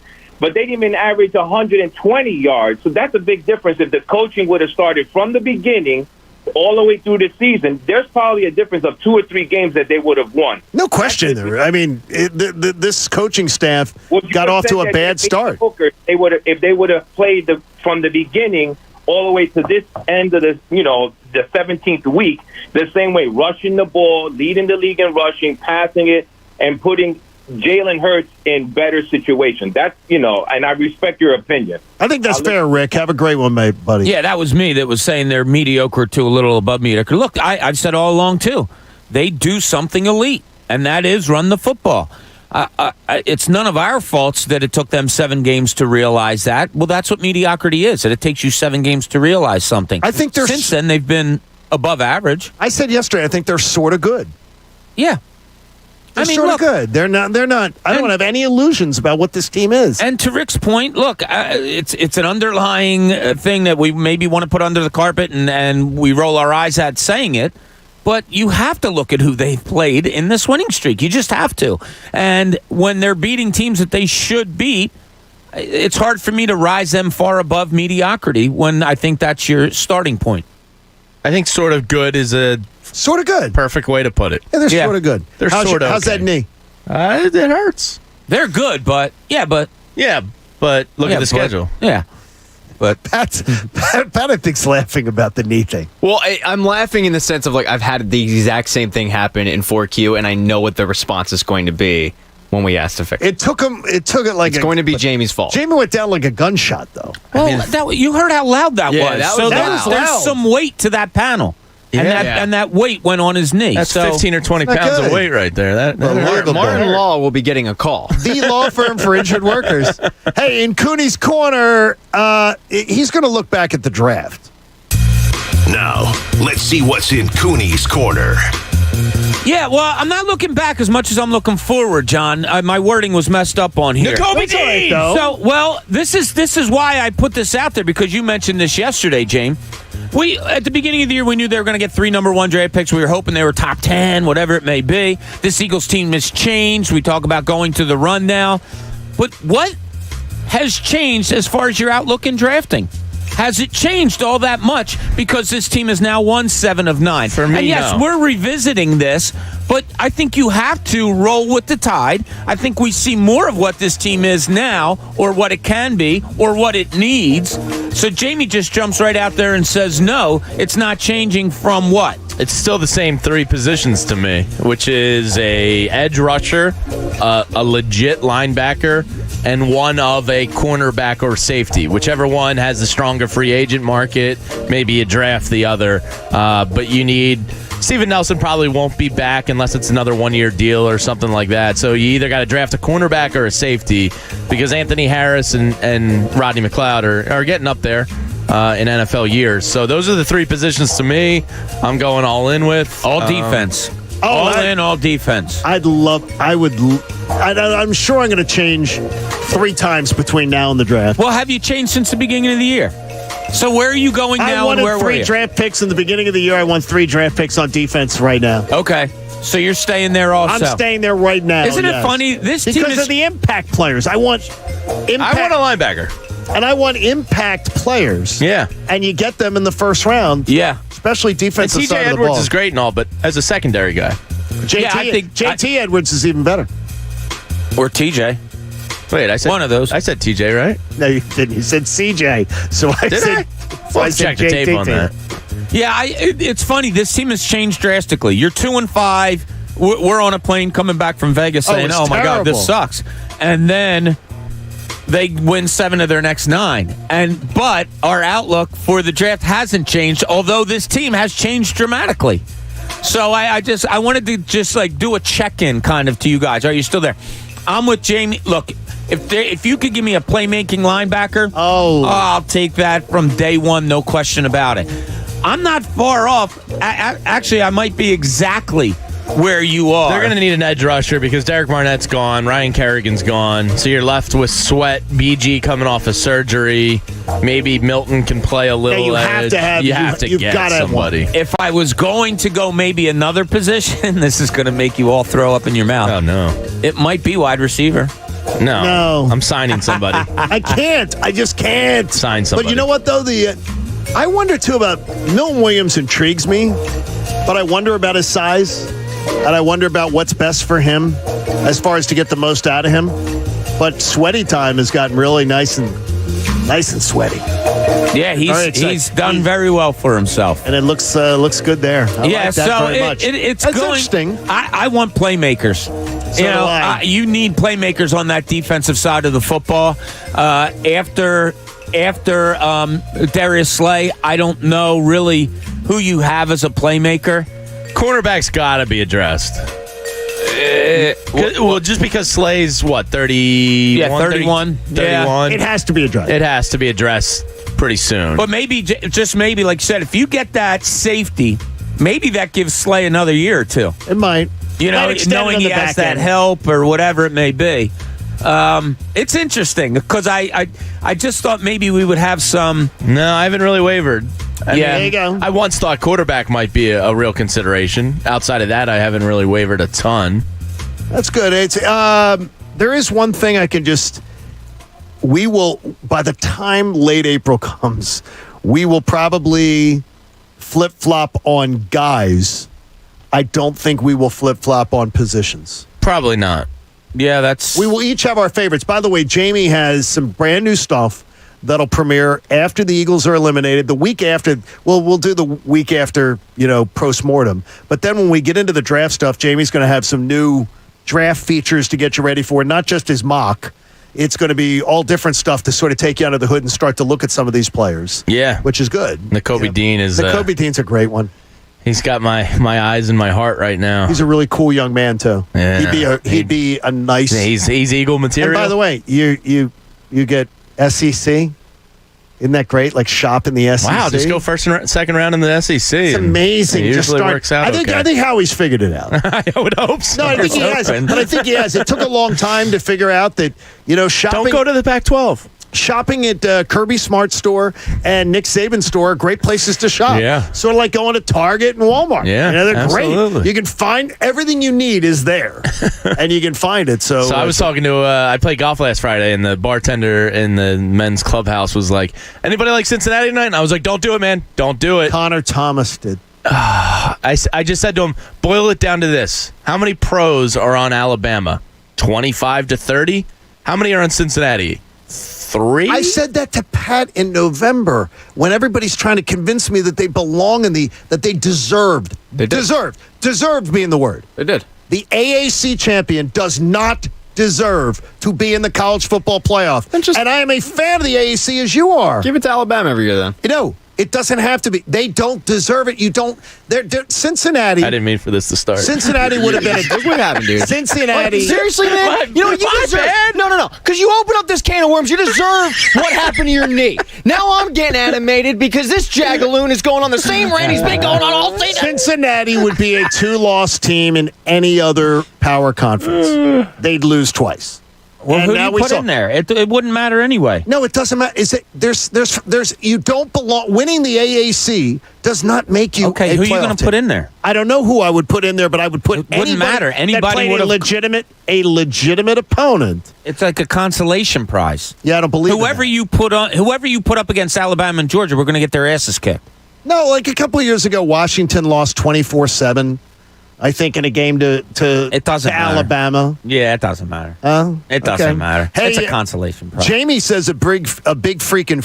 Whew, thank you, Aaron Rodgers and the Green Bay Packers. Thank you. If you had stumbled and lost to the Vikings on Sunday Night Football, and you were heading in, or all of us were heading into a Week 18 do or die playoff situation with 12 or 14 guys on the COVID list, could you imagine the narratives this week? It would be hell. We would be in agony right now. Thank you, Aaron Rodgers. Look, is this too good to be true?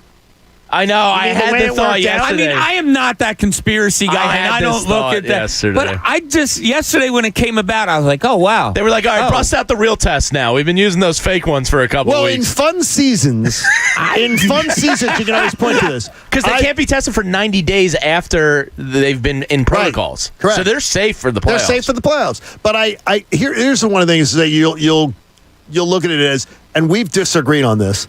I believe the Minneapolis Miracle was a reason the Eagles had a parade.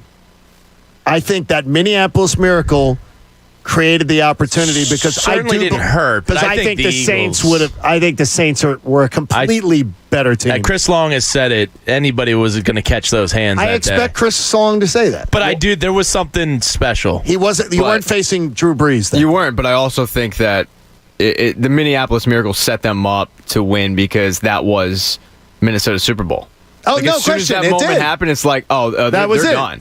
I think that that Keanu O'Neal, other than having great choices in buying houses, I think Keanu O'Neal kneeing that ball, right before halftime and giving the Eagles 3 extra points helps them beat the Falcons. Oh, that was the turning point of everything to me. I mean, that was a huge Yeah. Huge turning point in that game. And Foles started to play better after that. Foles went on a run for 2.5 games, the likes I've never seen. So when we look at this, the way this broke out. Thank you, Aaron Rodgers. No, broke out. I mean, but it really did it.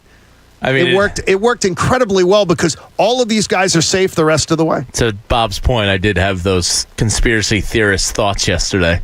Oh, all of a sudden, 12 guys now? It crossed my mind. Now? I have to say, it crossed my mind. Yeah, but it's independent testing. I know. It's independent. I don't believe it, but I thought it. No, I get you.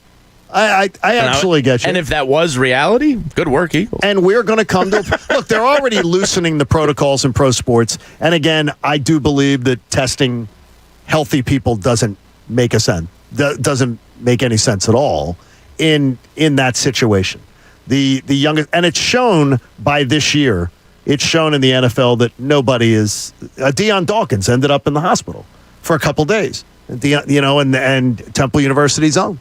We both love him. Pat, on that we can agree on in the AAC. Yes, we can. We love Deion. And Look Coach at Weezy. us. And Coach Thank you for Weezy's listening back. to the show. And Coach Weezy's back. He's back. Weezy's back, baby. The best. Weezy C. One of the best offensive line coaches, I think, in the country, is now back. And that's going to help. And Deion Dawkins will tell you that, too. So we will have a lot coming up in the final hour of the show. I'm so go many ice things. my knee real quick. I'll be back. Yeah, I got to tell you, if you, I would walk with a pronounced limp. Yeah. I would say because there are cameras. By the way, if I went over the railing at FedEx Field, my neck, my back, Dan Snyder. You wouldn't do that. Like a bitch. You wouldn't do that. I wouldn't imagine you ever. It would cross my mind. I'll tell you what, out of the 5 of us here, that Jamie would do that? I don't believe he might be most likely. One guy had to go to a virtual. He had a neck he got put in a neck And brace. a photographer that was standing He there. lost just like a got railroaded. $20,000 camera, too. Yeah. Wait a minute. Wait a minute though. So the one of the railing people had to go to Virtua over in Mount Holly. And, when? Sunday night. I mean, they fell 6 feet. I don't think anybody's faking anything. One girl said if I go over and my wrist is hurting, I'm going to go get it checked out. It has nothing to do with money or anything. The one girl said she has a bruise from her hip to her knee. I got you. Yeah. So do you. Yeah. John Kincade Show. We're going to take a closer look at the teams the Birds beat coming up next. John Kincade Show on The Fanatic. And you know what, John? I know a lot. What do you know, I Bob? got to tell you about Come on, Bob. What do you know? Because I Tell love us. FanDuel. I know you do. It could be your ticket to Super Bowl. Refer a friend on FanDuel Sportsbook in partnership with Valley Forge, and you'll be entered for a chance to win an all-expenses-paid trip for 2 to Super Bowl 56. All you have to do is share your exclusive referral link from the app. Once your friend places a bet of $10 or more, you'll both get $50 and be entered into the Super Bowl sweepstakes. It's the best time of the year to bet football. Playoff time. Here it comes. You might want to take a week off this week, except for the big games. But you know why FanDuel is so great? Because it's easy to use. They have great offers, and they pay you in as little as 2 hours. Sign up with promo code Bob for your first bet. Bet risk-free up to $1,000. That's promo code Bob. Download the FanDuel Sportsbook app and refer a friend for your chance to win a trip to the Super Bowl. 21 plus and present in Pennsylvania. Void where prohibited. Restrictions and wager requirements apply. See terms at sportsbook.fanduel.com. No purchase necessary for the Super Bowl ticket promotion. Super Bowl promotion ends January 9th, 2022. Gambling problem? Call 1-800-GAMBLER. The John Kincade Show. You're a middle-aged man. You can't be a DJ. On 97.5 The Fanatic, Philadelphia. Hi, this is Taylor Morgan. Years ago, I made a decision that would change my life forever. I attended the Connecticut School of Broadcasting. I wasn't sure exactly what I wanted to do, but radio and TV sounded like fun. Well, it turned into a career that has lasted more than 30 years and has given me opportunities that I never would have dreamed possible, like broadcasting from the Olympics in Nagano, Japan. And it all started at Connecticut School of Broadcasting, which is now CSB Media Arts Center, with classes not only in radio and TV, but video production, podcasting, editing, all that is media. The hands-on training from broadcast professionals whose entire mission is to get you career ready, plus the job placement assistance, is priceless. And it all happens in 8 or 16 weeks. Train on site or online. There's a campus in nearby Cherry Hill, and they're VA approved. CSB Media Arts Center. Get your start. Visit gocsb.com. Kick off the new year with Xfinity and get fast, reliable internet for $29.99 a month for 24 months with a 1-year contract. And score 2 times the speed for the same internet price when you add Xfinity Mobile with unlimited wireless data. You'll save hundreds over Verizon. That's incredible speed at an amazing value, so you can keep new resolutions going strong. Plus, ask how to get $300 back and a 5G phone on us during the Xfinity Hello 2022 sales event. Don't wait. Go to Xfinity.com/sale, call 1-800-XFINITY, or visit a store today. Requires paperless billing and autopay. Ends 1/10/22. Restrictions apply. New Performance Pro Internet 200 megabits per second customers only. Equipment taxes and fees extra and subject to change. After term, regular rates apply. Compares monthly service charge for Xfinity 400 megabits per second to Verizon 400 megabits per second, each with 1 unlimited mobile line for a year as of 10/6/21. Reduced speeds after 20 gigabytes of mobile usage. What are your 2022 business goals? Simplified IT? More security? Dell Technologies has the expertise to help you. From transforming your digital workspaces to providing comprehensive end-to-end IT solutions. Get high-performance computers featuring Windows 11 Pro with powerful hardware-based security and savings up to 45% during Dell's New Year event sale. Get special financing through Dell Financial Services. Call Dell Technologies Advisor at 877-ASK-DELL. That's 877-ASK-DELL. Hello, everybody, and welcome back to Fansville, a college football utopia. Fansville. Where the lakes are stocked with ice-cold Dr. Pepper, and the autumn winds rustle with the sweet smell of football glory. And Dr. Pepper. It's a land flowing with onion dip, where even the food pyramid is shaped like a hot dog. Footlong. Where every yard gained is a yard worth celebrating, and every celebration is beyond excessive. With ice-cold Dr. Pepper. Return to glory this season with Fansville by Dr. Pepper. Grab some today. Cutting the price of your wireless bill feels good. Really good. Actually, it feels great. You should try it out. So cut your bill by switching to Straight Talk Wireless. Now offering our $45 Silver Unlimited plan with 5 gigabytes of hotspot and nationwide 5G on America's largest, most dependable networks. The $45 Silver Unlimited plan from Straight Talk. Straight Talk Wireless. No contract, no compromise. A month equals 30 days. See terms and conditions at straighttalk.com. 5G capable device required. Actual availability, coverage, and speed may vary. You probably wouldn't leave thousands of dollars on the table at a diner. Why leave thousands on the table with your tax return? Jackson Hewitt will help make sure you don't. This year, there are thousands of dollars worth of new tax credits. Your Jackson Hewitt Tax Pro will help you track down every last one, so you get your biggest refund guaranteed. Don't leave thousands on the table this year. Discover thousands of dollars in tax credits instead.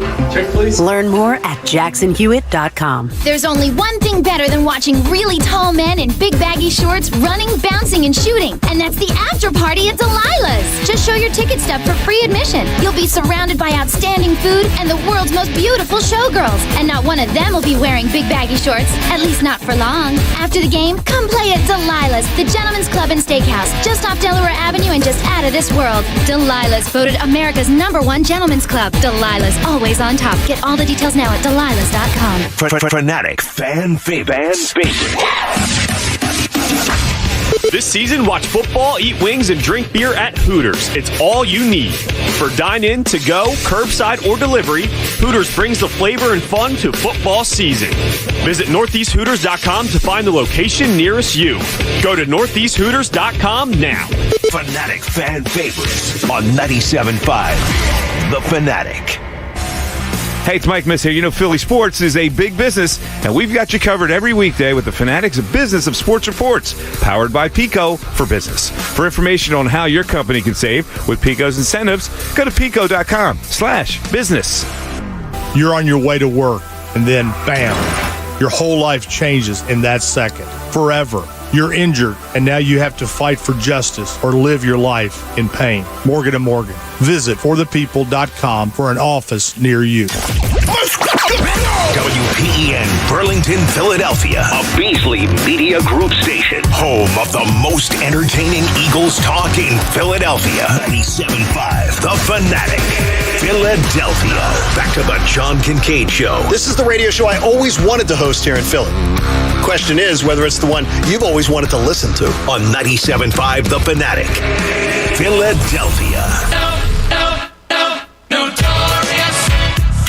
Oh, jeez. I'm always thinking I'm getting fooled into thinking that DJ Gregorius is coming up to let me down in a bad situation. Well, you said earlier you liked classic rap. Yes. This is 1980, what, Coach? No, this is 84? No, God, no. This No, is 94, this is a maybe. cover. Yeah, it's a remake. This is a cover of a song from 84. Yeah, it's Duran Duran. This is Duran Duran. Well, no, this is Notorious B.I.G., but the Well, I original understand. is Duran Duran. The end one was, this We're is not a talking cover. Duran Duran. No, this was a cover of a Duran Duran song that was turned into a rap.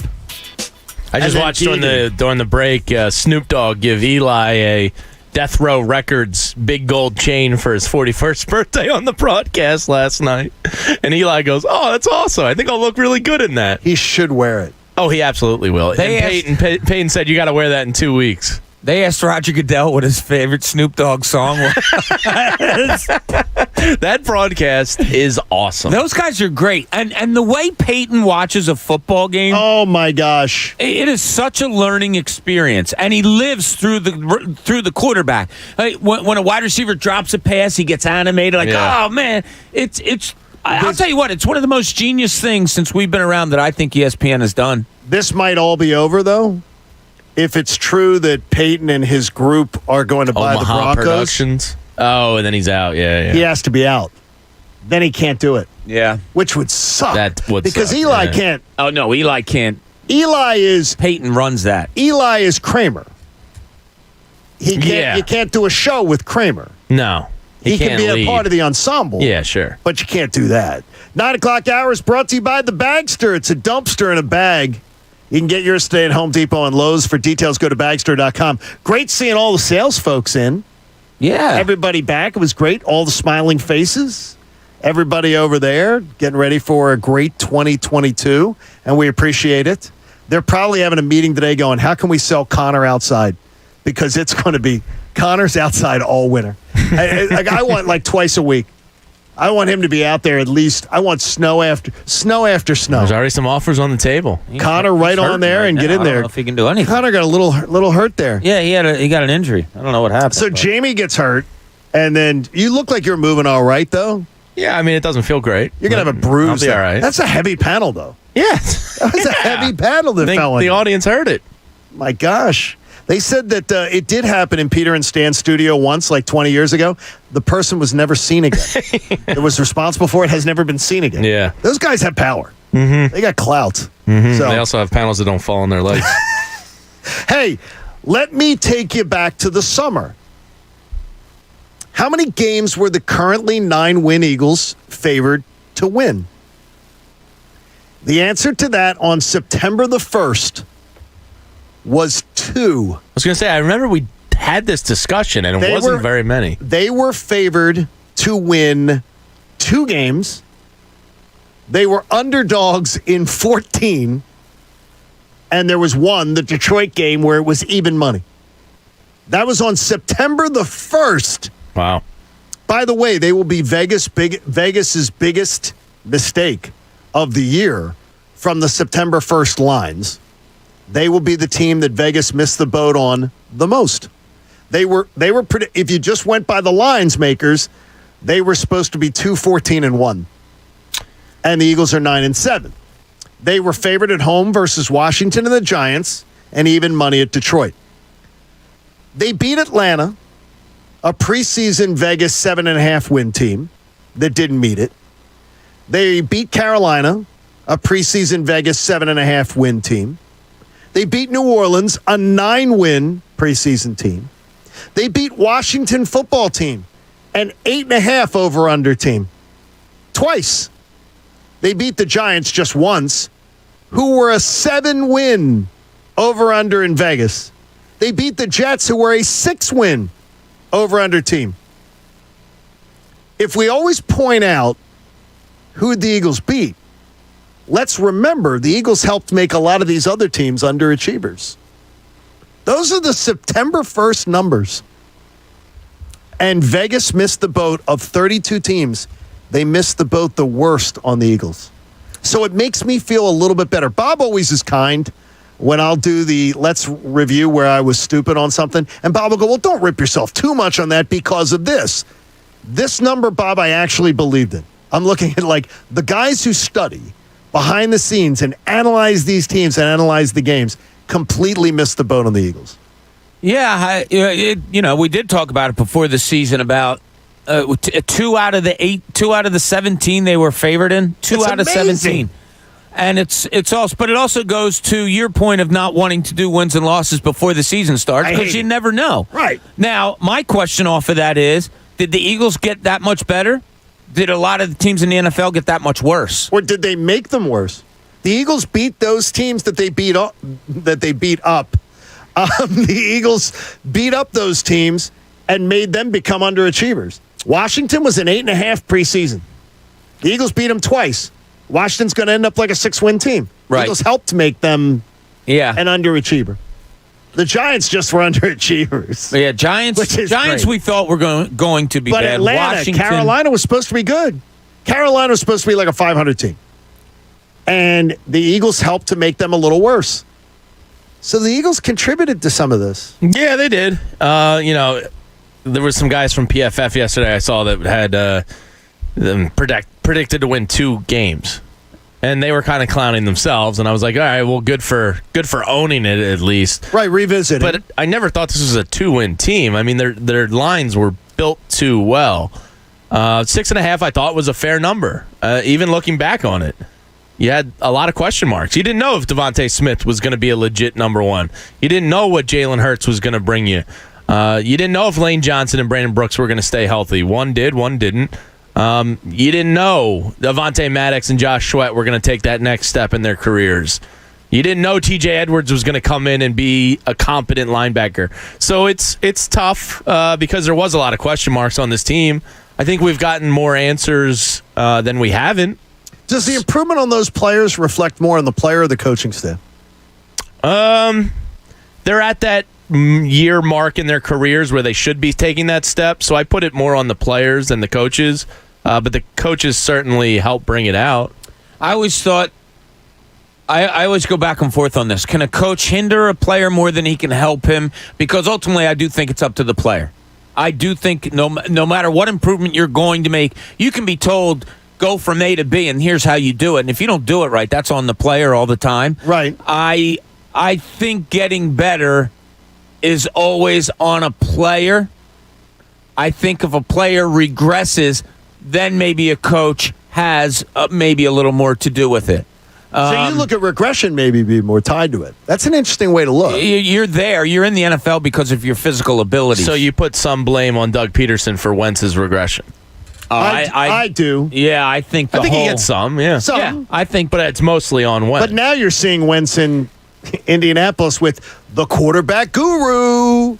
Oh my gosh, there's no way. If Frank Reich was here, the Eagles would have won 3 Super Bowls, which is total crap because Frank Reich has the same record that Nick Sirianni has with a much better roster. And he's 9-7. Well, he's hindered by a quarterback. He's not the genius. He's not this just the overhyping of Frank Reich. I mean, he's 6th or 7th in odds for Coach of the Year, so he's done a nice job. 9-7. They started out crappy, just like the Eagles did. They did, but they dug a hole and dug out of it. I don't celebrate the guy when the building is lit on fire and you had a big part in it being lit on fire, that you grab a hose and put the fire out. I don't credit you. You're like Nick Sirianni doesn't deserve Coach of the Year this year because he hindered this team, and we were calling it, and writers were calling it, and national media was calling it with horrendous thought process. Let's have Jalen Hurts drop back and throw it 40 times a game. Let's just do that. Didn't make any sense. Yeah, and I've never seen such a dramatic change in schemes as I have in this team this year. I mean, it's like the 76ers going from Joel Embiid to a running game and taking him out and just having a total different game. You know, it's the likes of this are unbelievable. John, you were on it from the beginning. Why are they asking him to do so much? Why is he involved in 90% of the plays or whatever the number was up to when you were saying it? And then they completely took the ball out of his hands. He was through 6 weeks of the season. Through the 6 games, there was no quarterback in the NFL who was controlling more of every single play for their team. Yeah. The second place person who was 4% behind him was Tom Brady. Yeah. That was a stupid strategy that nobody could have bought into. And it wasn't that you tinkered with it a little bit. It wasn't that you dialed it back a little bit. No, you took it all away. You went from averaging 38 passes a game over like a 5-game stretch to 18. I mean, the numbers are ridiculous the way they took the ball out of his hands from throwing the ball, Jalen Hurts. And I'm not saying that in a bad way because it's successful. They've won 7 of 9.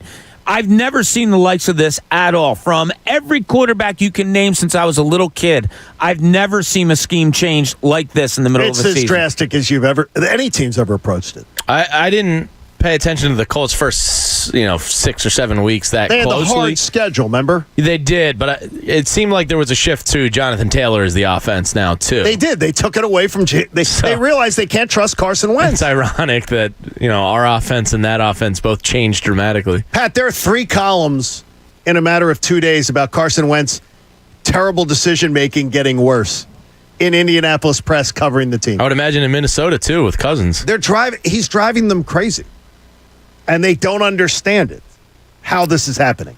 Yeah, I'm not going to sit here and act like I've watched a ton of Carson Wentz this season because I just don't care. All I cared about was his playing time, and now it's lose every game. But to the Eagles, you got to give credit to Sirianni in the sense of he didn't do what 99% of coaches, especially in their first year, would do, which is they just stick with their game plan. They stay the course even when it's not working. And I think Sirianni saw a locker room with a bunch of veterans that he was about to lose. You had Fletcher Cox coming out and questioning the scheme. You had Jason Kelce kind of giving looks like, what the hell are we doing? On the field. Yep. And he said, look, I have to change or I'm going to lose the most important part of my locker room. And that is what I give Nick Sirianni the most credit for. Because I feel like a lot of coaches would go, nope, this is what got me to the dance and this is what I'm going to stick with. And we'll write. They would be Joe Judge. He would be sitting up there telling me that. He keeps doubling down. Yeah, all of these players are calling him up, wanting back. Like, dude, no, they're not. He changed it up. He drastically, and it's worked in their favor. I admire that too, though, very much so. Because Nick Sirianni's paid to win football games, and he finally figured out, okay, I'll go off of what I want to do or whatever my strategy. His strategy was terrible. Yeah, through 6 weeks, it was horrendous. He was going to change that Raider game. That would have been the first one, but then Sanders gets hurt. And that first drive was a work of art. Oh, it's getting under center. I mean, we were sitting there. We noticed it right away. Before you went to see Brian Westbrook down in the private area. Yeah, that was at halftime. When you left us. Yeah. I mean, you definitely felt that way. Had people to go see, Sometimes Pat and I just... When Bert and Ernie exited. That's it. And left us. Rubber Ducky. Little did you know Rubber Ducky is our code name for Brian Westbrook. We had no idea. Brian Westbrook, by the way, a picture this morning of the horse barn. Mm-hmm. Oh, my gosh. Yeah, it's beautiful. I mean, it looks fantastic. Of the what? Of his horse barn. Oh, horse barn. I thought you said do they call it a horse barn? Yeah. I guess they call it a horse barn. Yeah. It's Westbrook Farms. But this thing looks like He once promised me a Westbrook Farms t-shirt. I never got it. It looks like a 4 or a 4.5 star hotel. Buy one. Can you? Sure you can. I'm sure. I don't know if you can. What, you think he's selling them on there? Yeah, he's not hawking them. Patty's a Villanova guy.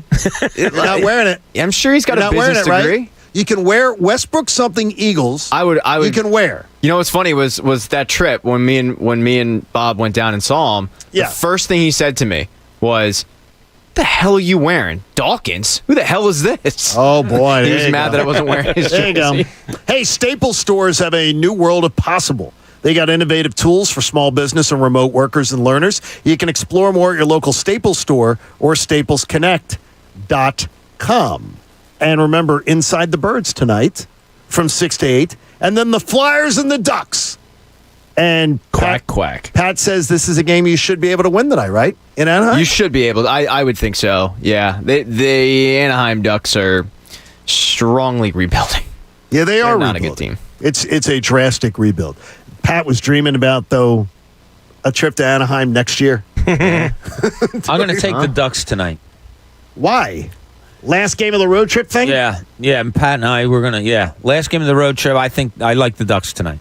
Ooh. You know what? Your philosophy isn't off at all. I didn't have one. I just said. Out. No, but the last night of a road trip. John said that. I didn't even know what. No, but that's what I was thinking. No, you're the one who's taught me more about road trips, though. Yeah, the first game back, watch out for that. And sometimes when guys you say have their eye on going home. Yeah, it's they've been away for a while. They have been away for a while. The fact they haven't played since New Year's Eve. Yeah, and they played. And they were in L.A.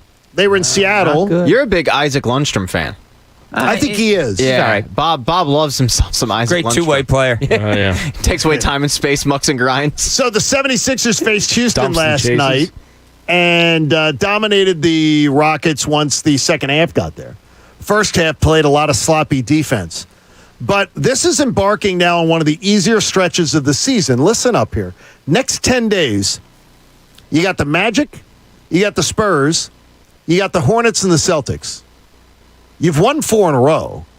You got a chance to you win 3 out of 4 of those or sweep them all. Should be a 3-0 week. I would say, well, with those 4 games coming up, Magic, Spurs, Hornets, Celtics, in the next 9 days you play those 4 games. I think you'd be feeling pretty good about that's 10 days, excuse me. You're going to feel pretty good about that. You win 3 out of 4 of those or 4 out of 4. You've already won 4 in a row. Then maybe our whole perspective changes. I'm still not going to be able to enjoy it. Maybe I'm in a minority here. I recognize they're a good team even with what's going on. I can't get enthusiastic even about a winning streak. I just can't. I'm sitting here watching my organization get hijacked by a player, and it's taking all of the fun out of it for me. I'm with you, James. All of it. So you feel the same way? Same exact way. That's even with the winning streak, I go, they're not an elite team. And the fact that and it's because of Ben Simmons. So as Jamie says, they're hijacked. And Embiid should be so enjoyable right now. This should be fun. He is, though. I enjoyed it last night again. I'm going, okay, yeah, that's great. Where's his help? That's all I view it as. Like, how far do we really think they can get with their currently constructed roster? Well, I don't believe they're going to be currently constructed like that on March 1st. See, I do. But also, there's a chance, which scares me. I don't know because I haven't seen this currently constructed roster really play together this year. When was the last time you saw a Danny Green, Maxey, Thibault, Korkmaz, whoever, all available on the same night? It's very rare. Like, we never see it. And I'm convinced. But you're still missing a max contract player. No question. And that's gonna handicap you at soon. I wonder if Daryl Morey, I don't know this, I wonder if Daryl Morey is also waiting to see, all the guys that I just mentioned, waiting to see his full team together before he decides, okay, this is what we need. He hasn't. I like the long play of this because if anything showed you last year, you don't need to be the 1 seed. You don't need to be the 2 seed. You can win the NBA championship as a 3 seed. No, but you do need a Robin. Oh, no. They're going to need our Batman is Robinless. Yeah, Tobias Harris, I know we're going to put him down a little bit. Something's wrong with him. Something's up. I'm not convinced that he's right. What do you mean? I don't know. Physically, mentally? Yeah, no, physically. Mentally, I'm thinking he's not right. Well, what he did last night. He's distracted. Doc's been riding him too this year. Doc has been riding him. There's no question. He's reacting weirdly to the fans. He's given up on plays that I've never seen him do before. He doesn't look full speed ever. He doesn't. He doesn't look like, I don't know, I'm just an outsider looking at it. I don't know if maybe the sickness is still hanging with him like it did Seth Curry last year. He just doesn't look right to me. And it's not just bad play. It's something's not right. And I don't know what it is, but that's just, outsider looking in once again. He doesn't look right. But I'll tell you what, if you're not cued in on Joel Embiid, you say none of this is fun. Him. I can't enjoy the team. He is so much fun to watch right now. He's one of my favorite athletes ever. I love watching him play basketball. There's a confounding thing with this year's Sixers team that's bothering me is they play either lackluster or uninspired at home. I mean, I think they're under 500. I believe they might have set an unfair precedent the last 2 years being but dominant. I believe they're under 500 last time I looked. Yeah, it's just such a weird year. Like last night, but the other good teams in basketball aren't. I don't know. Yeah, last night they outscored a depleted Houston they're 7-8 at home. That's ridiculous. Yeah, that's not good. And they're 13-8 on the road. That's weird. Yeah. I mean, the Sixers have been so dominant at home. Yeah, now they're flip-flopped. And to be 7-8 is terrible. I mean, that is absolutely terrible. It's not good. It's LA. And last night, they outscored Houston by, I think, 21 points in the second half. What really good teams do, if you're a consistently good team, you outscore them by 21 in the first half. It's boom. You come out, you play your game, much to like you said, John. They're playing kind of lackadaisical. You come out and you let Houston know right off the bat, nah, not tonight. And you just roll them early, and then you play it out. Last night, you're down. I think they were down 62-6 or whatever, 63-62 at half. You're down one. You let up a lot of points. Then you have to give the effort in the second half to go ahead and do a little bit of a steamroll. But really good teams, they do that right out of the gate. You got to get to the 3 seed. And that's all I would worry about is just get to the 3 seed by the time this whole thing is done. Get there to 3 and be in that position where you don't have to worry about facing, a Nets or a Bucks right off the bat. Which you could right now. Yeah, I just hope something happens so I can enjoy my basketball team again. I got you. I like how they've played this because I don't like blinking. I don't like the panic move. But again, that's assuming you get something better down the line, and there's no guarantee there. No, that's absolutely true. So it's a risk both ways, however you cut it. But if there's enough guys who cover the NBA that have talked about it, that the deals were not there. Well, they might not be there this offseason either. No, they might not be. So you're risking it either way. I got you, point. But they weren't there. That I'm glad he didn't jump when. I'm glad he didn't jump for pennies on the dollar. Yeah, I really am. I'm wondering, my holdout hope is that Daryl Morey needs to see this team fully together for a few games and say, there it is. Here are the 2 pieces we need. Maybe he knows what's available in those pieces, and he goes and makes a move that makes this team better. Is it going to be the value that you were looking for? Probably not, but it's a move that makes this team better. That's what he has to do. His value is...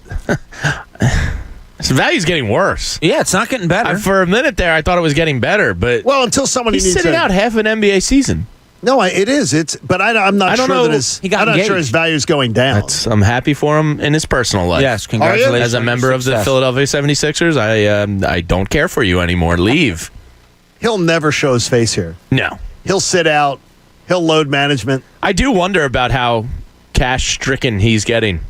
I hope it continues. I don't think much. I don't think I wouldn't be so sure about that. When you start losing, he's sitting on a Ritz-Carlton, a mansion in Morristown, a $17.5 million. I mean, he's going to have to liquidate soon. If you guys ever watched the morning show on Apple, yes, I have. The one character gets fired, and he's rich. I mean, he's on a morning show on a major network. And his banker calls him up and goes, dude, you can survive 2 years. Yes. He's like, how is that possible? He goes, well, you have 3 homes and you have mortgages and you have this and that. And you're right for Ben Simmons, but I think right now, I think he's in a spot where... Well, he said cash strap. Yeah, I that's don't think cash he's strap. broke. You think he's not going to end up on the street? No, but that's it. Hey, if he's smart, he still clips coupons. Hey, Mama Yama, let's go to Groupon. Hey, on a nice night out. You aren't hearing a peep about this story exactly as predicted. John Kincade Show on The Fanatic. My Park Sportsbook app has been smoking lately. Winning. Now, the month of November was losing. But I had fun. And the Park Sportsbook app, when you bet responsibly, it allows you to watch a game and make it a little bit more exciting. And right now, as we head into the best football games of the year, now the pressure comes together, but also the best teams come together. You can bet on individual player performances. You can bet on those games. The same game parlays are a game changer. And the real Philly sports fan will love the Parks Casino Sportsbook app. What you will love even better, though, is a risk-free bet. Yep, up to $500. Use my promo code Kincade when you download the app or go to parkscasino.com/PA. Your risk-free bet will be refunded in site credit. I want you to join me on the Park Sportsbook app. I have so much fun with it. Bet responsibly, bet small, win big. You got to be 21 and in Pennsylvania. If you have a gambling problem, please call 1-800-GAMBLER. The John Kincade Show. Listen, I like kids, but this is not a kids' environment. This is like HBO. No limits. On 97.5 The Fanatic. Philadelphia. It's a new year, and for all kinds of small businesses, that means a new start. Whatever the year ahead holds, now Comcast Business is making it easy to get going with the Ready, Set, Save sale.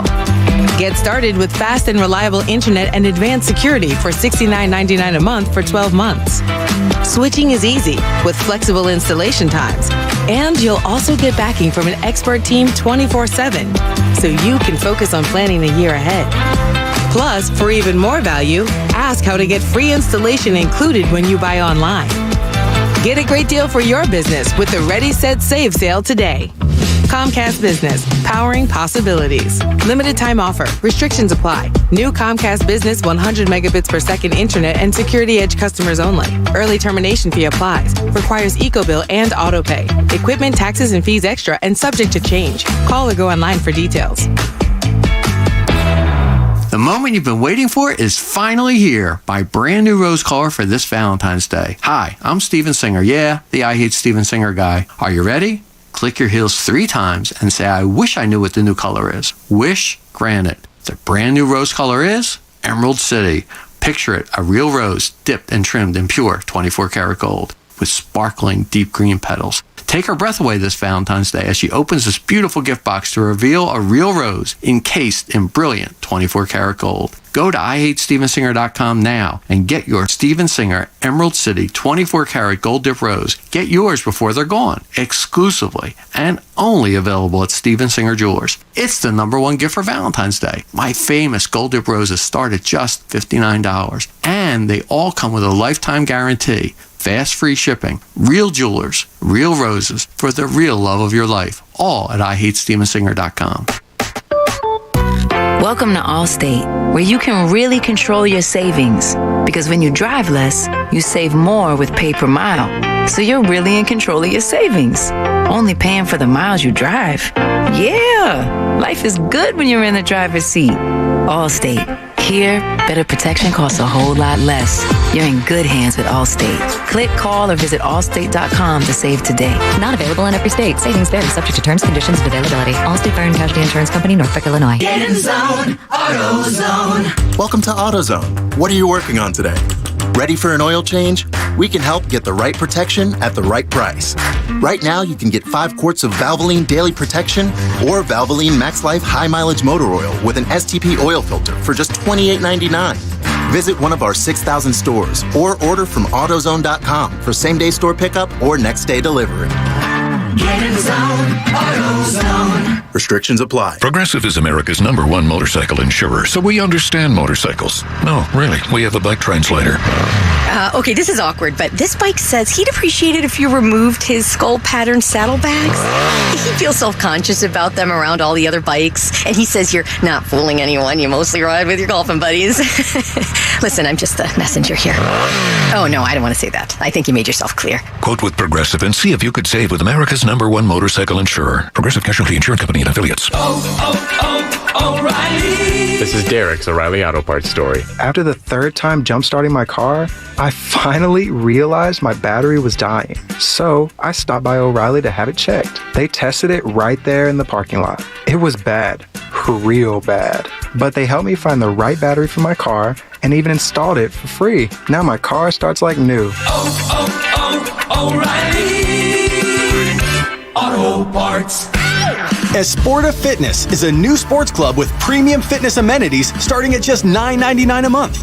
A personal fitness journey should never be compromised, and Esporta Fitness gives you access to a workout community that will push you and state-of-the-art amenities to inspire you, all for a super low price. Get a free 3-day pass to an Esporta Fitness near you at welcometoesportafitness.com. That's welcometoesportafitness.com. Premium fitness for as low as $9.99 a month.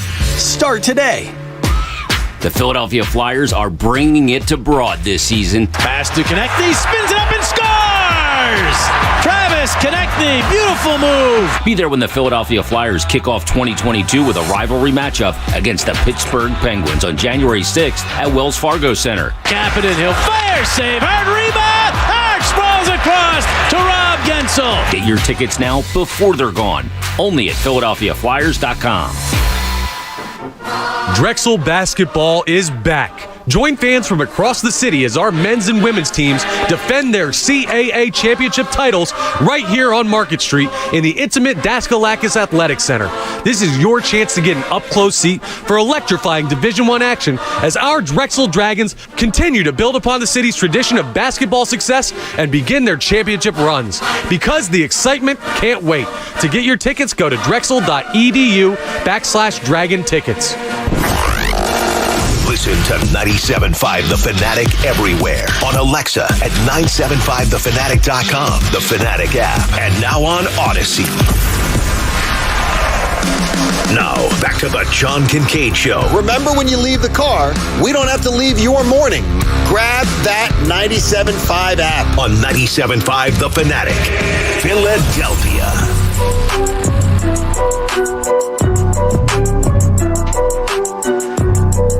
John Kincade Show on The Fanatic. Remember, Inside the Birds is tonight from 6 to 8 p.m. Our man Dan Fritz puts up a tweet from Fox 23, wherever that is. And I'll just hold it up for our YouTube audience so they can see it. And Bob and the guys, Jamie, driving on snot and ice. They put on the news how to drive on snot and ice. Somebody messed up. W isn't even near T on the keyboard. That's what I don't get either. It's two away if you have really fat fingers. Now, or is that an autocorrect? But who uses the word snot that much that it would autocorrect? It's like the you look at someone. What's the word for you on the autocorrect that pops up all the time? You have to fix duck. B. Duck. Yeah. How many times are you typing duck? The iPhone needs to stop with duck. Yeah. The iPhone. The iPhone at times. We're and we are. Okay. That drives me nuts. The iPhone ducking sucks sometimes with the autocorrect. Let's just say that. Duck. Yeah, I'll say to people if they send me and I'll say, "Oh, you're the best," and it always comes out beat. You're the beat. It changes best to beat. There's some of these that aren't good. At one time, Christina used Olivia had a drum fall on her head in music class. Mm-hmm. Oh. So at school when she was in second grade or whatever, and this drum fell on her head and she got bad concussion. And so they were taking her to the hospital. So she just speaks into the phone or dictates it, and I get the text, going to the hospital, Obama dead. Instead of Olivia got hit on the head. Oh, well, Olivia got hit on the head, somehow became Obama dead.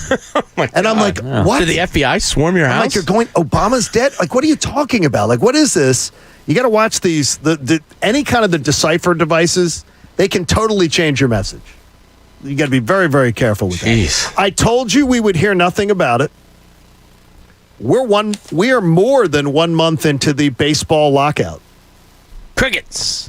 We're five weeks tomorrow. Jeez. Do you know how many times they've met? Once. Time for 30 minutes? Once. Have you heard a peep about it? Nope. No rush, John. No rush. Exactly as predicted. They don't care. They don't care. Passon said February 1st is the first time you should start to have concerns. Okay, well, we are now less than 4 weeks from that. Yeah. It's important to note, though, that yesterday payrolls were down in Major League Baseball 4.6% in 2021, the lowest Major League Baseball payroll since 2015. Now, to me, this is the owners wising up. I don't look at this as a bad thing. The owners have stopped with the ridiculous contracts, the stupid contracts that these large, extended, crazy contracts are getting fewer and far between. And the Players Association is going to use this as to say, hey, see, they're spending less money. I say they're spending less stupid money. I think it's common sense finally came in. They stopped giving pitchers 8-year contracts. The market for free agents, instead of going to 6 years and 7 years, became 3 and 4. Unless you're really, really good, and then you get 12. Right, and then you can do what you want. So I think that's the way it always should have been.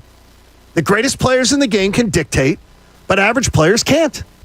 And they wouldn't be able to get these mega contracts that have been gotten in Major League Baseball. It's shocking, though, there's not even a peep. No, it's bad, because this is what we talked about before this happened. They were on the fringe of losing so many customers anyway, because the sport was becoming boring, because kids, just aren't into baseball anymore. I think, John, you gave out the numbers about how bad it was amazing on television. And so baseball had to know this. And we said before this happened, it could be 94 all over again, where you're going to lose a whole bunch of people, and they might not come back very soon. Well, the fact that there's no outrage from fans, that they're not even talking to each other. It hasn't even been a subject. I haven't even seen a side story in a Sunday paper or anything, however you get your news. Nothing about an update on anything. Nothing. I think the reason being the NFL is interesting in its offseason.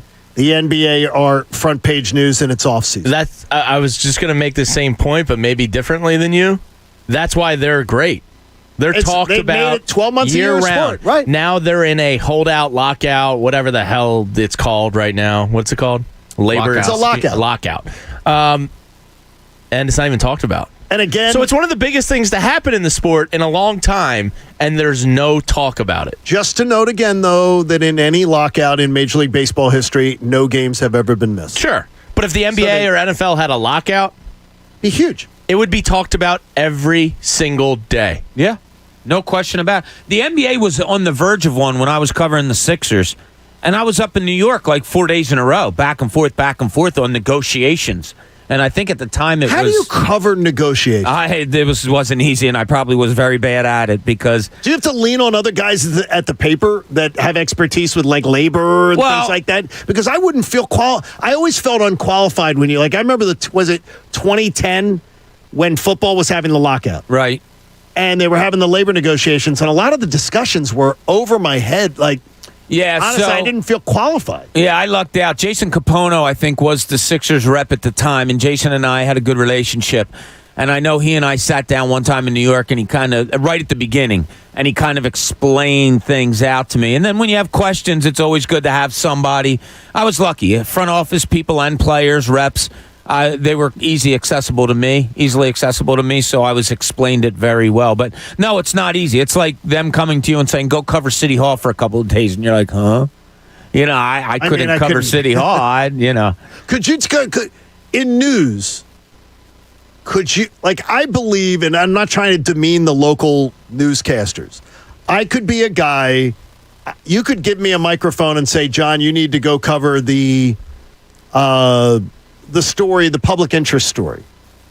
The one about the community. Here's a feel-good story about things like that. Like Abbott Elementary, the new show on ABC. Exactly. And it's based on this grade school. Go talk to this I could do something like that story. Yeah. I don't even think I could do, though. People are like, I could go cover a shooting.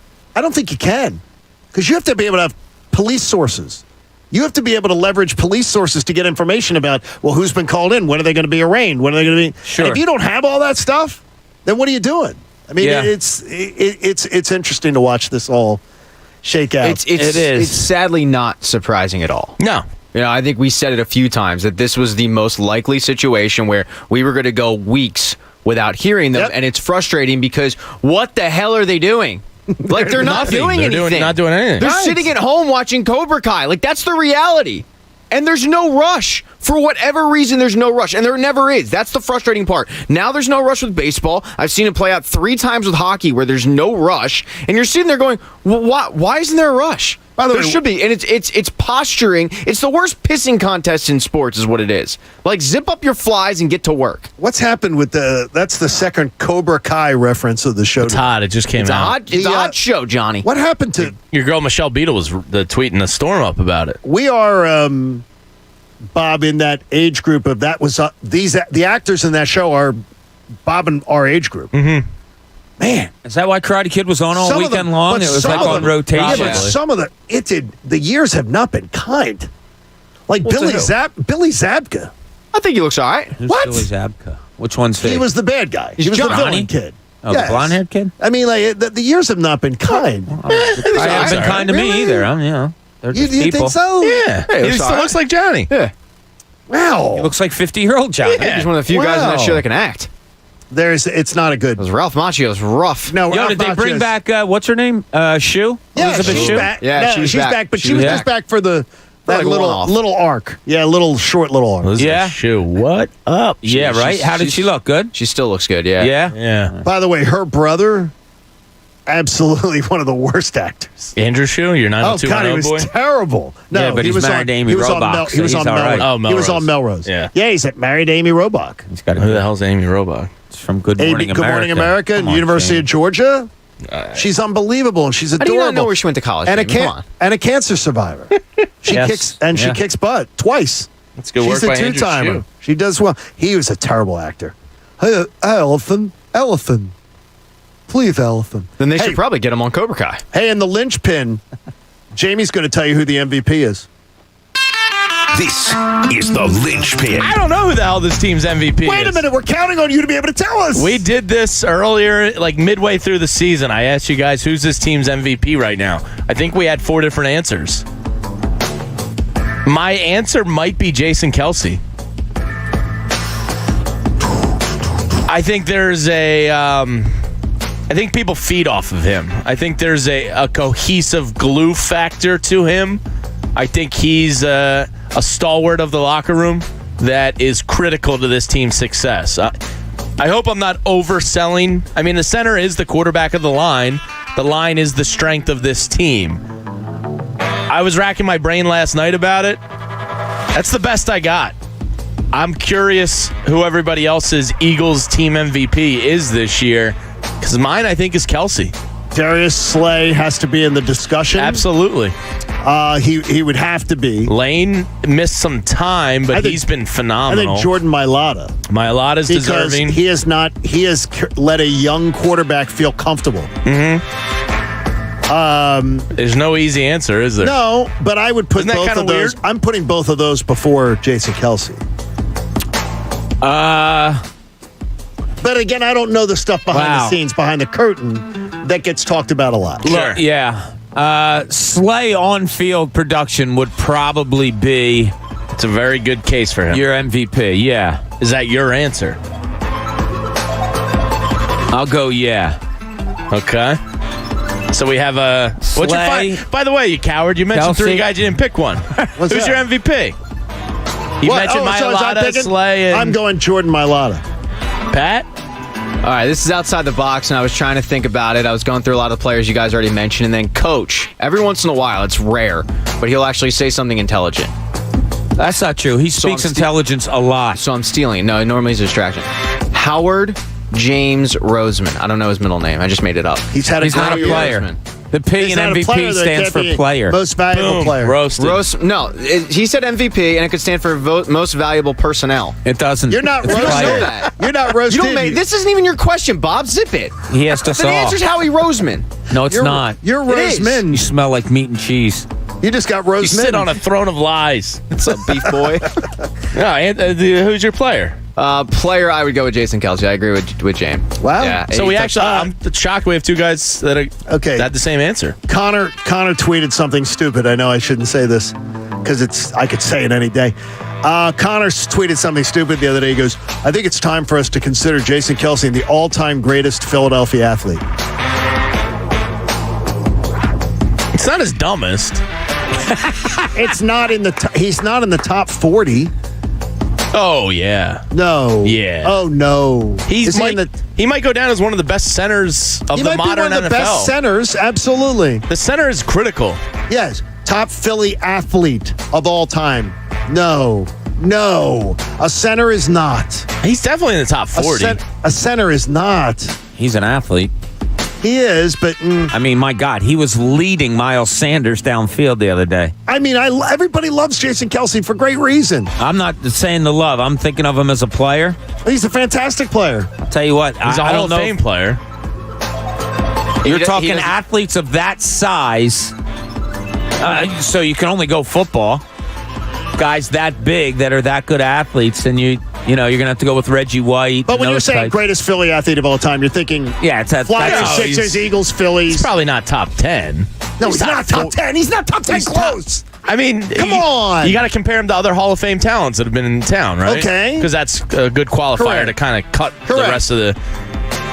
I mean, T.O. did play in this city, and T.O. is the definition of an athletic freak. He got bored one day and decided to go join the Kings I Summer think it's League just team. Philly athlete, meaning guys who play. I think it means Flyers, a career. Sixers, Phillies, Then Eagles. John's right. He's not in the top 10. He's not. He can't be. No, I said he's not in the top 10. But he can't even be in the... He's in the top 40. Wow. He's a Hall of Fame lineman for a decade plus. Everything that guy just says is bull. Wow. I got a number on that. It's an interesting one. Connor, though... Isn't it weird that there's no clear MVP? Well, what does that speak to? Mediocrity, or does it speak to just good a overall good team? roster? I think it speaks to mediocrity. Okay. See, to me, now maybe I don't want to take it negatively, but I look at it as negative. I take it as it speaks to the mediocrity of the more mediocrity. And yeah, because it should be the quarterback that wins the MVP. And it makes me think more. It makes me think more of Nick Sirianni and his coaching staff.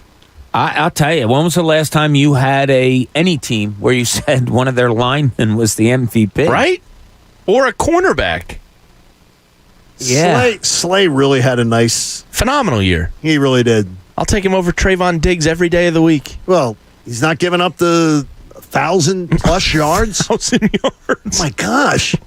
I mean, he's really... I hope the Cowboys get the Rams just so Cooper Kupp can put up a 418-yard, 3-touchdown performance on him. He's being targeted. Yeah. You know, they're throwing after him. You know what's crazy? And you brought up Mailata. You know how big of a Mailata fan I am. I know you are. But Mailata, Lane Johnson, Brandon Brooks, Landon Dickerson, they were all out at one point. And whoever the replacement was filled in and did a good job.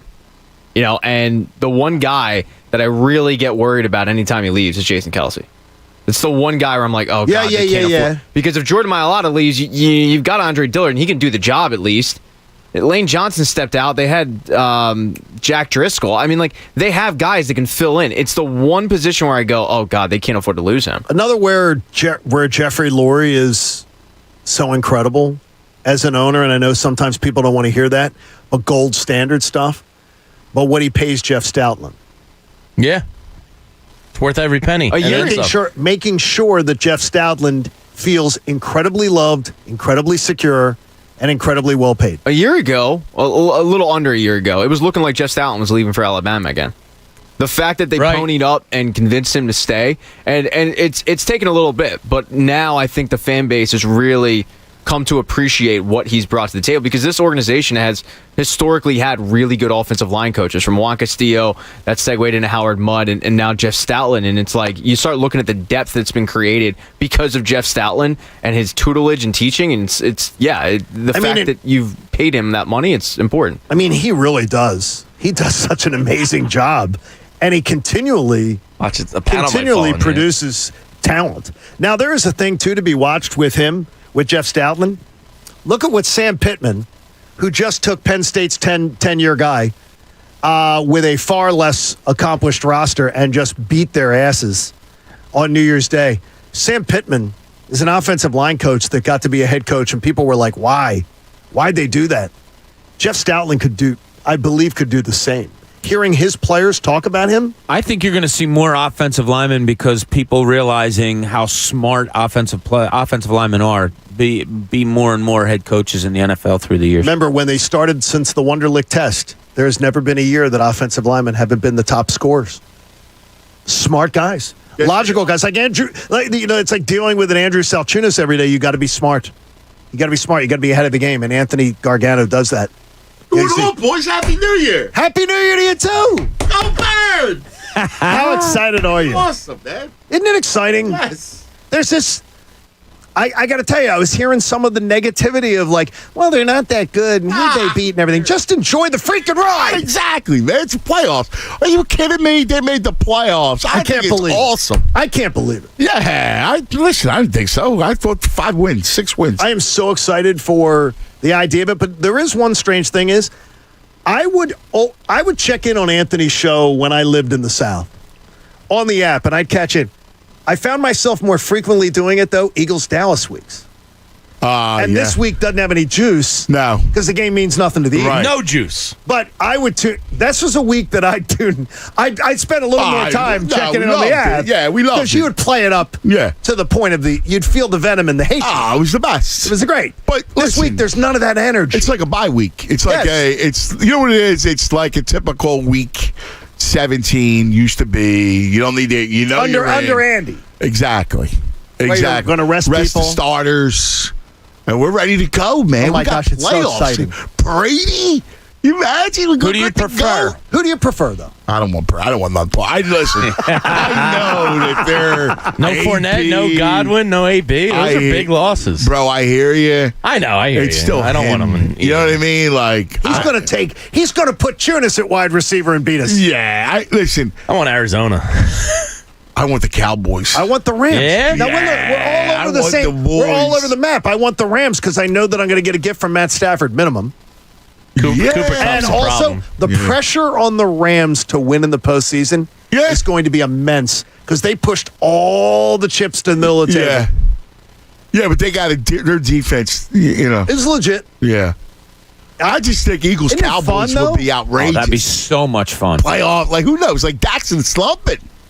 Slumping. They would be. Ooh. No Gallup, no. I don't think Cuz would sleep that week. Oh, Not that you sleep to begin with. Not that you sleep much to begin with. How great would that be? Oh, my gosh. In and you knock off, get Dallas. Oh, Dallas in a playoff? Are you kidding me? This city be on fire. If there was odds on Cuz's sleep that week, you could find it on PropSwap. Prop swappers are finding the best odds in the country because they're buying directly from other bettors like yourself. Go to PropSwap.com and download the free app. Under 3 hours, 45 minutes. Oh, my God. I'm betting the under. If it's Eagles-Cowboys week. Stone under.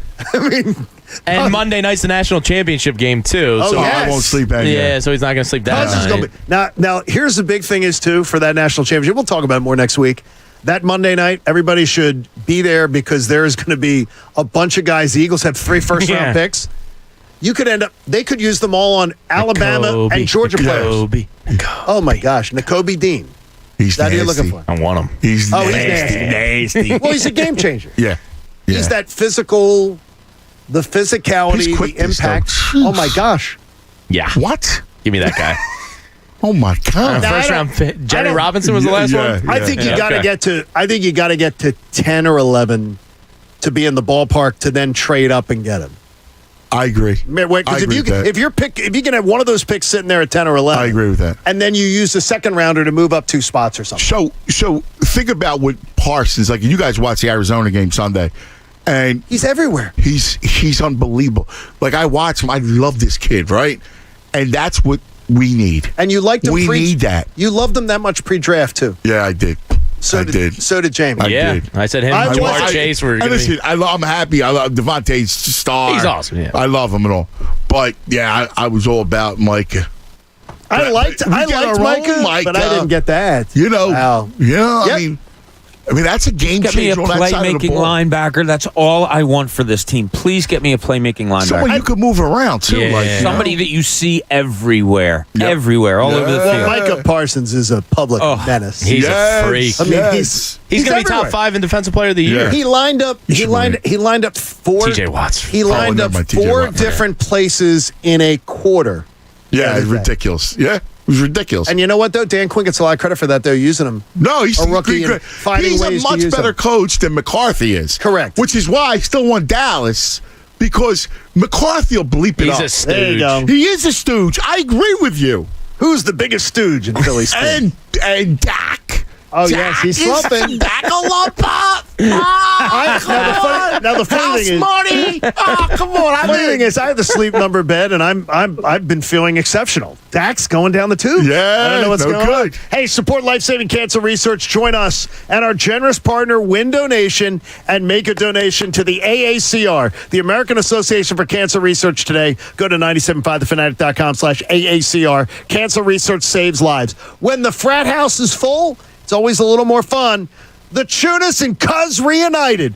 And then Mike Missinelli back at 2. Stick around all day long here on The Fanatic. Have a great day, everybody. The John Kincade Show. Looks like I'm in for a bad hair day. On 97.5 The Fanatic. Philadelphia.